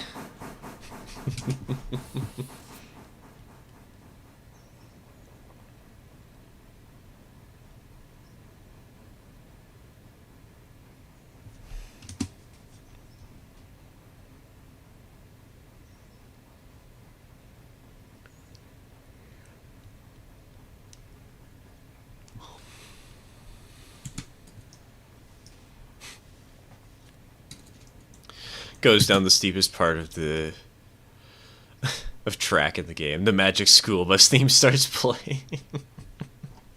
Mario Kart Mukbang starts playing.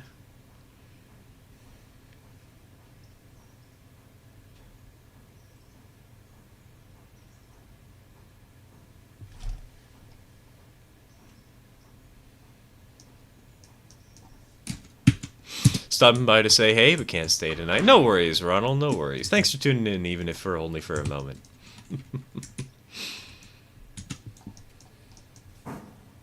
Joining in right as we're talking about the Magic School Bus.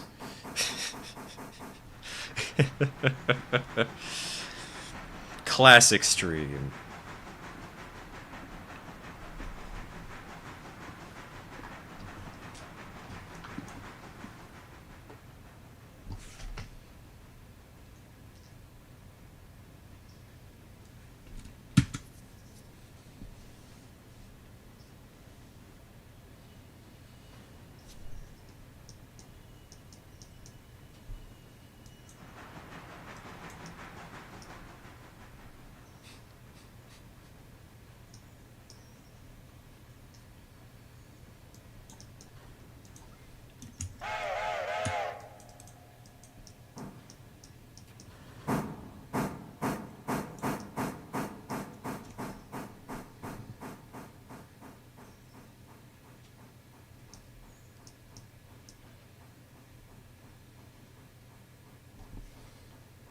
Show was my jam as a kid. Sound Waves was a fave.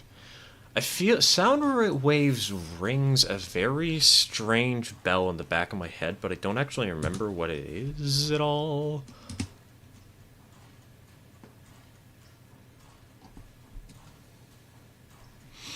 Hey, welcome back, Snick, for like the 5th time. Welcome to the stream. Welcome to the stream.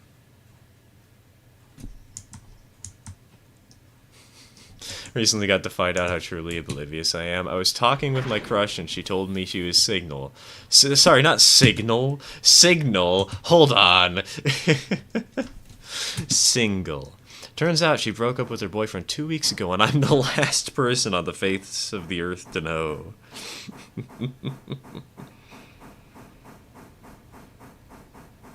Don't worry, TK. We're all oblivious at that around that time. Don't worry, I'm still oblivious.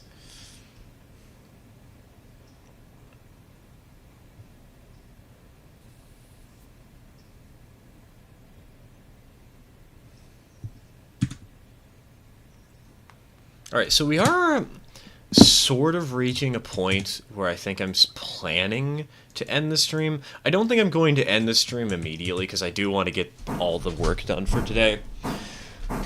Which includes running the coal train back, spotting these cars in their appropriate locations.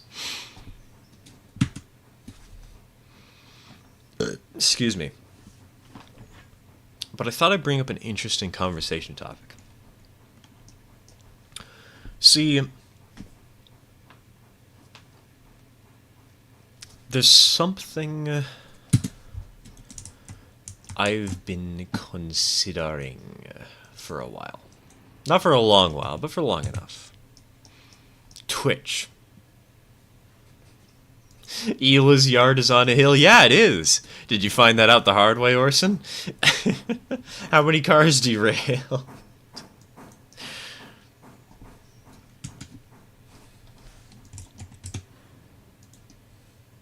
The game got the Montezuma for standard gauge. Would you use her for inspection trains? Hell no. She is so weak.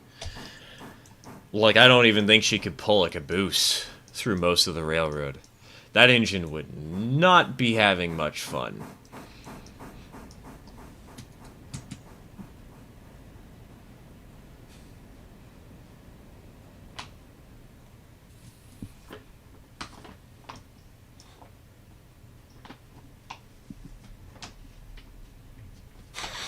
Sneck, I love how the message you sent originally was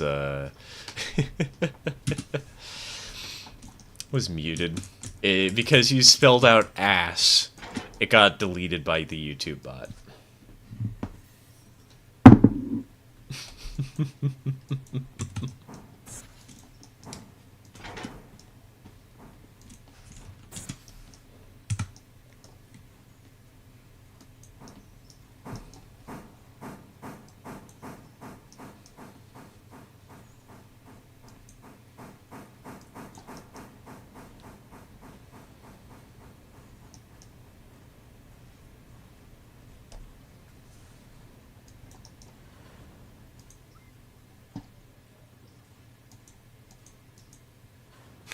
There are ads every 5 seconds on live streams. See, the only reason there aren't ads on these live streams is because I specifically said to keep them off.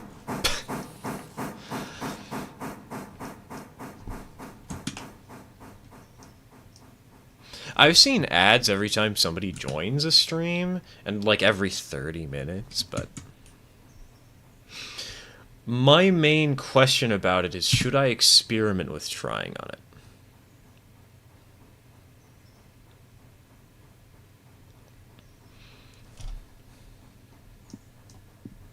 Not necessarily go full on in, straight into Twitch, you know. But just mess around with it on a couple of streams here and there and see if it works for me or not. See if it helps to grow the channel and grow people watching my streams.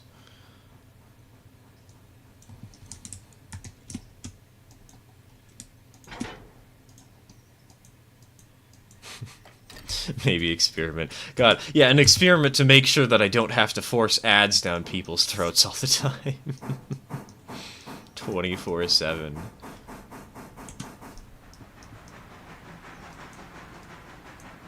It is up to me, but the fact is, gauging what people think gives me a better idea of if it's actually worth experimenting in the first place, you know? So... Hey, Odell, welcome to the stream. Welcome to the stream.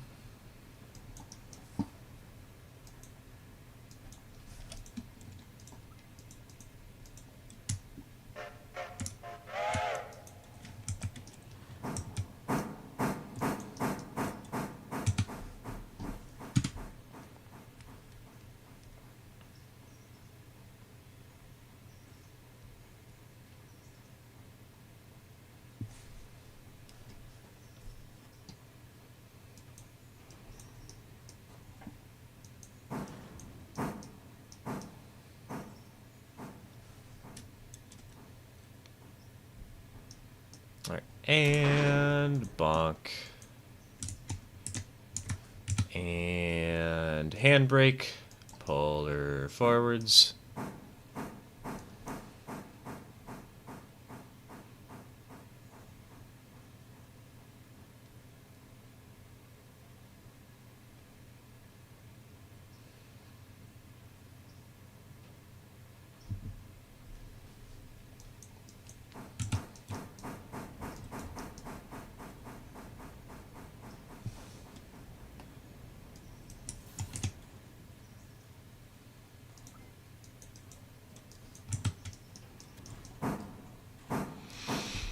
We'll be staying right here on YouTube, mostly because I don't want to have to make another account to try and remember the password of. See, TK, the simple solution to that is just make it so your browser permanently remembers it.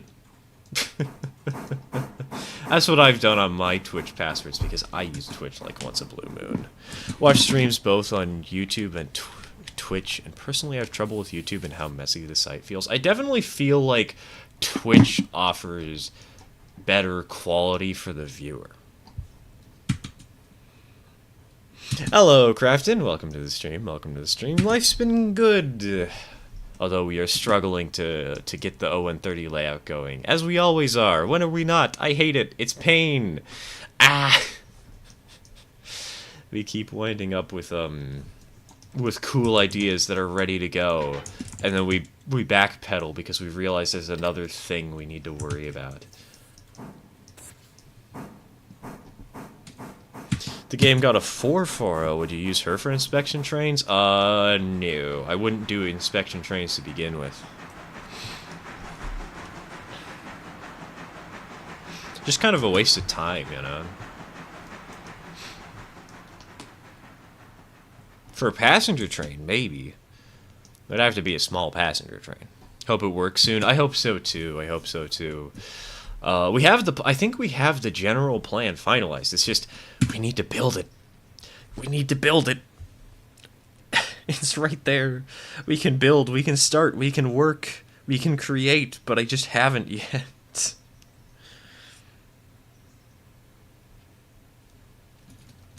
Finish the second stage of building an HO layout, and yeah, model rariting is a pain. It's not so much that model rariting is a pain. It definitely can be. I totally understand. It depends on the person. But for me, the problem is specifically figuring out the dimensions of the bench. At least the latest problem is figuring out the dimensions of the benchwork, because my father wants to make the layout in a way. I want to make the layout so that it's portable. My father wants to make the layout so it can fit in our car.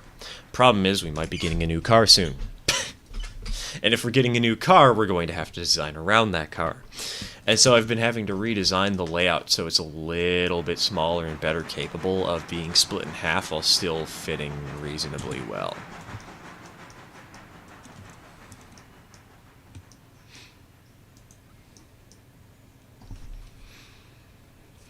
On Twitch streams, you could set up stuff so we can mess about and play audio clips and various redeems. Yes, we can, and people can use the piss cup emote without having to spend the $3.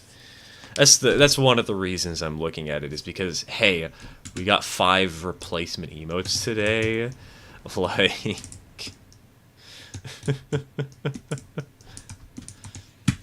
what do you prefer, RWS, TVS, or AEG?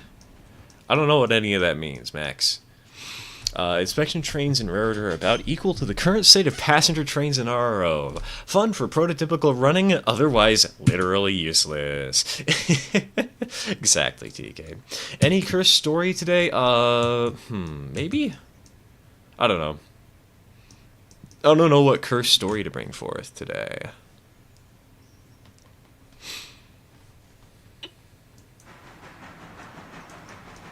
You know, I can tell you a cursed statement. Oh wait, no, sorry, actually, no, I can't tell you a cursed statement. It has mention of a certain thing that YouTube does not like promoting. Also on Twitch are animated emotes. That is very true. Not sure what kind of animated emotes I'd have, but it is very true. Carpeted kid. Oh god, please no. That's worse than what I was thinking. No. That is terrible. Who thought that that was a good idea? Who gave the go-ahead for that? Hi, Katie.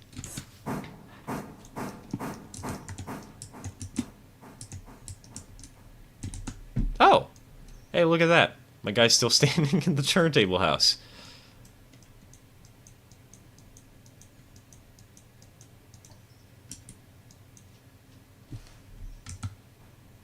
Screaming stir. Santa's undead Leviathan. Oh, yes, yes, right. So you guys remember the exploding flamingos? I hope you do. Because if you don't, I have another tale from that guy. And if you do, I still have another tale from that guy, no matter what.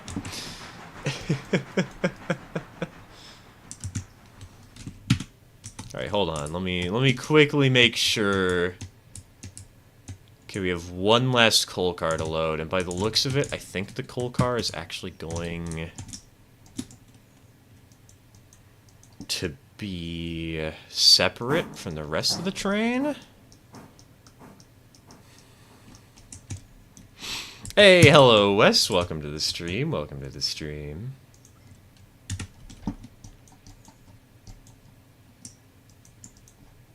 Alright, select, follow, brakes.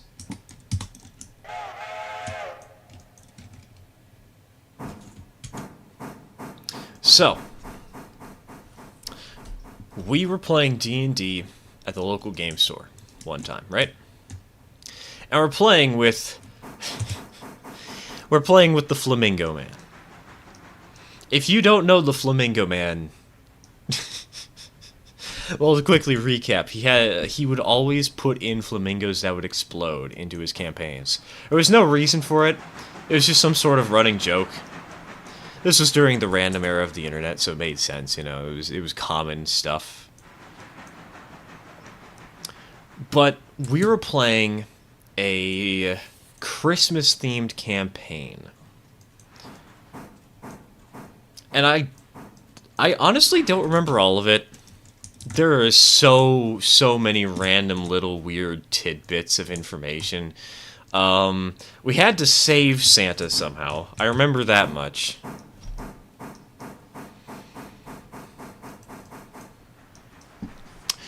Is Wasabi Senpai in this story? No. Wasabi Senpai is not in this story.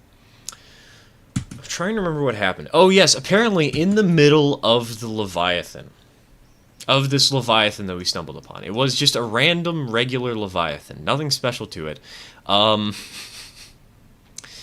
There was a city of gingerbread houses and gingerbread people and elves and whatnot in the stomach of a Leviathan. Now, that in itself wouldn't be weird, but the weird part about this was,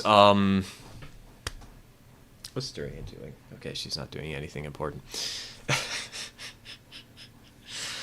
Was that the gingerbread people were actually slightly a problem, if memory serves me? Because the caramelization was starting to spread throughout the Leviathan, and it was killing it. It's been a while since I've told this story, so I don't remember all the details, but somehow somebody thought it was a good idea to help speed things up. And the DM decided, you know what? I'm not going to stop you guys.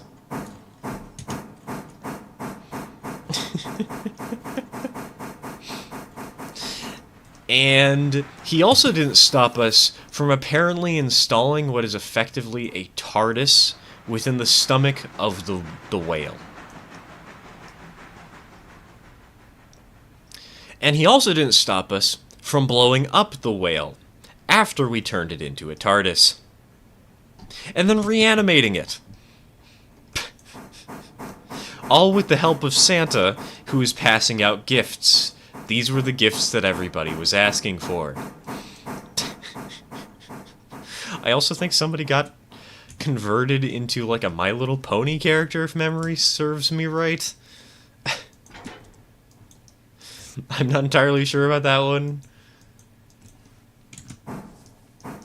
All I remember is that the end result was a caramelized, undead Leviathan TARDIS with a hole in its stomach and a bunch of elves living in the middle of it. And I believe that Santa Claus owned it. Regular D&D stuff, you know.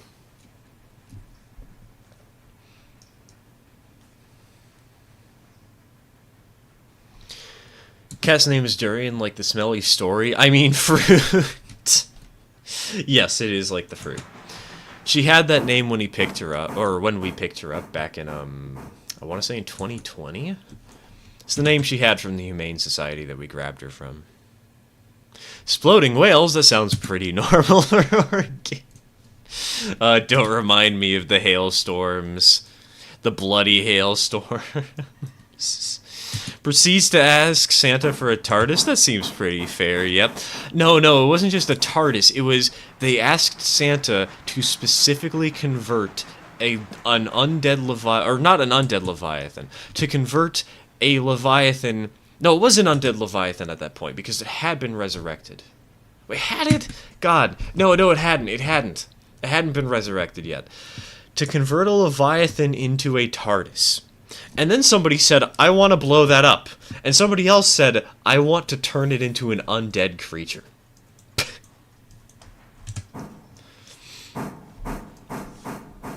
Standard fare Dungeons and Dragons. Dragging these nuts all over the place.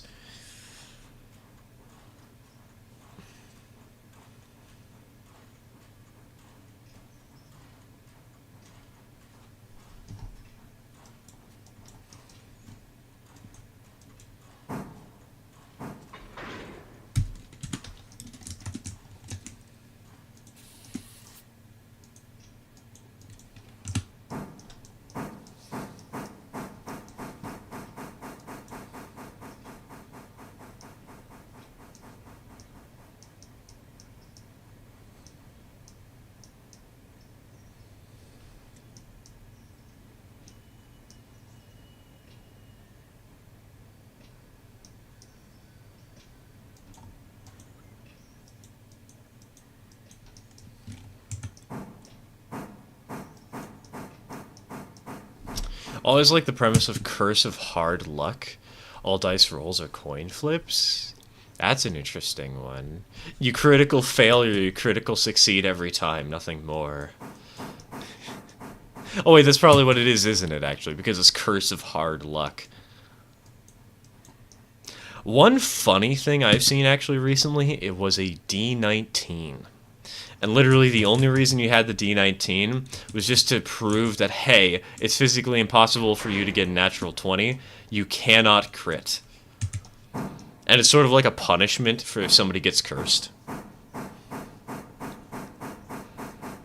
was a really creative punishment.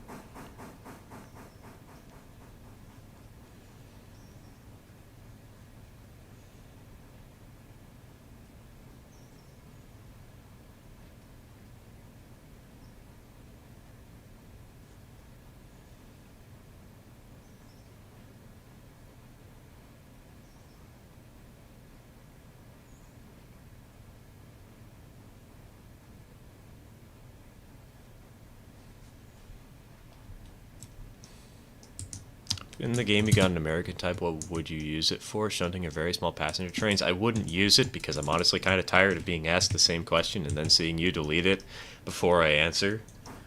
Or even after I answer.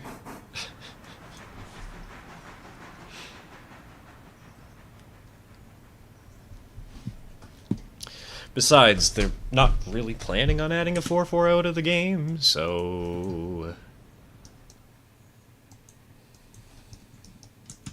Anyways, night, y'all. I'm going to bed. Alright, take care, Royce, and see you around. Thanks for tuning in, dude. Thanks for tuning in.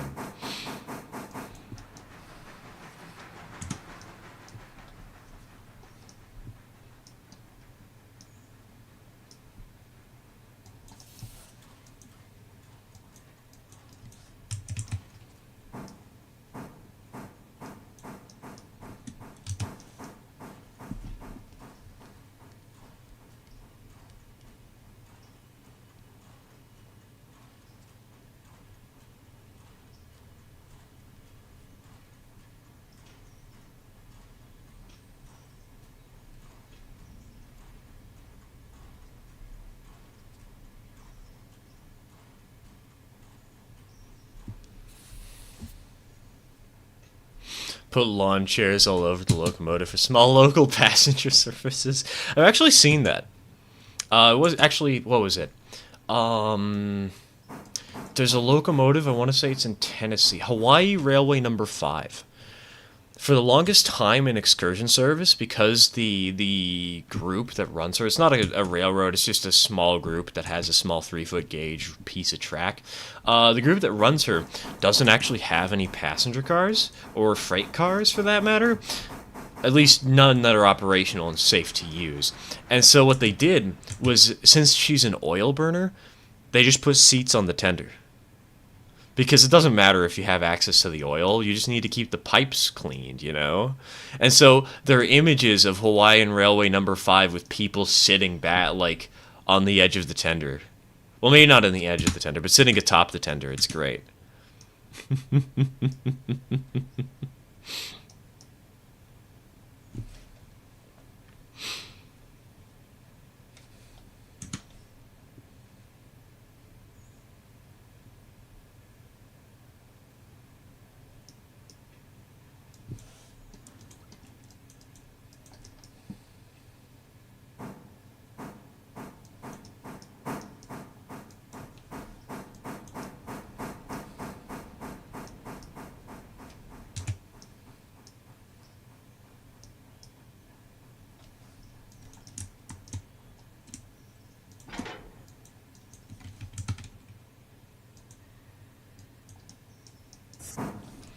Britain's smallest engine, the Gazelle. Now we gotta get the flying buffer beam. I actually don't know the Gazelle off the top of my head. I know the flying buffer beam. That's the only small engine I know from the UK, really.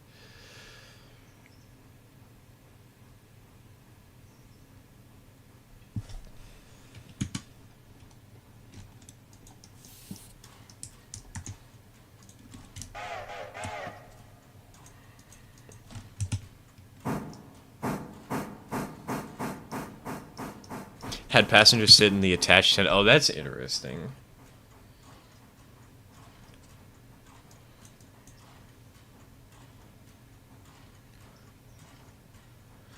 Oh, Train of Thought did a video on this today. Right. Vaguely saw that. Oh, that is such a goofy little tank engine. What the heck? That's fun. Kidder has returned. Have the passengers become the fuel? Not yet. We're working towards Soylent Green. Don't worry.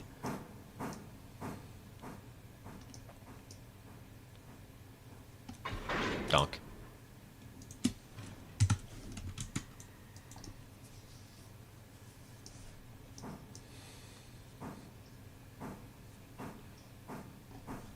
Idea: beanbag with train wheels and hand crank for more move purposes.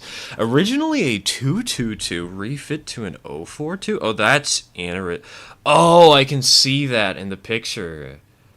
Yeah, there's that one really big spot for what I would assume would have been the original driving wheel, but now it's just 2 wheels. That's, oh my god, this is such a goofy engine. What the heck?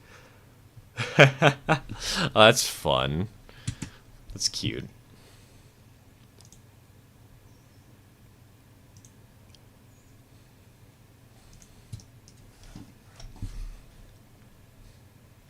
Had wooden wheels for comfort? What? Wow. That's certainly something.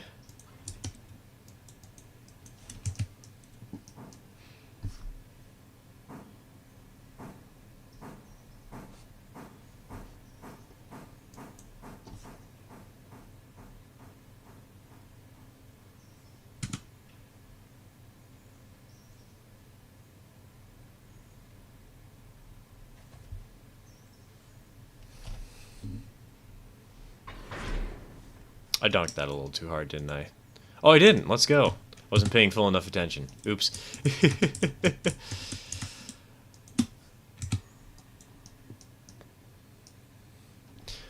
Train of Thought put out the video, saw it today. Yeah, the Train of Thought put it out today, from what I can tell. I might be wrong.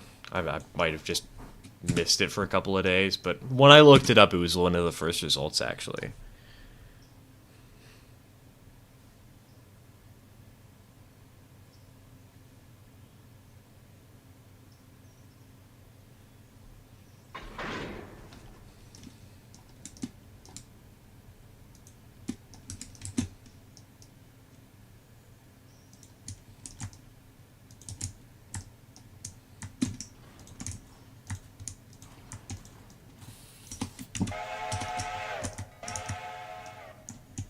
Alright, boys. Let her rip.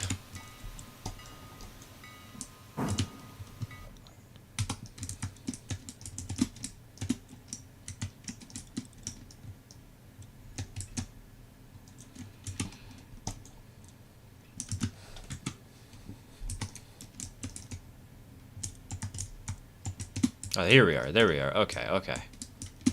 Is the final hopper loaded yet? No? Really? Why not? It's one car to go, please.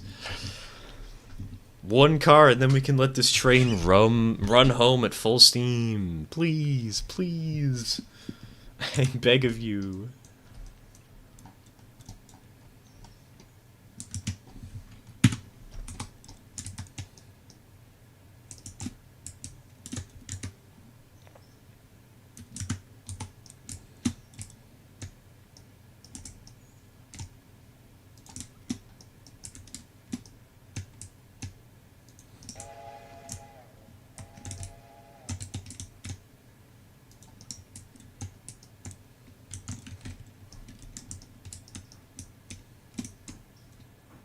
Put the train in the turntable pit. That's right, we'll just roll the car down into Bryson at full speed. It won't derail because we have to put it in the turntable pit. It has to derail in the turntable pit. Fate has willed it that way.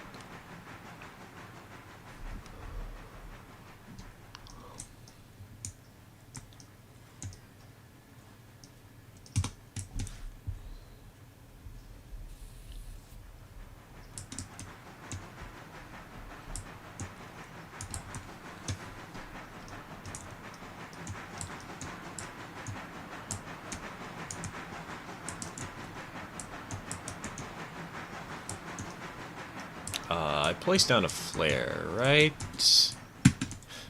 Right? Did I not place down a flare down here? Am I dumb? Oh, I did place down a flare. It's just not quite as close as I'd like for it to be. Okay, okay. Bam, bam. Let the freight train run its course. Oh god, wait. Oh, this poor engine. Hold on. No. Stop. This poor engine. Only 937 gallons of water. No, no, no, no, no. We can't do that.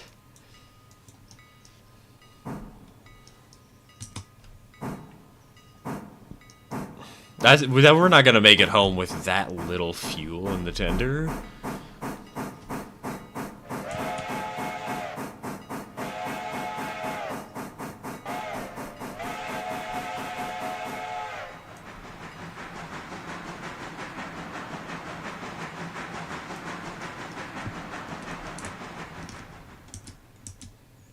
Hope you get back. I hope I will. I hope I will. I think we should, though. It's not that far. And there is a water tower on the main line. So I can just route the train all the way over to this thing. I'll have no troubles. Probably. Hopefully.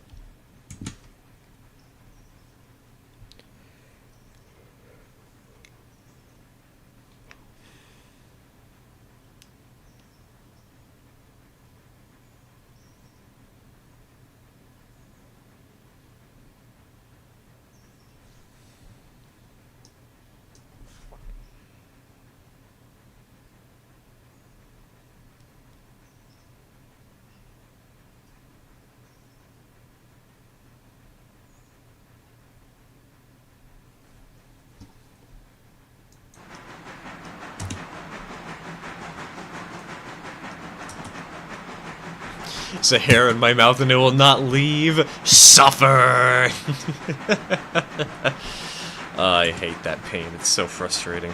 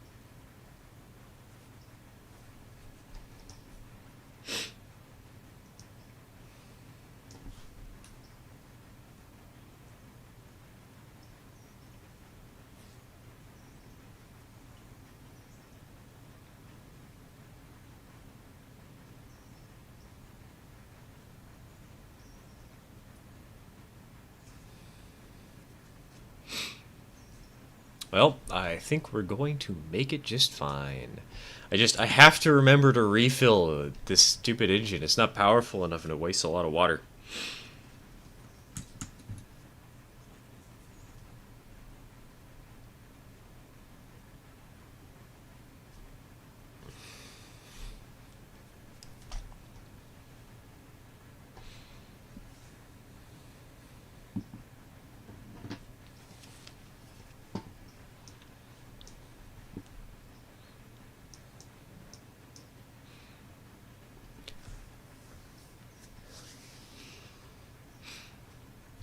Oh man, it's 4:35? Okay, it's a little later than I thought it was. I think I'm probably going to end stream after parking this engine and getting it filled up on water. Probably.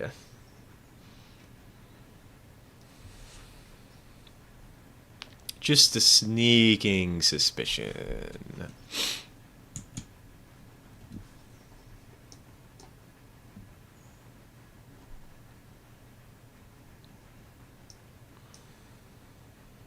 Give a cat ride on Snickerdoodle. I think Durian would squish Snickerdoodle. She probably would. Snickerdoodle is tiny, dude. Durian's probably like 1.5 feet. Snickerdoodle is half a foot. I don't think Snickerdoodle compares in combat.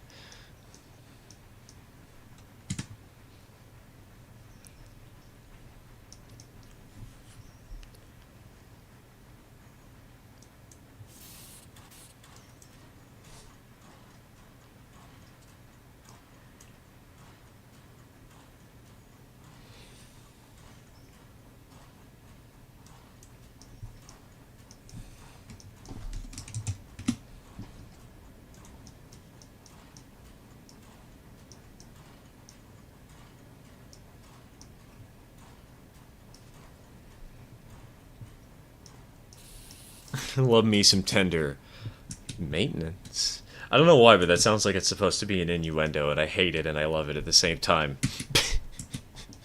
Hey baby, want to come back to my room and do some tender maintenance?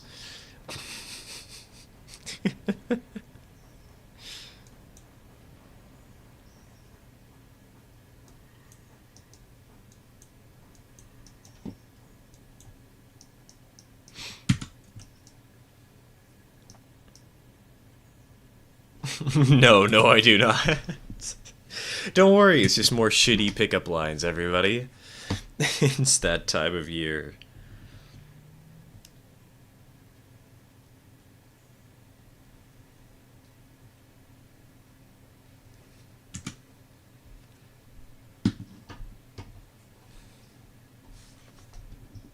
The terrible pickup lines again. You can't escape! The terrible pickup lines are forever.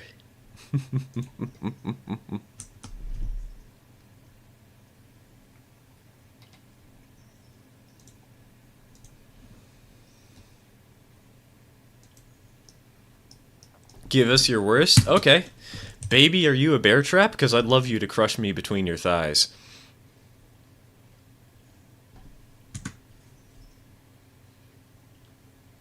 And with that, I think it's a good point to end the stream. There's your curse story of the day. There's your curse statement.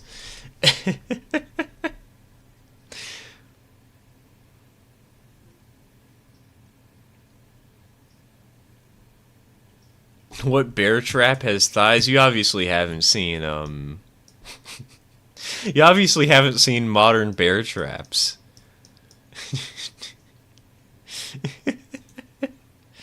Baby, are you French? 'Cause you seem to like the type to surrender and bend. God, I'm trying to read that in the sexy voice. Oh no. Wish I had someone to attempt the terrible pickup lines on. Don't worry, just go down to a bar and get kicked out by flirting with the bartenders. That's what I do. That's how I practice. I'm banned from 17 bars in my my own home city.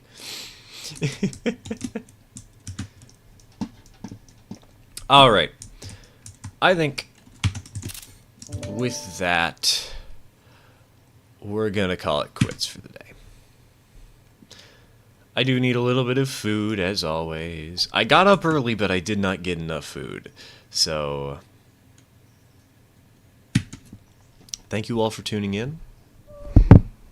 Hi, Durian. She apparently wants to bonk the microphone.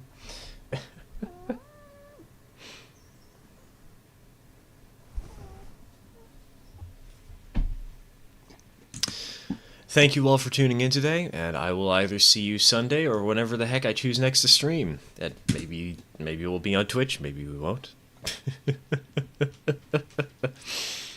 Take care, everybody. See you around.